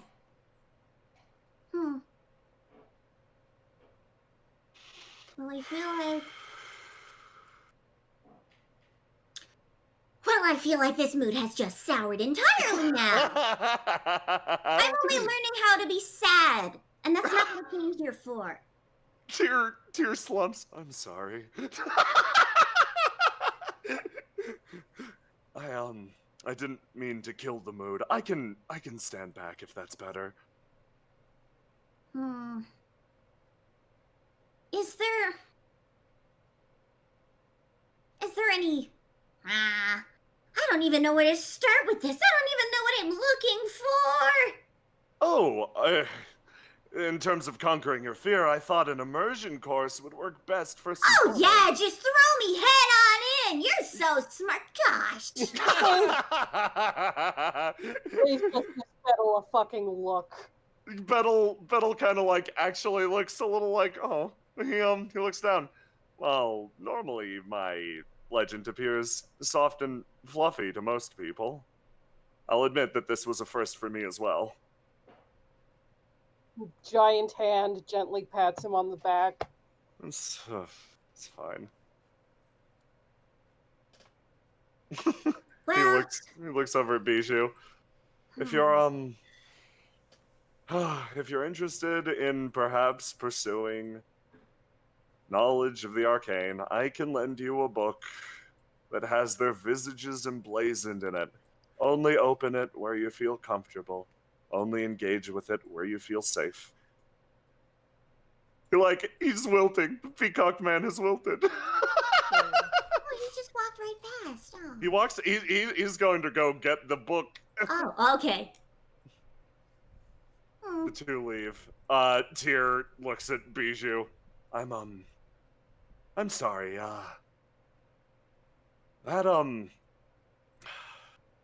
that's what's powering their magic, huh? Shakes his head. I don't think it's safe here. Well then, should we go for a walk that is not on a train? That sounds nice. Yeah, okay. Alright. She turns to the orb abyss. Bye-bye! Yeah. You see eyes watching you from the depths of it. She has retreated within the orb like a fucking hermit crab. She is substantially smaller. Come back soon. I'm sorry. You carefully walk outside the train, and you are offered a book by Bettle Illman. But overall, the entire thing took sort of a turn, and you find yourself outside on the train platform. Yet again. Tyr sort of stops himself. Really am sorry about that. Don't know if it's me that's wrong or like that thing, but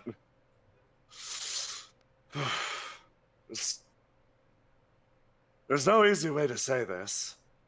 He actually reaches up and he unclasps the collar of his like big doofy shirt, and he sort of like pulls the collar down a little bit, and you notice that the skin sort of directly below the surface almost has a certain pallor to it, or a sheen. It almost looks like the inside of a clamshell, that opalescent consistency. And he pulls his collar back up. I'm a little closer to those things now than I would like to admit.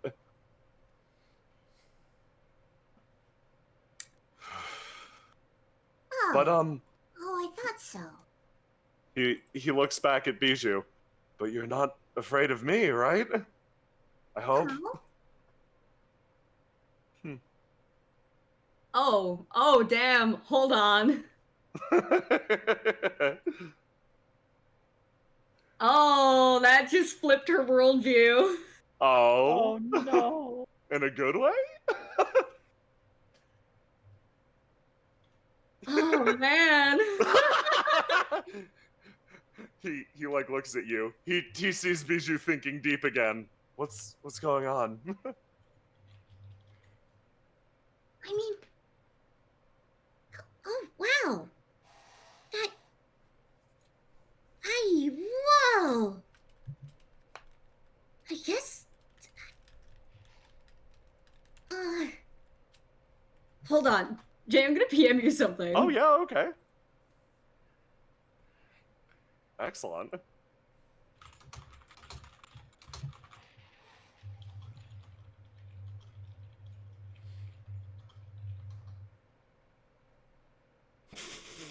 Ooh.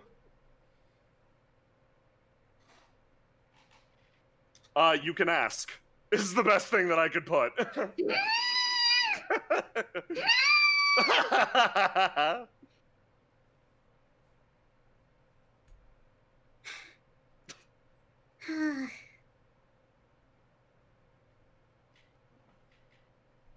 Okay, so, you weren't ready for the sky either? Ooh, well put. He looks down. He rubs his chest for a second. No. No, I wasn't. He kind of smiles. I'm not, Unfortunately, at this point, I'm held together by little more than spit and wishes. He walks up here. I've got a job to do. When that's done, I'll blow away with the morning breeze. Oh my god! She instantly starts crying! He stops and takes a step back and like fusses over her. Ghibli tears. He's like, "Oh, I'm sorry. Did I do something? I'm so sorry."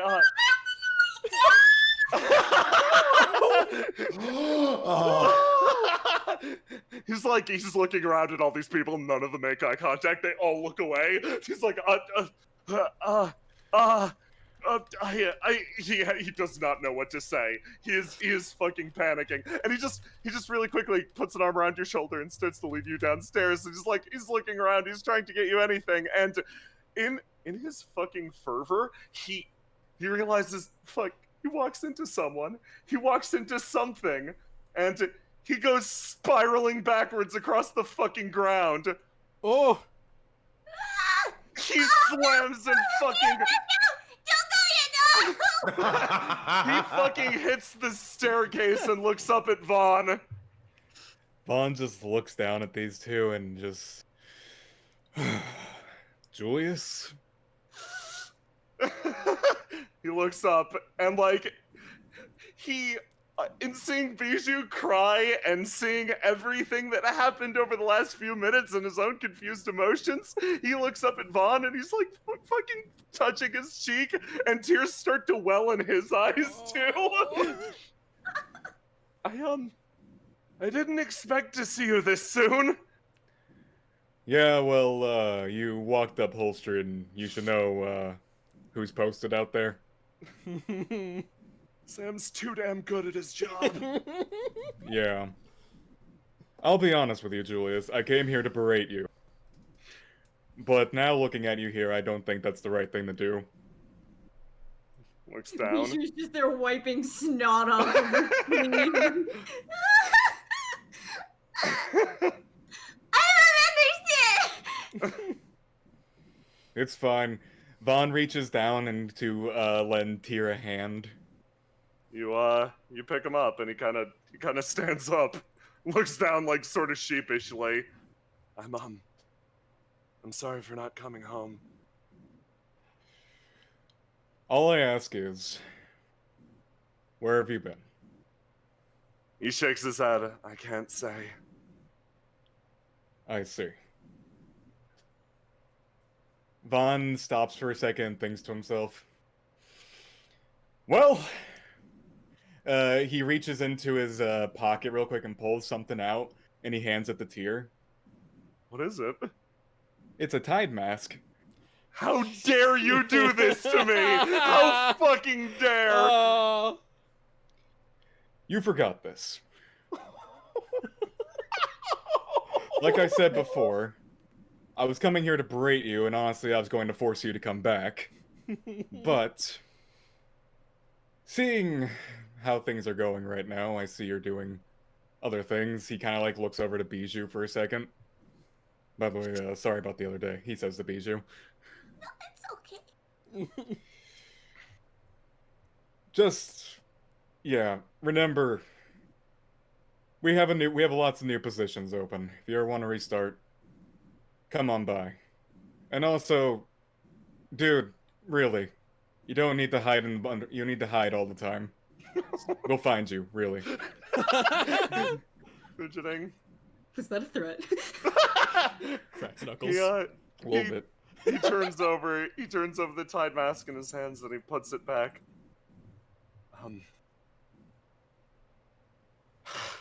Exhales, and you see Tyr draw up to his full height for the first time, and he gives a salute. Yes, Captain. Don't call me that. See ya. Vaughn just walks away. Tyr maintains the salute as he walks off. And, as he does, tears begin to run down the side of his face a little more intently. Bijou's gonna reach up with a hanky, a very fluffy, frilly hanky, and just bat, and she can barely reach him. The visual is fucking hysterical, and he finally, like, comes down and just... Do you want to go get ice cream? I would love to get some ice cream. The payoff. I'm so glad you asked, because I was gonna ask it too.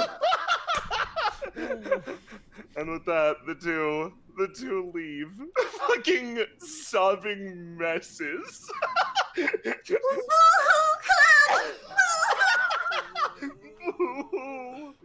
Oh, They go. guys, that was really cute. I could cry. Siv, thank you for saving my boy's heart. Thank you for stabbing me in the fucking chest, J-Man. Yeah. That was Yeah, J-Man. that was cool, man. beautiful. Holy shit, both of you. So, Man, it's great. that was really good. There are a few things left to tackle. We are going to focus on Cassius. Me? Yes. Not Beretta? We've got some stuff to do. I mean, Beretta's upstairs right now. I've got time. You've got time.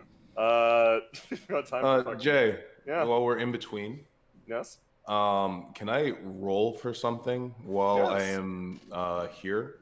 Yes. So I'm gonna lock out of my guac. What? Yes. Okay. And I'd like to be able to find something on the way to this meeting. Okay. And I can tell you what it is, but it's nothing too important. But I'll Okay. DM it to you. Okay. Excellent. So let me. PMs. Oh, we're out of this mess. Oh. PM me that. We'll proceed with Cassius' scene. Everybody else who needs a break, please go take one. I will BRB. Let me Yeah, just I'm going to take a break. let me just compose Good work, myself Sim. really quick. So, Get ready for this. Ugh. whew. Over here. What should I call it? Cassius. This fucking moth just led you outside. What's up? You managed to escape that situation. I am so sorry about that. It's okay. It's fine. You sure about that? I managed to not end up in the sewers on Vales. I'm gonna be honest, if I had to spend the day of Vales in the sewers instead of at the festival, I would have been really bummed. I can't see any of them. Can you guys just move the pogs real quick? Yes. Oh, okay, gotcha. Yeah, I was looking at the wrong one. Okay, there we go. Yep. Awesome. I realized I kind of volunteered you for that. That was extremely uncool, actually. It's fine. You didn't mean to, I don't think. I assume. He stops. No. Not even a little bit. Yeah, well... Dutch stops. I'm not busy on Veils. Oh my god, what's happening? Fidgeting back and forth. Hey, Cassius. Yeah? This, You're pretty sure, give me a roll to die, actually. Let's see how you're thinking about this. Of course, my blue status of 2! You fucking dumbass. I'm an idiot! Which one do you lock in? I will lock in yellow, because there's no reason he would lock in red right now. Just to flex. Okay, so. Let me just, hold on. Let's get a little less berserky. Yeah, so, you decide to lock in your yellow stat, which is your more pragmatic stat, right? That's his, like, coming to conclusions. Like, I feel like you can pick up the subtle hints that are being put down in your general direction using now. information. Yeah, no, you're able to connect 2 and 2.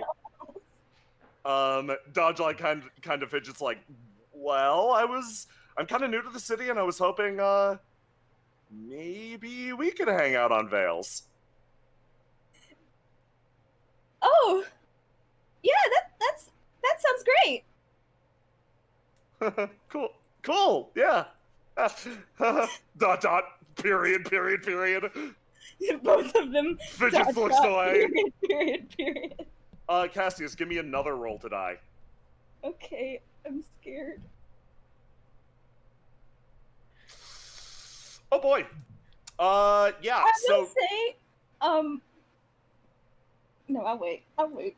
Cassius, you start to feel something bubbling up in this moment, where you're like, wait, hasn't this happened before? And then, no, you clench down.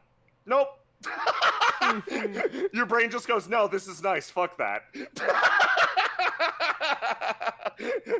like every single instinct starts to fire at once. Like, no, wait, I've been here before. I've done something like this before. And then, nope. Actually, oh no, I want to know what that's about.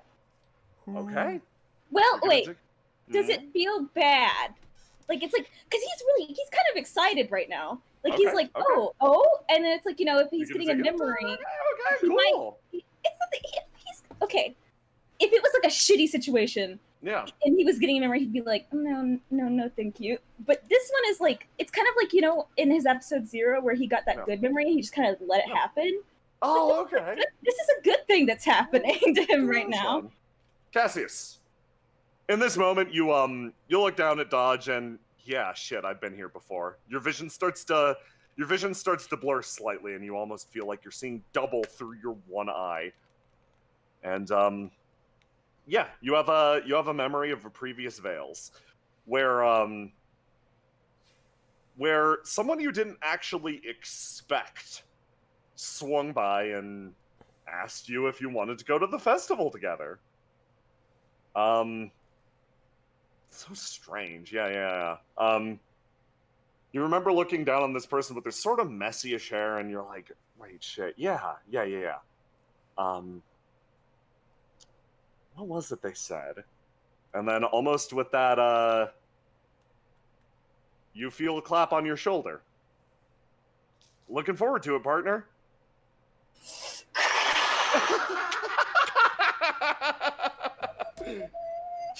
Cassius, how do you feel about that?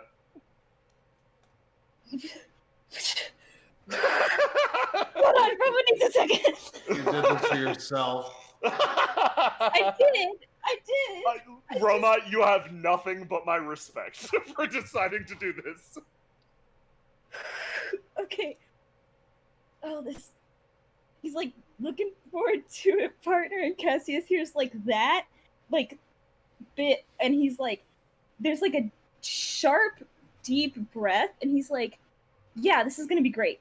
But the words come out of his mouth before he even like processes what happened. Like, they almost came out automatically.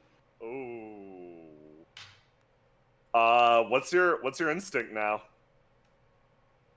I think he just doesn't have a. I think he's gonna drop a swing. That makes sense. Hey Cassius. Yeah. In this moment, you become painfully aware, and like it's so strange. It feels like you almost have a certain amount of distance from your body, and like you feel like you kind of want to get out of here. It's strange. Like part of your mind is saying like you should go somewhere or do something. Like that same restless energy is coming up. It's not bad necessarily in this case, but like it's definitely bubbling a little bit. Cassius like looks over to Dodge and he's like, yeah, this is gonna be really cool. I actually need to go do something really quick. Do you think you could finish talking to Corvo for me? Yeah, of course. Kind of pats you on the shoulder again and then goes back inside. And waves. Your vibes are weird. They're not bad. I think he's in a spot because I feel like he's been feeling pretty harsh, like good or bad, like ends of the spectrum recently. So he's in the spot in the middle and he's like, what is happening? Yeah. What is going on? And I think he's gonna just kind of go. I think he's gonna go talk to someone. Okay. Ooh. Who's he gonna go talk to? He's gonna go find Arch because I feel like that makes sense. The person he would go to in this situation. She's like right there too, so. Yeah. Well, funny story about that. Right there, right now, actually. Funny story about that we'll get back to. So, let's, okay. Let's, So we've got Bren and Teach sort of on the line, and we've got Selith, Noctua, Mallow. Who do I want to tackle first? We're gonna do Beretta last because I feel like that's gonna be a thing. We're gonna do Selith. There we go. I'm so sorry, Beretta. Live for this. This is what I wanted. This is why I spin plates. I spin the plates to eat. I spin the plates to die. Food poisoning's a bitch, ain't it? Teach, you are gone. Bam. Yeah. Goodbye. Goodbye, Teach. Selev! Yeah, what's up? You've been here a bit. You've been here a bit talking, like, chatting sort of pleasantly with Noctua while the two make a cake in the background. How are they looking? Is it almost finished? It's looking pretty good. Actually, like, you two find yourselves sort of peeking. little peeping over the showcase. Like... Fucking two owls in a line. Mallow runs around, does the fucking finishing touches, throws a bunch of strawberries on top. Okay, finished. She slams it down on the counter and then collapses. Well, that ain't prettier than a little red wagon going uphill. The two stare at the cake. It genuinely looks incredible. You start to understand why Mallow is so insistent on coming here. She clearly enjoys what she does a lot. Oh. Whew! She slowly picks herself up, slides over the counter. Selif, wow. Thank you so much for the help with my thesis. Oh, it's no problem. Let me know if you need me to look over that one section again. This is just between you and me, but I'm not actually good with the history sections. Well, I am. You really are. She beams at you. Like, it makes sense that you're in Teach's class, actually. Oh. Teach helps me a lot with, like, the practical stuff, but in terms of the, like, this historical aspect, I feel too awkward to ask her, actually. She's, like, kind of imposing in her own way. I don't think so. Not doing nods along with Seliph. Oh, she's kind of gooey on the inside.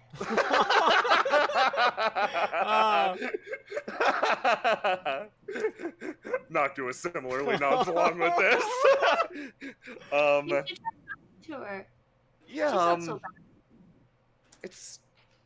It's kind of like that thing where you meet someone really cool, and that kind of like, if they're too cool, it kind of becomes a barrier between you and talking with them. So thinks back to the first day. I kind of did that. Sparky shows Mallow the slate where Peach is proud of you. Aww. He said that. You work harder than anybody I know. I know that she'd help you out, and I know she'd be proud of you too. Yeah, helping. Mello kind of looks down. I guess I can talk to her about stuff then. Well, for now, let's finish off all this stuff. I think this big cake is the only thing we're selling tonight. She sits back down at the table. It's kind of frustrating because you don't open the bakery long enough and people start forgetting that it's there. Yeah. I know what that's like. Well, it won't be like that forever, right? You'll finish your theses, and you can do this, right? Yeah. Oh wait, she kind of sags back. I'm planning on leaving the city once I finish my thesis. Oh. Yeah. That makes sense. She kind of looks down. Oh boy. I'm in a bit of financial trouble I want to run away from. She smiles at you. Yeah? Yep.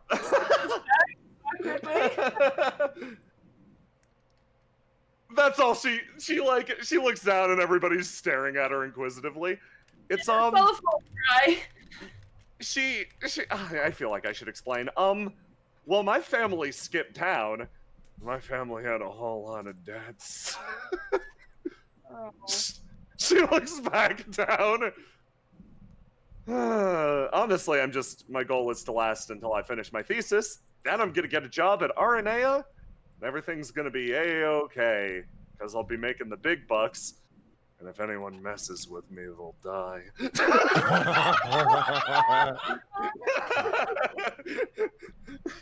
the firefighting folk? Well, yeah, she kind of grumbles. They do a lot of other stuff, too. I was hoping to work with their, they got an astronomy department or something. I am one of the leading minds in my field. She puffs up. Yeah, no, Mallow Marigold is actually... She's rather unique in that she has written journals. She's written 4 journals. She's, honestly, in terms of intellect and experience, professor level. The fact that she's still a student is likely due to the fact that, well, there's probably been some, money. So there's been some fuckery there. Some motherfuckery. There's been a little bit of motherfuckery there. But, yeah, so long as I finish it this year, should be fine. Well, I can't imagine you'll have trouble finding a job after this, so I'm just gonna talk to some Renaeans. I can talk to the folks in the crisis response team. I don't know how much they need a star person, but maybe they know someone that does. That doesn't sound like a bad idea at all. She smiles. Sure, Teach can write you a referral letter. That's the word. Thank you. Noctua looks encouraging as you get it. Character, come on. I apologize. Back to static. And with that, you hear a jingle as someone comes in through the door to collect their cake. Yes. Here we go. Give me my boys. You will get your boys. Yes. Let me grab this. Yeah. The door's thrown open, and a man wanders in. Beautiful. Extremely unassuming. He walks in. He just seems like, I don't know, a little on the older side. He takes his eyes scan the bakery. Oh, it is positively quaint. He comes in. A pleasure to meet you all. My name is Lewin Farlander. Miss Benedict Everthorpe III. Enthusiastic handshake. Call me Sparky. Ah, of course, you shake hands here. How delightful. He shakes your hand, moves over. Oh, I do believe I recognize you. Noctua stops dead and stares at him. Oh, don't look at me like that. Your visage adorns many a mural back in Raugier. Noctua stares more intently. And you! He moves over. Ah, a pleasure to meet you. My name is Lewin Farlander. Nice to meet you, Celiforu. Moves over here. Lewin Farlander, the beat is repeated. Oh, of course, where are my manners? You did this all the way up, too. Morales, it's fine to come in. Click. The door opens. And a ghastly presence appears on the far side.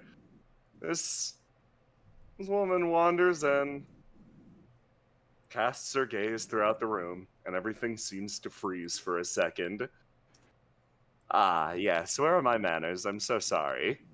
She reaches a hand up to her mask, unclicks it. she is just a pleasant old beer lady, and she just walks up. Nice to meet you all. I'm Morales Testudo.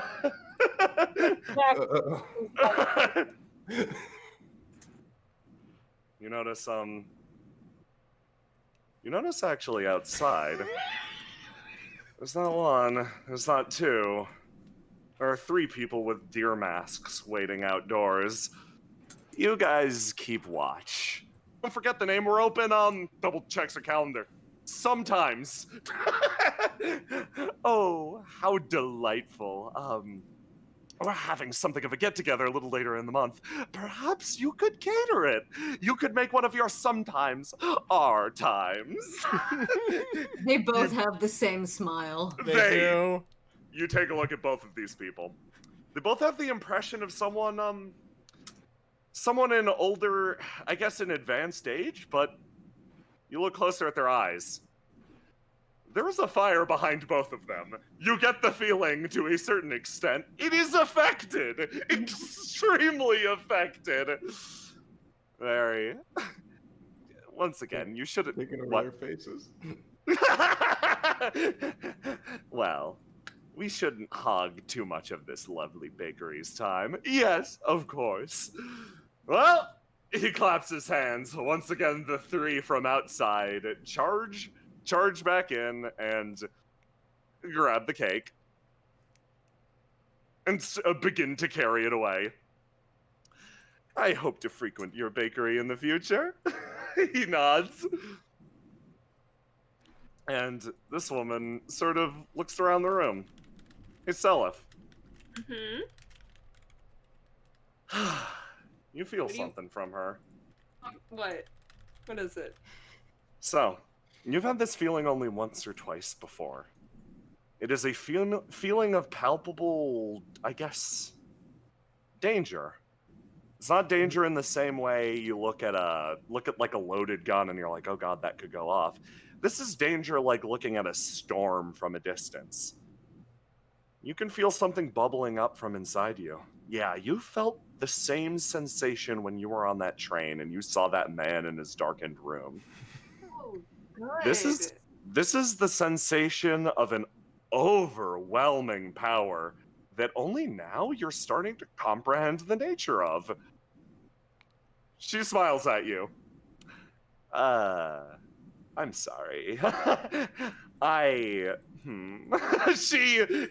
She notices you staring, clicks the mask back on. I understand my face can be rather unnerving to some. Let me put on this leather face mask. Selif doesn't really say anything. He just kind of smiles a bit, you know, polite. Smile. She waves back to you and moves towards the door. Oh, Farlander. Yes. I would love to swing across that. I'd love to swing across to that bar across the way. Illyria absolutely loves their sandwiches. Oh, why? And the two exit the building. A pressure lifts with them leaving. A warm spring breeze and a fetid swamp wind. Anybody else feel like the moments before a tornado? A little bit, but like a cold one. He's feeling a little cold. He is feeling a little cold.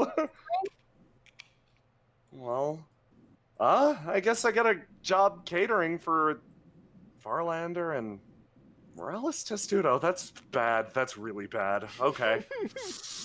Okay, well, I'm already dealing with one mafia family. What's dealing with another one, Mallow? It's probably fine. She probably just loves the cake. That's very bijou of you. Yeah. Oh, were they mafia? The one in the mask was. That was Morales Testudo. She's pushing 170 and is a nightmare. Yeah, I can believe that. She's the head of the Testudo family. They are a new medicine mostly. I haven't had to deal with them too much. Mostly I hang out with the Deltanos. Testudo are an entirely different breed. They're scary. They are so scary. Yeah. Yeah. Well, I'm gonna close up.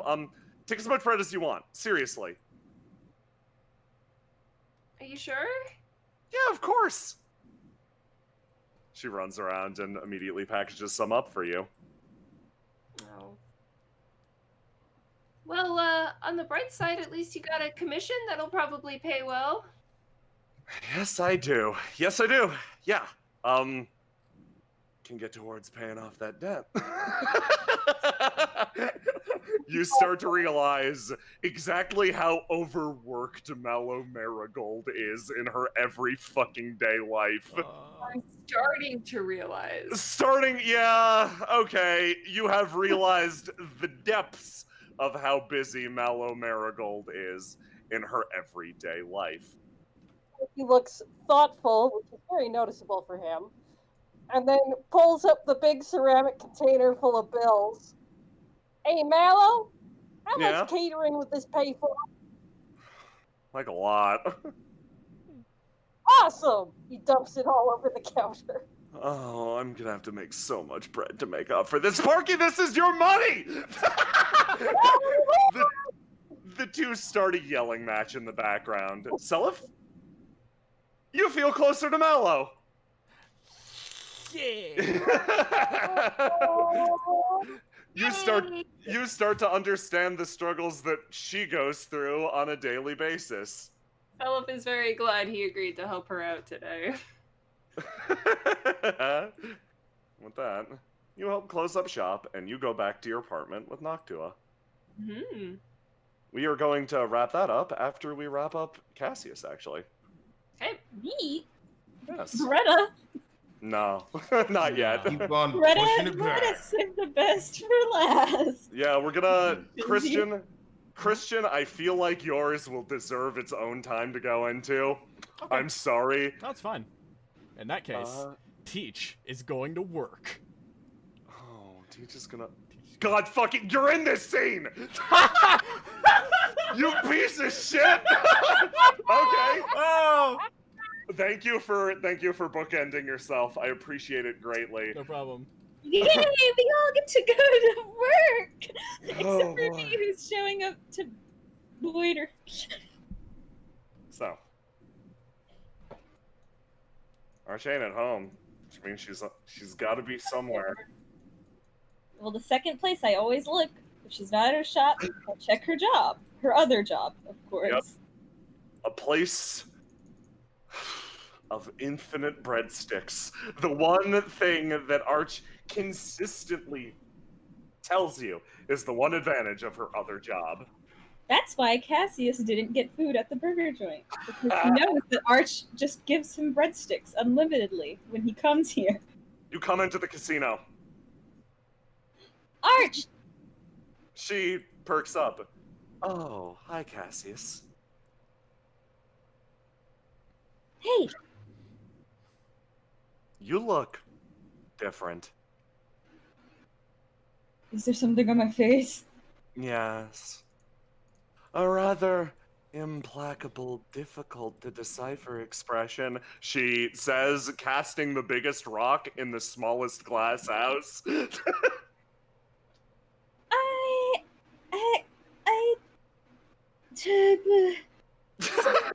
stuff has happened. That's the feeling right there. You elocuted it so well. She drifts lazily. Cassius smiles. This is exactly why he came here. He came here explicitly to get this. Yeah. The breadsticks. She does so and returns. Thank you. What is on your mind? Well, I went to deliver the bird that... So you know the bird that was at Dodge's house with the knife? Mm-hmm. His name is Stabby, and he belongs to one of the RNA and RNA executives. And so we had to... Are you going to relay this in its entirety, including the feelings with Dodge? So I was going to tell her, yeah, we went to do that. And then halfway through, Dodge asked me to Vales. Ah. Brave of him, isn't it? What do you mean? The vibe shifts around Arch for a second. Don't worry about it. What does she mean by that? Oh God, what did I do? She leans in. So he asked you to Vales. How pleasant. Yeah, it was nice. Until it was weird. Oh, did it make you uncomfortable? No, it's nice. I've never been asked to Vales before. But it's like, you know how sometimes I get those like memories a little bit? She nods. Well, I got one. And I think that I've been asked to Vales before. And it was kind of weird.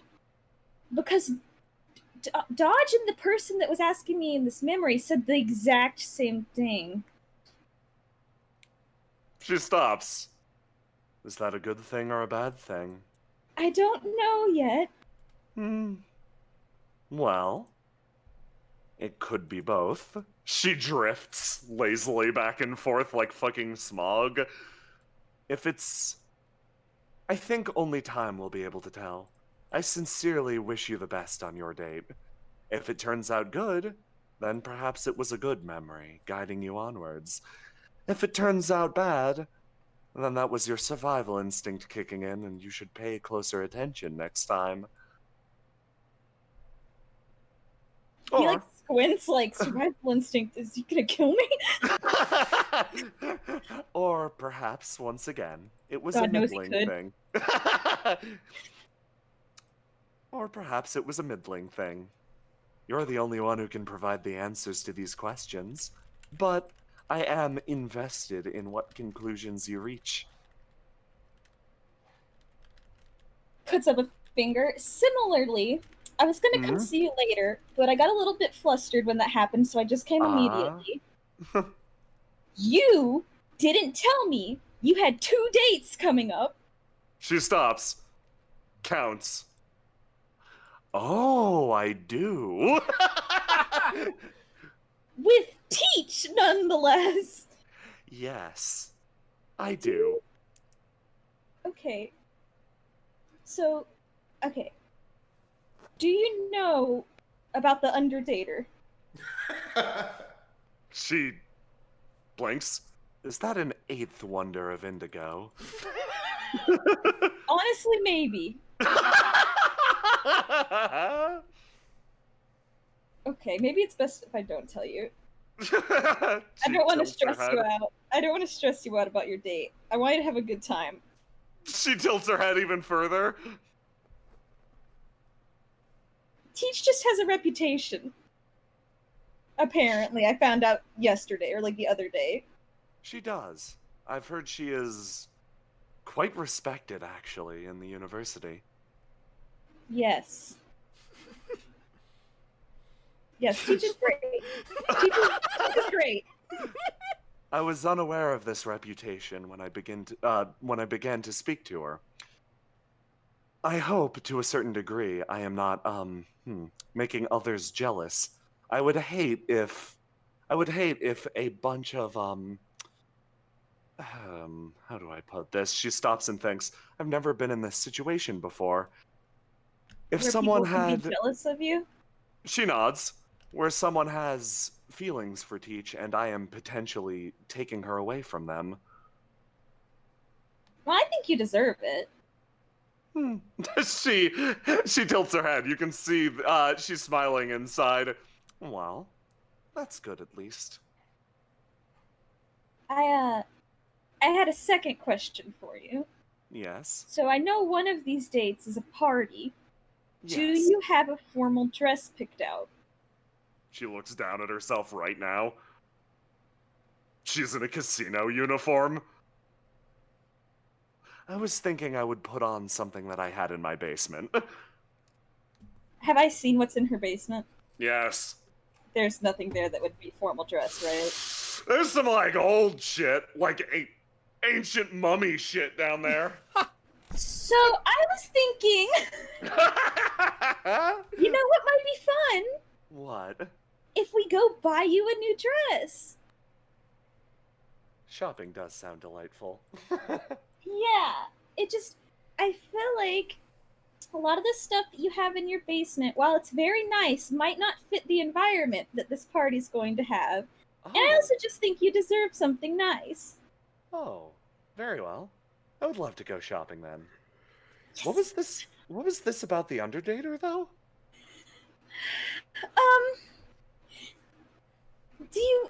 It might stress you out. Do you really want to know? Yes, please, tell me. I'm going to relay this seems all like a the bear time than any for Teach to walk up right behind. Cassie starts to talk, and then it's like a fucking horror movie. Yeah. I was talking to God a hand pats you on the back. Yo, Cassius. You see Archie's entire face go pale, and he's like, Sharpenhill? Teach! So nice to see you! This is what you see, but really, Teach is just fully happy right now. Yeah, hey, how you doing? Here to play some games? I didn't expect that from you. No, I'm just here to talk to Arch. Oh, cool. Hey, Arch. I just came here to talk to her sometimes when she's at work. Yeah, no, super fair. Probably helps pass the time. I'm surprised I haven't seen you though. If you come here often, at least to talk to her. Yeah, sometimes I'll just come over when I know that she's on shift because she just sits here most of the time. Arch sits here. Oh yeah, Teach is like, well, cool, awesome. I'm glad I got to see you. Did you get a chance to stop by that shop? Oh, Mallow's shop? No, I had to go speak to Corvo. Here, oh. she kind of goes up to the side and puts a bag on the table, and she pulls out some of the cream puff things she made, and she passes one over to Arch and Cassius. Oh, nice. Yeah. I start eating it immediately. Yeah. Teach just brings her bubbly energy. Of course, nothing more could be going on. She just kind of happily eats that snack. Whew. Yeah. She just kind of like sits there. So how was your day?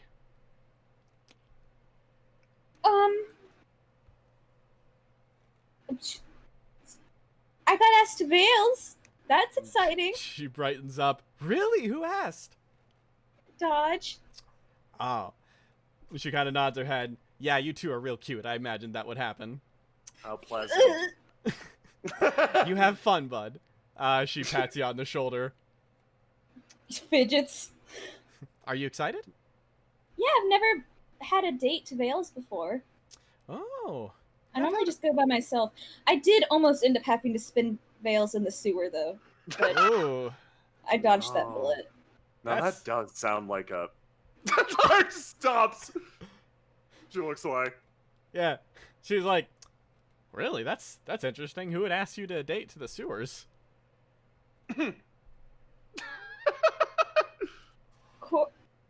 Dodge and Corvo, kind of? Really? She kind of thinks... Corvo had something he had to do there that day, and Dodge accidentally almost volunteered me to go with him. Oh.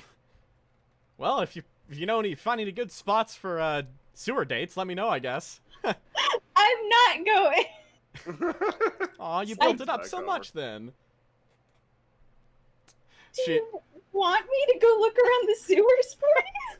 She just kind of starts chuckling. Arch like puts a finger up. I mean, we might be looking around the sewers. Teach kind of looks over, surprised. Oh, is that where one of those 7 wonders are? Arch nods. Oh. Well, I guess I'll give you pointers on if I see anything in the sewers, Cassius. Oh, okay. We're going treasure hunting. Oh. Make sure you wear boots, then, if you're going into the sewers. I don't think I've ever worn boots on a date yet. Arch states something that she...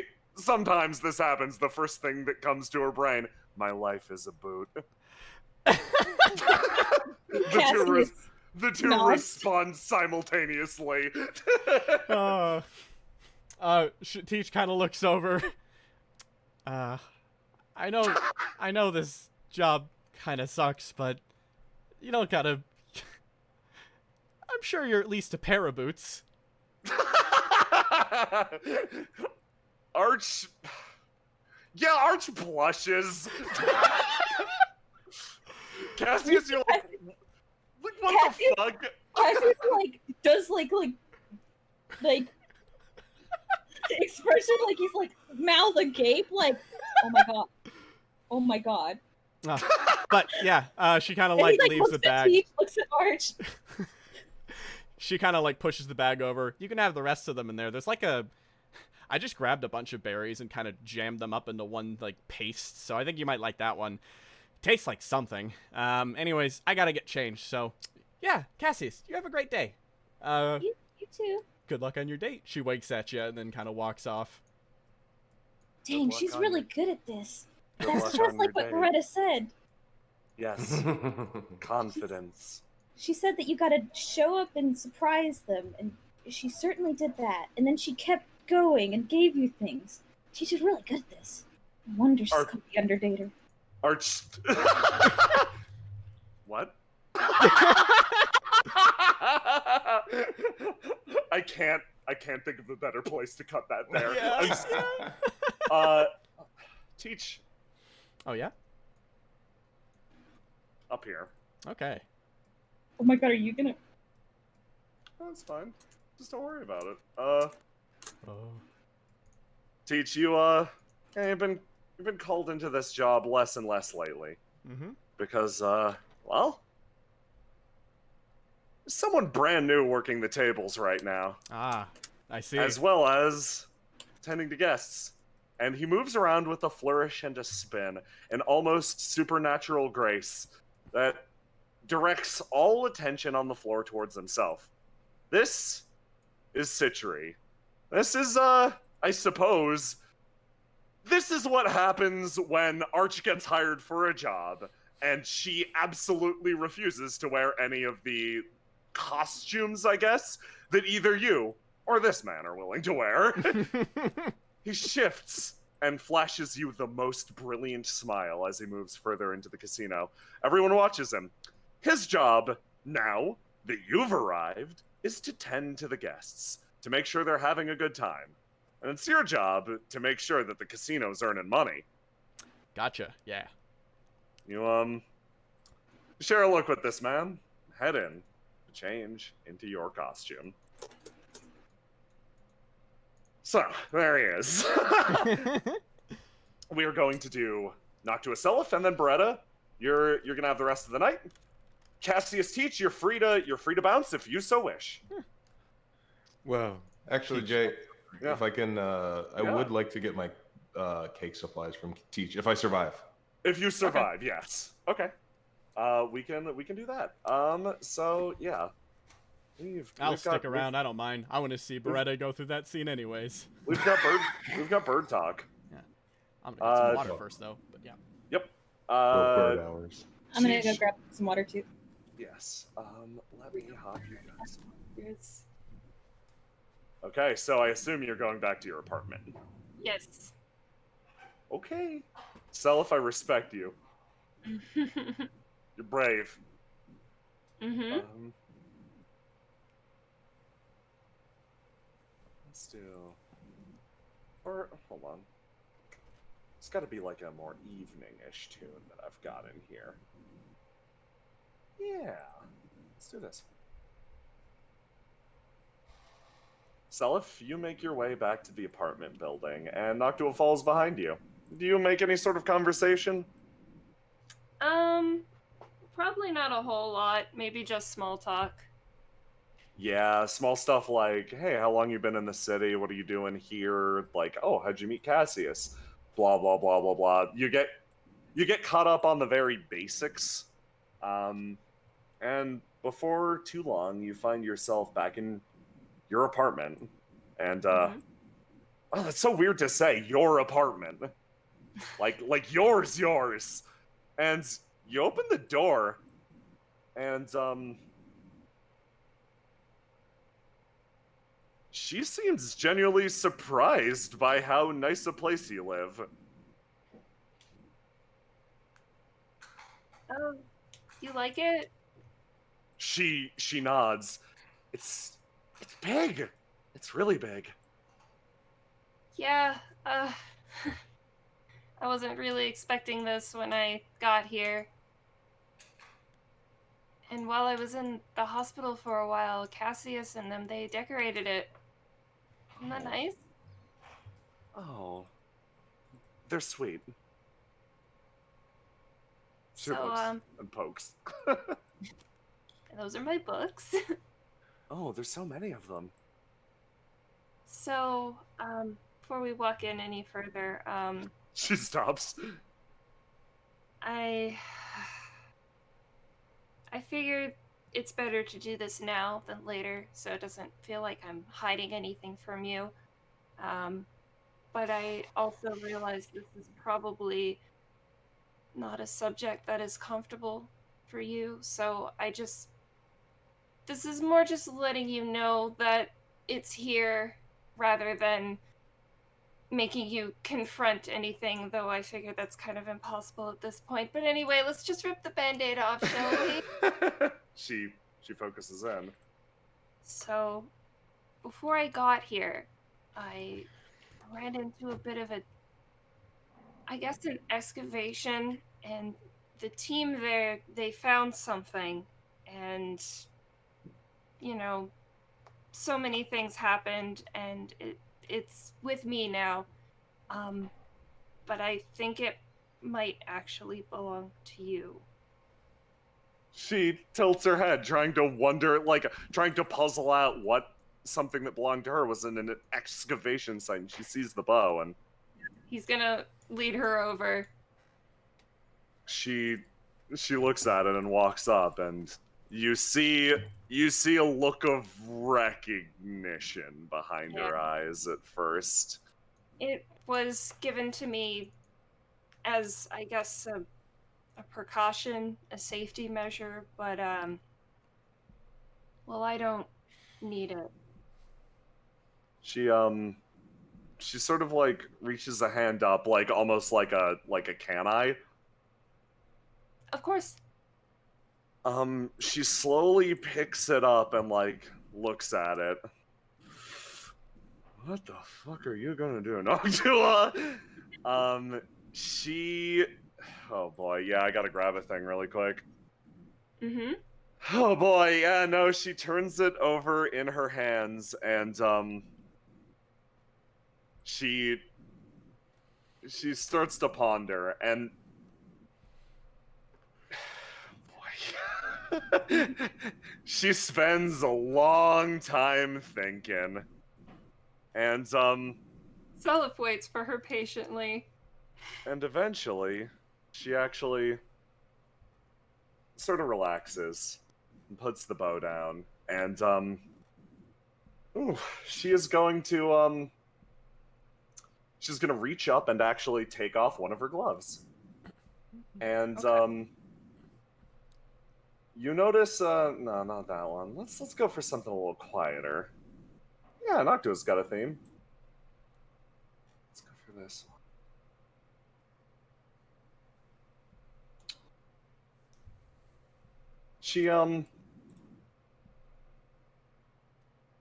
She reaches up and she oh boy. she pulls her glove off, and you notice in its place is actually some where you expect to see flesh are almost elongated fingers. They're pretty sharp and pointy, and you recognize the material actually.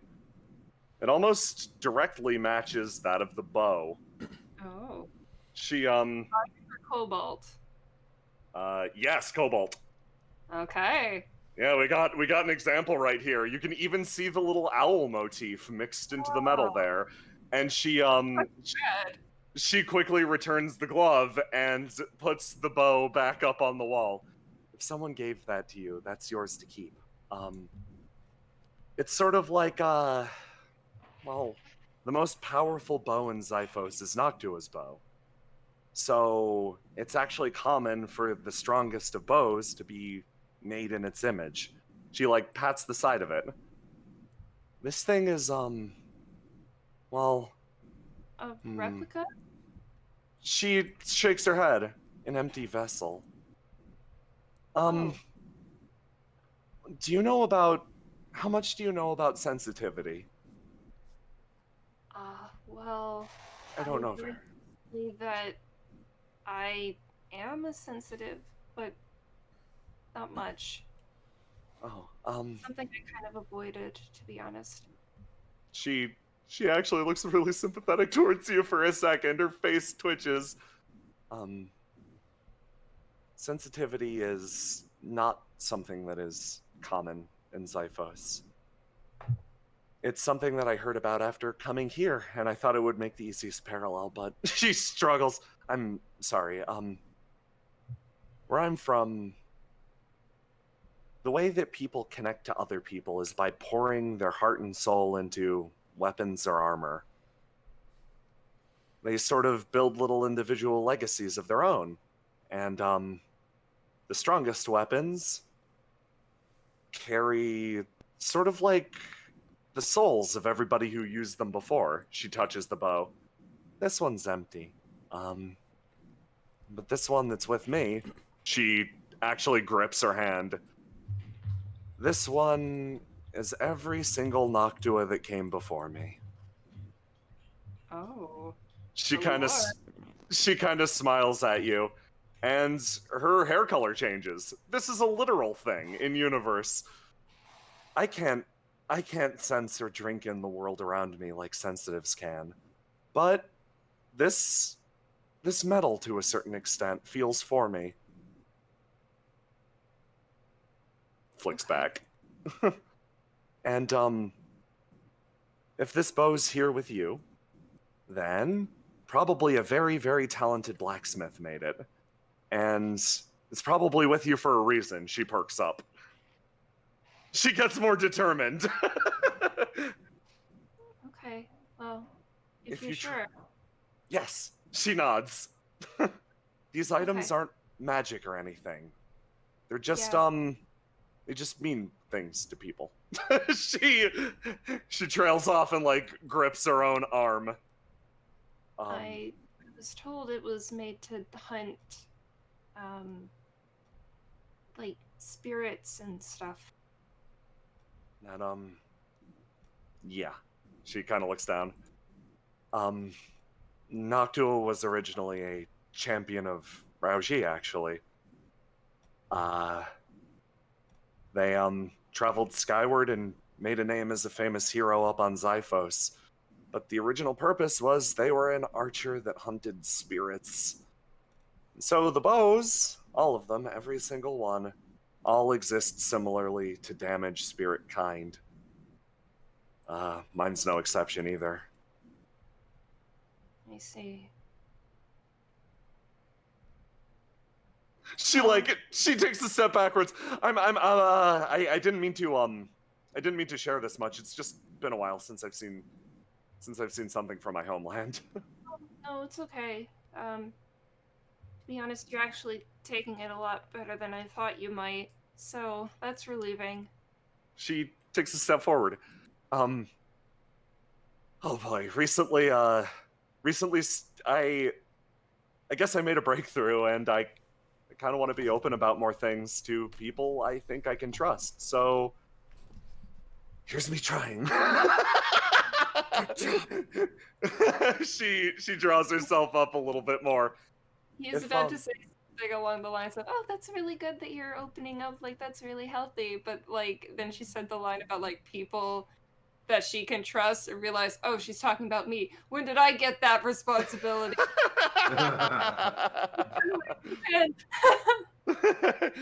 She looks at you and then looks back at the bow. If you've been given this, please take good care of it. It's yours now. They're meant to be used.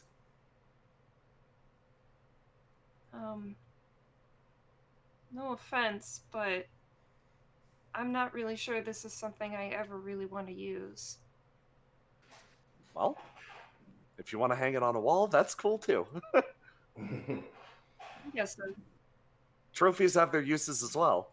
I mean, I'm not really using mine as a bow either. Good point. She kind of smiles at you. Appreciates the joke. Well, thank you for showing me this. You're welcome. There's something nostalgic about it. It's nice. Well, thank you for trusting me with the information. She like starts to like look around. Well, if there's anything I could help you out with, just let me know. I will. Okay. Thank you. Goodbye. she like shifts and struggles and walks towards the door. Oh. So long. Kind of waves. You two are great.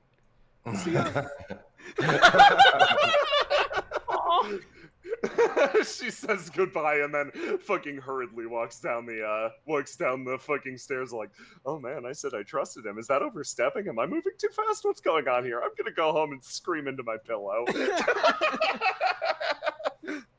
Sel walks over to his bed and collapses on it like, oh.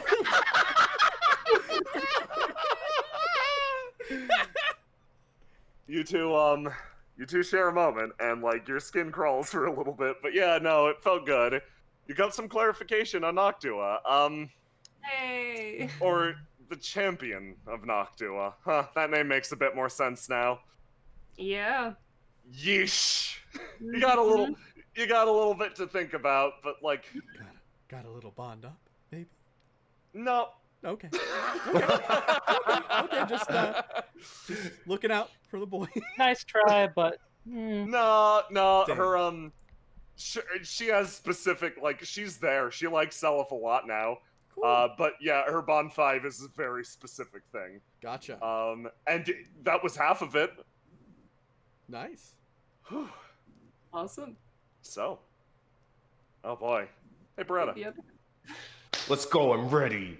Time ready? to go. Are you ready? But are you ready? Okay. No, I'm not ready. Beretta, my good friend. The call that you received. Who would have thought? The Was- call. Who would have thought they would have called? Who would have thought Not there me. would be a call? Nobody. Nobody not thinks me. that. Thought it was just a flaw. You're gonna die. You get a call to arrive at a very, very, very specific bar. I'm gonna roll for that thing that I looked for. Yeah, yeah. Yeah, feel free. I should do twice because I locked out a block, right? Yeah.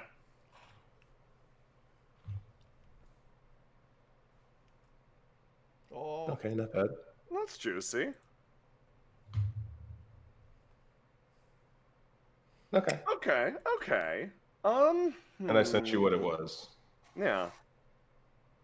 Oh boy. So, yeah, no, I'd say you'd find that. You find a more common one, but yeah, no, you find one. I'll take it. Okay. You sit here, and you wait. You wait and wait and wait and wait. Eventually, the door cracks open, and, somebody comes in. This absolutely resplendent man. Oh. He looks around. Is he Sees you. from the cake shop? He waves. Howdy. He skittles onto the bar stool in a flare of veils and ribbons. Now, are you Beretta Pietro, or is there another cowboy in this bar? I'm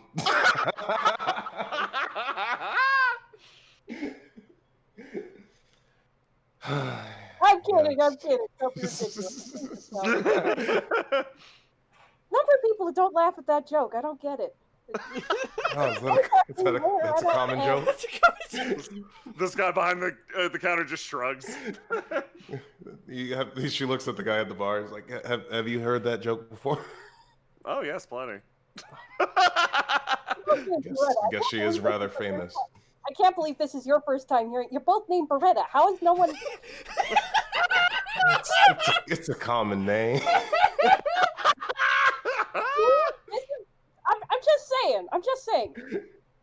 He holds a finger up to the bar. Give me whatever I haven't ordered yet.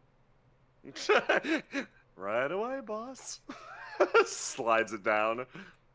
So, how's it going? She's rarely. It's her technique being used against her. She's just so caught off guard. I reckon you're the contact. That's me, Joy Lark. What was that? Joy Lark. First name Joy, surname Lark. People have called me Joy Lark. Oh, well, that's easy. It's not bad, but it's a bit confusing. That's easy to remember. I'm Beretta, as you already know. The Stampede Kingdom, not Pietro. No, I figured out that much. Yeah.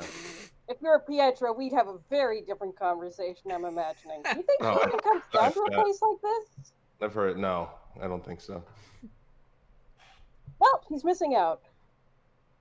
So,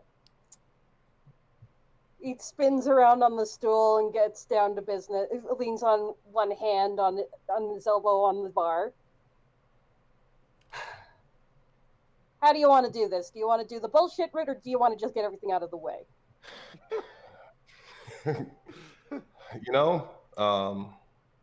Been dreading this call for a while now since I accepted this position. And I must That's say, a good attitude, but I wouldn't. you're much more pleasant than I thought. He puts a hand to his chest. Why, thank you. So you do know what you're up for, right? Like, I'm just checking. Atreus doesn't tend to pull like shit, but you know what you're in for, right? Enlighten me. Well, you got Beretta off. You got Noctua off the hook. She's off, and you're in. Your intel belongs to Gylardian now. And explain to me exactly what that hook was. Well, Noctua was, I mean, you can call her the Zyphosi ambassador, but she was our answer to Sarissa. She was supposed to be one of our big, tough, punchy, does little airboxing, because it's not like we have a lot of that. She is all of those. her? Yes. No, I know you did. You freaking put your life on the line, apparently. I'm assuming you can't. Unless you're an extremely random philanthropist. I've been known to do random acts of kindness, but not to this degree. No. This is, you're not really likely to get called in as muscle. We don't, it's not Gaialardia's way to play that kind of bullshit. We play different bullshit. And what flavor are you guys serving? Well, he kicks back.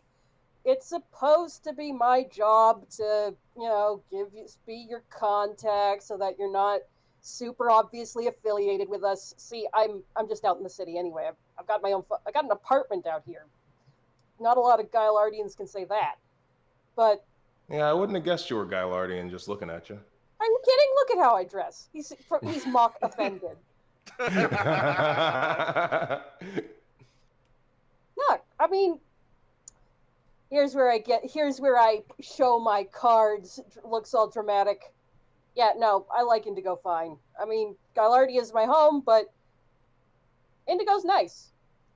Which is, hey, Nick, he calls back to the bartender. Can you give us a sec? I'm about to call the Admiral a hard ass. Okay. Yeah, sure. Walks outside. Yeah, so there's something you're gonna want to know right away. Gailardians, if one Gailardian hears you, that's gonna get back to Atreus. So keep that in mind when you're walking around and just doing shit, okay? Just, Hey-oh, that's me. Finger points at Nick. That's him. And everybody else. It's not exactly a top-tier spy network or anything, but we pool information, so I'd be careful about lying what you get up to. You'd be surprised at how good I am at keeping secrets. Probably. I don't know you that well. Well, I think we're gonna be fast friends. Wouldn't that be nice? But he gets a little quieter. Do you know the place downstairs? I think that's it. Yeah, greasy burger joint. Hell yeah, it is. I love that place. I had the most divine burger one time I was there. It was great. Oh, it's greasy nonsense. I adore it. Everywhere in Indigo's got something great to offer. That's what's great about this city. But anyway, I'm getting distracted.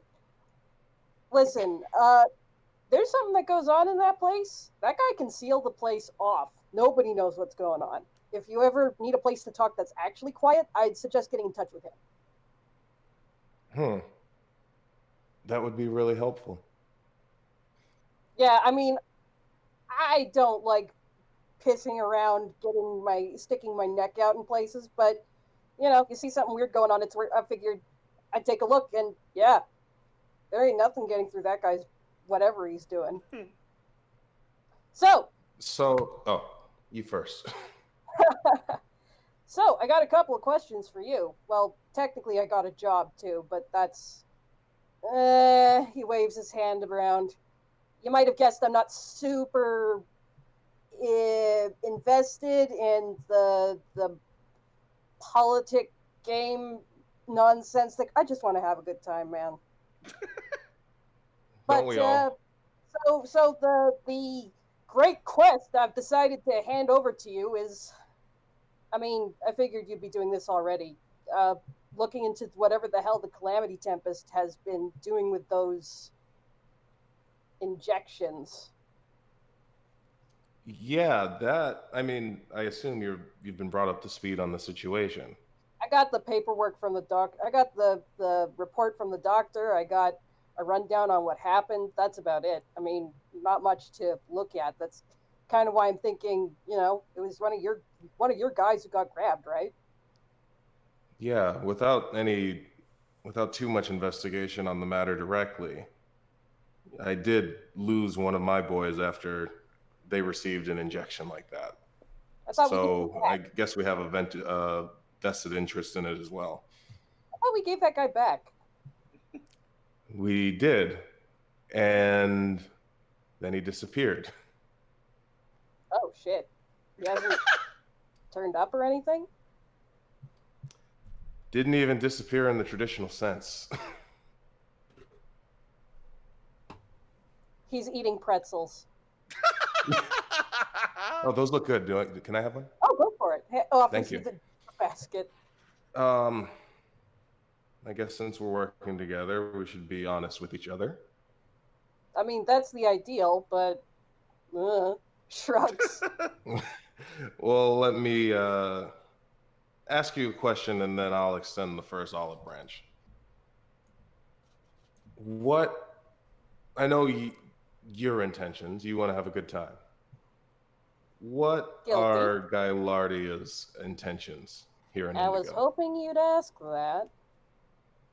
He leans back on the counter again. Now, this isn't a secret or anything, but Indigo's your home, right? You like it here? Mm-hmm. How would you still like it if Gailardia ran the place? If it was what was best for the city is not. I've been here my entire life. I've seen this city in better days, and these certainly aren't it. Listen, But Atreus, I mean, hell, there's a rumor going around that he doesn't lie, but do you know how he got his position? did he lie? Because I sure don't. I sure fucking don't. The most common rumor is that he fucking, like, killed the last guy who had it or something. Oh, like gorillas. But like a monkey? The ape. Oh yeah, my bad. Listen, Atreus, like I say, he doesn't pull that kind of exactly bullshit, but also, like, dude's an admiral and he's like, what, my age? I mean, even if he is above board, which he might be, that would be nice. Wouldn't that be nice if some person in charge was above board? But you would be surprised about how much you can get done if you don't sleep. That sounds super unhealthy. But the guy's out looking out for Gailardia, and most Gailardians, we can't afford to do anything else. I mean, I'm lucky. My job takes care of me here in the city, but do you know where Port Rue is? It's up north. Beretta, you know this. She'd know? Yeah. Yeah, I know. That's way closer to Gailardia. And, we do a lot of trade through there because proximity. But it fucking suffers because people trade in Indigo. Indigo, if it belonged to Gailardia, would do us a lot of favors. And I don't know how many favors Indigo would get back in return. Well, here's the problem. I'm not here to convince you one way or the other. I'm just doing my job here. But it would sit badly with me if you didn't know exactly what you were doing by getting in bed with the Admiral. Oh, God, I just pictured that. I'm so sorry. If worse comes to worse. So here's the issue. Like I said, Indigo isn't exactly in the best shape. It's not running the most efficiently it's ever run. Oh, you noticed? Yeah, I think anybody could notice. That was the joke, yes. Sorry, it's been a long day. He raises a hand to the bartender to get you another drink. Iced tea. Hands it over. I'll get one too. Does Gailardia necessarily need to run this place for it to be able to work? I mean, you may have noticed Gailardia is not exactly part of the mainland. We're a damn island. Let's just say, yeah, having a foothold here could turn things around for us. And an alliance with Indigo today, right now, is worthless. because Indigo, at the end of the day, is a bunch of feuding factions that are so forced in on themselves that they can't be any help outwardly. That's an apt description. I think that if everything came together, and in an ideal world, Indigo can help where necessary.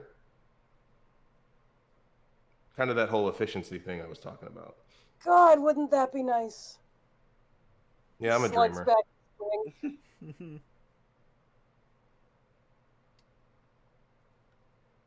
I don't want anybody to suffer for this. I just, like I say, you deserve to know what kind of thing you're getting involved with here. Like, granted, I don't know how you'd pull out of it now. Nocto's been cut loose, so, but at least just keep it in mind, I guess. I mean, you could always do what I do and just not try very hard. She kind of smiles at that. She's like, "You're really all right." Oh, hey, thanks. You too, Cowpoke.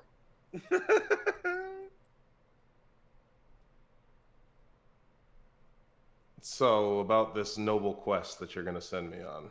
Oh, no, that was it. Literally just find out what they're up to if you can. And because one thing I think everybody can agree on is we really don't want Calamity Tempest just putting whatever into random people and then having them disappear. That just seems bad. I feel like that would be bad for anybody. Right? Yeah, I'm completely cool with avoiding that. I have no qualms with doing that for you. Oh, yeah, and I figured Atreus already told you this, but, like, don't... I'm pretty much the only person who has your number. Look out. I don't think you're going to get... You shouldn't get contacted by anyone else. Well, that's a relief. Yeah. Like I say, I'm going to try... I'm not interested in making this hard on you. Wow. Well, let's do our best, as long as it benefits us. I'll Sound drink good? to that. And As you clink glasses, he says, "Hey, one more thing. It's about Noctua. Like, you care about her, right? I'm assuming, again, that you're not just doing random philanthropy." No, that would be a dumb thing to do randomly. God, you're not. Yeah, you're not fucking kidding. Anyway. So kind of got this thing where I dig a lot of holes and hopefully they all collapse in on each other. That sounds super dangerous. Yeah.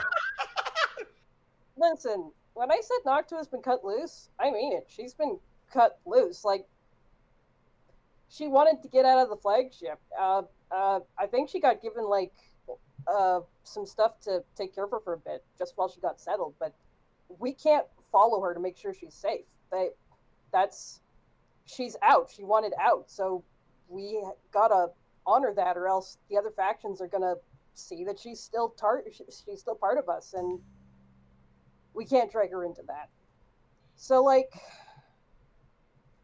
she's her own person, right? But, like, I don't know, maybe it's dumb, but I don't know how much life experience she has. I know the Admiral, well, I think the Admiral worries about her. I can't read that guy, but I know I'm worried about her. So just maybe I'll keep an eye out for her. Yeah, just I mean, if anybody else knows who she is, they might see the free agent wandering around and make a play, you know? But then, and she's allowed to pick whatever the hell she wants, but just, if I'd feel a lot better knowing someone out there gave a shit about what happens to her. I think what makes me happy about this is, at the end of the day, I don't think Noctua signed up for any of this. And as stupid as the situation I'm in is, and as much trouble as it might be, in more ways than one, I did sign up for it. So if I could get somebody off the hook who doesn't need to be, that's good enough for me. He puts a hand on your shoulder. and I'll thank you for that. Hey, Well, I'm gonna head out. I hear there's a bakery that closes in half an hour, so... Oh, it's really good. You should check it out. I've never been there, but I heard things. Great, thanks! He waves goodbye and disappears in a puff of veils and perfume. Hey, hey, Mask, I'm going to throw something on the GM layer. That feel deserved? That feels deserved to me. You did a very good job of impressing him. You did a great job. He likes you. Rare bonds. Yeah. Good job just playing it straight. You sit there, having gotten the call. About everything. Yeah! You sit there having finished the call, and hell, that wasn't so bad. No, that's great. Yeah, you feel better. Like, that was excellent. Bartender walks back over. Yeah, Joy is straightforward, honest, do right by him, he'll do right by you.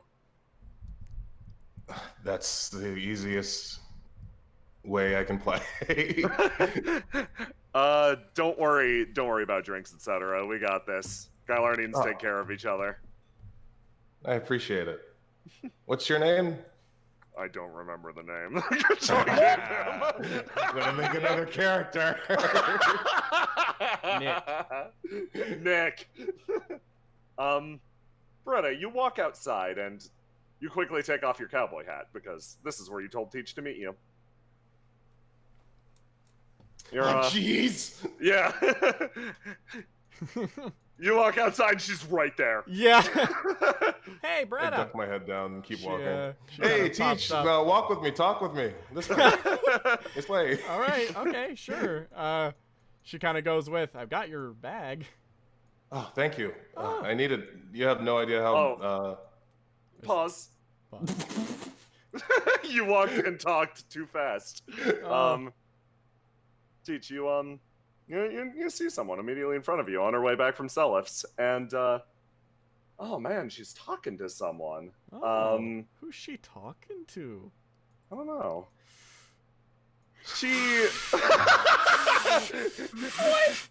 She's exchanging words with a man. You can't quite see what happens. This is the CEO, Mask Boss now. And he slowly extends something to her, smiles, and you can read on his lips, courtesy of Master Gwyn, as he walks away. She looks down at what's in her hand. Okay, unpause. What was that? She turns around and spots you and starts to walk over. Jesus Christ. Oh, hey. Hang on. Not everything already. Hey there. What brings you two out so late?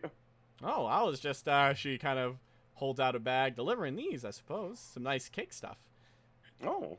What about you? You actually found me before I could make it. Oh. She does hand over the bag. Looks like you were talking to people too? Noctua nods. Huh, okay. She looks down at what she has in her hand. What is it? It's a key to she holds it out. Beretta, you recognize this key. This is one of the keys that you put into one of the special locks on the elevator that connects up to a penthouse. Oh, this is a mystery. Do I not recognize the guy? No, you've seen him around. He's been around Pinnacle Tower. RNA in at some level. You're pretty sure. She looks down at he's like, yeah, he's got to be security or something. Noctua looks down at what's in her hand.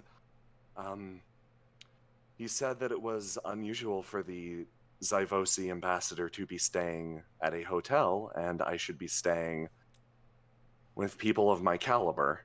She looks down at it. Teach frowns at that. Sounds like a load of crap to me. Stay wherever you want to stay. I mean, if it's free room and board, that's fine. But I mean, honestly, Yeah, it is a really nice penthouse. there's plenty of free room and boards you could find. Thinks back to Selip's apartment. Yeah. I mean, literally, Cassius's apartment works for that too. And that's a little homier. But I'm not gonna pull you away. Make your own decisions. But like, yeah.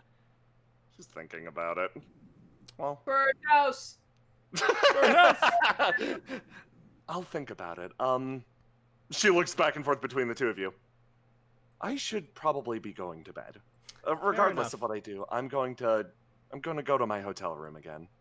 Actually, She stops. Noctua, I did want to talk. You just caught me before I wanted to do it, so it's a bit off schedule. I know you're probably tired, but I'd love to catch up at the usual spot if you have a minute. She stops and thinks. Okay. She nods and smiles. I'll see you in 10. 10. She starts to think, where's the usual spot? She's thinking about it. Brennan, out of character too. Where's the usual spot? The gazebo. Holy shit. She stops dead, turns on her heel. You hear a screeching sound. Brett, I don't want to break into the school at night again. Huh? Don't worry, you can use my ID. You'll get in no I problem. don't want to. What are you, what I are had you this whole doing? thing planned. She checks her watch. It is 8 p.m. Don't go breaking into the school at night, please. Unless you want to. You're a free woman.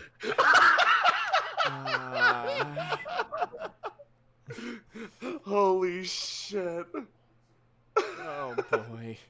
Plus, Yeah. the gazebo is technically, it's directly on school grounds. It's right next to the roof. Noctua like walks away, occasionally looking back at you like, am I going, am I not? And then she finally decides to go back to her hotel room. She's just like, she doesn't want to break into the school. That's fair. Looks like authority stamped its foot down again. Sorry, Beretta. Yep. You Lose to the school one more time. Yeah. So she like lets you take the cake stuff and is like, "Ooh, yeah, busy day." You you had an appointment? Yeah, just regular errands. Nothing too major. I did want to talk though. Okay, I'm available. I know we butt heads sometimes. A little bit. Do you notice? Or is it just me? She thinks a bit. I guess. I did catch that you weren't too fond of the stuff. Some stuff I did, but I mean, that's fine. You don't have to agree with someone 100% to trust them. So, and I think we saw it today, is what's special about you, Martha Teach, is at the end of the day, and I know you are too, but I'm spread very thin. And nods her head. Yeah. When we went into the bank and we saw those bastard bunny boys. Thank you, by the way. BBB. The B3. B3. I have to wear a lot of hats. And I can't always be there for students when they need help. And I really appreciate that you were there for Sparky, because I overheard your conversation. I have good hearing. I'm glad you were there for that. She kind of smiles. And I want you to know that. So if I'm ever being a little catty, just know that's one of my hats. She kind of thinks about that. Yeah. Thank you. I very much appreciate that. Because I think at the end of the day, we're on the same team. I think so too. And I trust you with that. She kind of thinks a bit.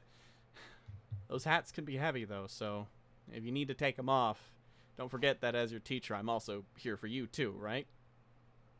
Yeah. I try not to make a habit of wearing two of them. Yeah, me. I want you to say it directly to my face with earnesty. The school is just dominating me today. If I need help, I will come to Martha Teach. Probably first, honestly. Oh, she kind of smiles at that. Thank you. That's all I wanted to hear. And I'll trust you to keep to that word. She kind of thinks a bit, too. I'm kind of tired of lying today. Oh. She kind of thinks about that, too. You don't gotta feel like you gotta lie to me, then. And I'm glad that, by the sounds of it, you're feeling like that, maybe? Yeah. I think I am. But I'm not quite ready to tell you just everything yet. But you trust me, right? Yeah. I trust you not to lie to me, even if you can't tell the truth, if you know what I mean. Yeah. Same goes for you. She thinks about that. You do that hypocrite thing that I do. I don't think I don't see it. She kind of tell everybody to do a bunch of stuff that you don't do. She kind of screws up her face a bit.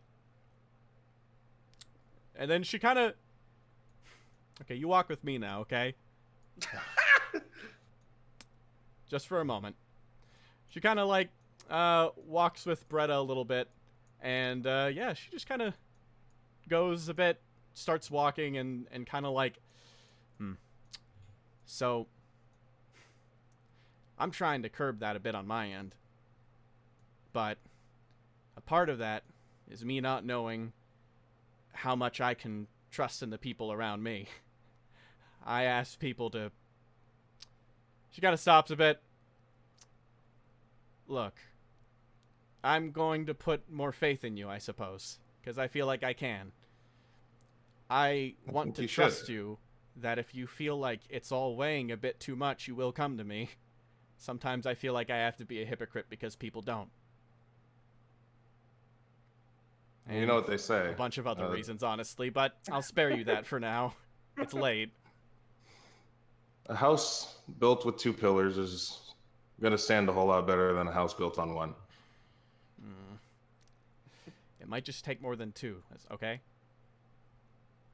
Yeah, I know. So, yeah. Don't let the foundations crumble on top of you. It's a pretty solid foundation. He's loud, but... You feel William again in your head. Brother, I lost the metaphor again!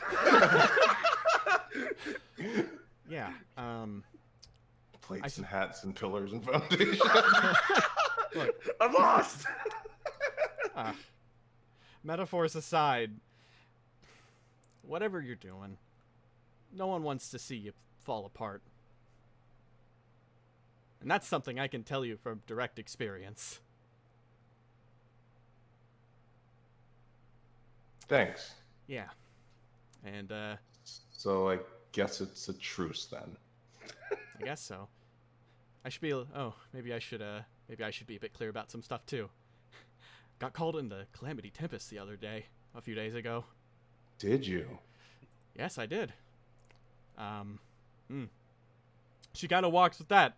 I think Teach is just going to relay a bit of that stuff, where she's just like, yeah, got called on. Oh, yeah, so, yeah, are you just going to relay exactly everything that happened? Generally, I'll do that since it's getting a little later, so we can get to the follow-up of that question. Yeah. Appreciated. Huh. Guess a lot of us...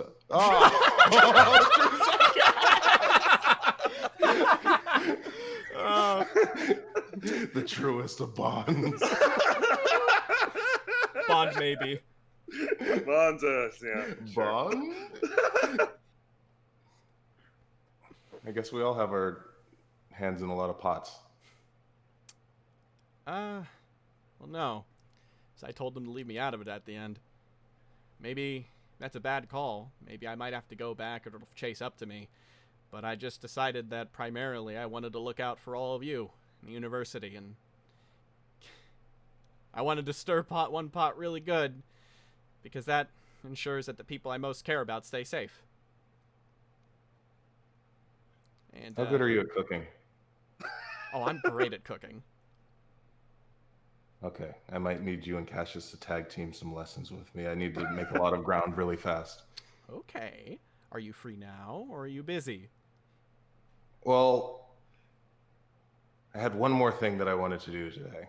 I've been doing a lot for other people today, and there's one thing I wanted to do for myself. She nods her head affirmatively. That's real good. So, she kind of gives you a nod. Please, go do something for yourself. Thanks. Teach.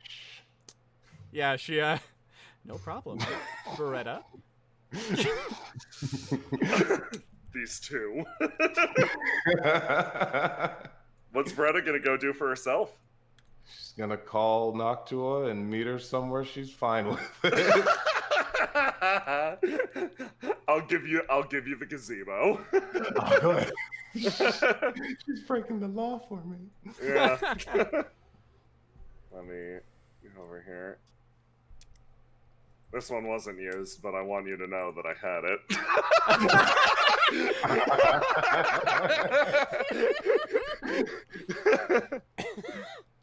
God. Oh boy.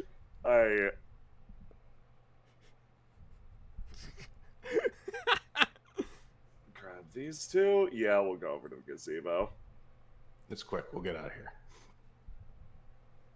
Hop over to University Gazebo. Go! Doink. There's probably some Zambos here or something. No, there's another Noctua and Beretta. Boop, oh, boop, good. Boop. This is not the night version. Is there a night version? I don't think It's there okay. is. The glitters are enlightening it. It's the glitter. Yeah, the glitter's really lighting it up. Yeah, Okay. we usually just put a filter over it. Yeah, we usually just put a filter over it. Okay, you go to the gazebo. I'm flattered you broke the law for me. She sort of shakes her head. I don't know. I think I have diplomatic immunity. That's technically true, which is the best kind of true. So, what did you call me here for? So, as you know, the Day of Veils is coming up, and it is one of the busiest days of the year for me. But I do a lot of things, and I do a lot of things for a lot of people. But this is one thing that I wanted to do for myself. This is me time, and it didn't go as planned, which I guess the best things don't. I wanted a cake, but I did get to find this. She walks over. Oh. And she gives her the seashell that she found on the way over to that meeting. Aw. You give Noctua a seashell. She seems taken aback. Noctua has a seashell collection. She takes it and quietly adds it. Oh my god, thank you so much. Draws back. Yeah. All those other dates are for other people. They're for Seliph and the Bunny Boys and whoever else I have to deal with. But as much as this one is for you, this one's for me too. Will you spend veils with me? She earnestly smiles. Yes, of course. Oh, though on one condition. Her eyes get serious again. You said that date for Seliph was for him. She leans forward. I think it would be nicer to him if you also made it for you, too. Huh. You've been talking to a lot of people lately. Noctua notably does not give a shit about the Bunny Boys. So of course I'll go to Veils with you. But I'm really happy to, and I'm really happy to help you as well. Please help Seliph too. I'll do that. She stops. That's right. Help Seliph by helping yourself. Yeah, I'm getting a lot of that today. She smiles at you again. Good. You deserve to hear it. Well, You need to walk back to your hotel? Mm-hmm. She nods. All right, let's not get caught. She nods and actually goes to hold your hand, and then you go, let's not get caught. And she's like, oh yeah. and then you two sneak run away. And with that, you disappear into the night. Beautiful. Two young students breaking curfew or whatever the fuck. Noctua to this day is confused why it had to be the gazebo and why she had to scale a fence. But that's not the important part. The important part is you have a date for Vales, and you also promised to make your other date for Vales more about you too. It seems like a lot of people care about your happiness, Beretta. And with that, we are going to call this session to a close. Thank you, everyone, for staying up and around. As usual, I am sorry it always goes late. I am trying. I am genuinely trying. I really am. I'm gonna do better next time. There's just so much good stuff. I'm so fucking sorry. Oh, boy. Without any further ado, let's get straight to the fan art. Yes, I will end YouTube stream. Everyone say goodbye to YouTube. Everybody say goodbye to YouTube. Goodbye, YouTube.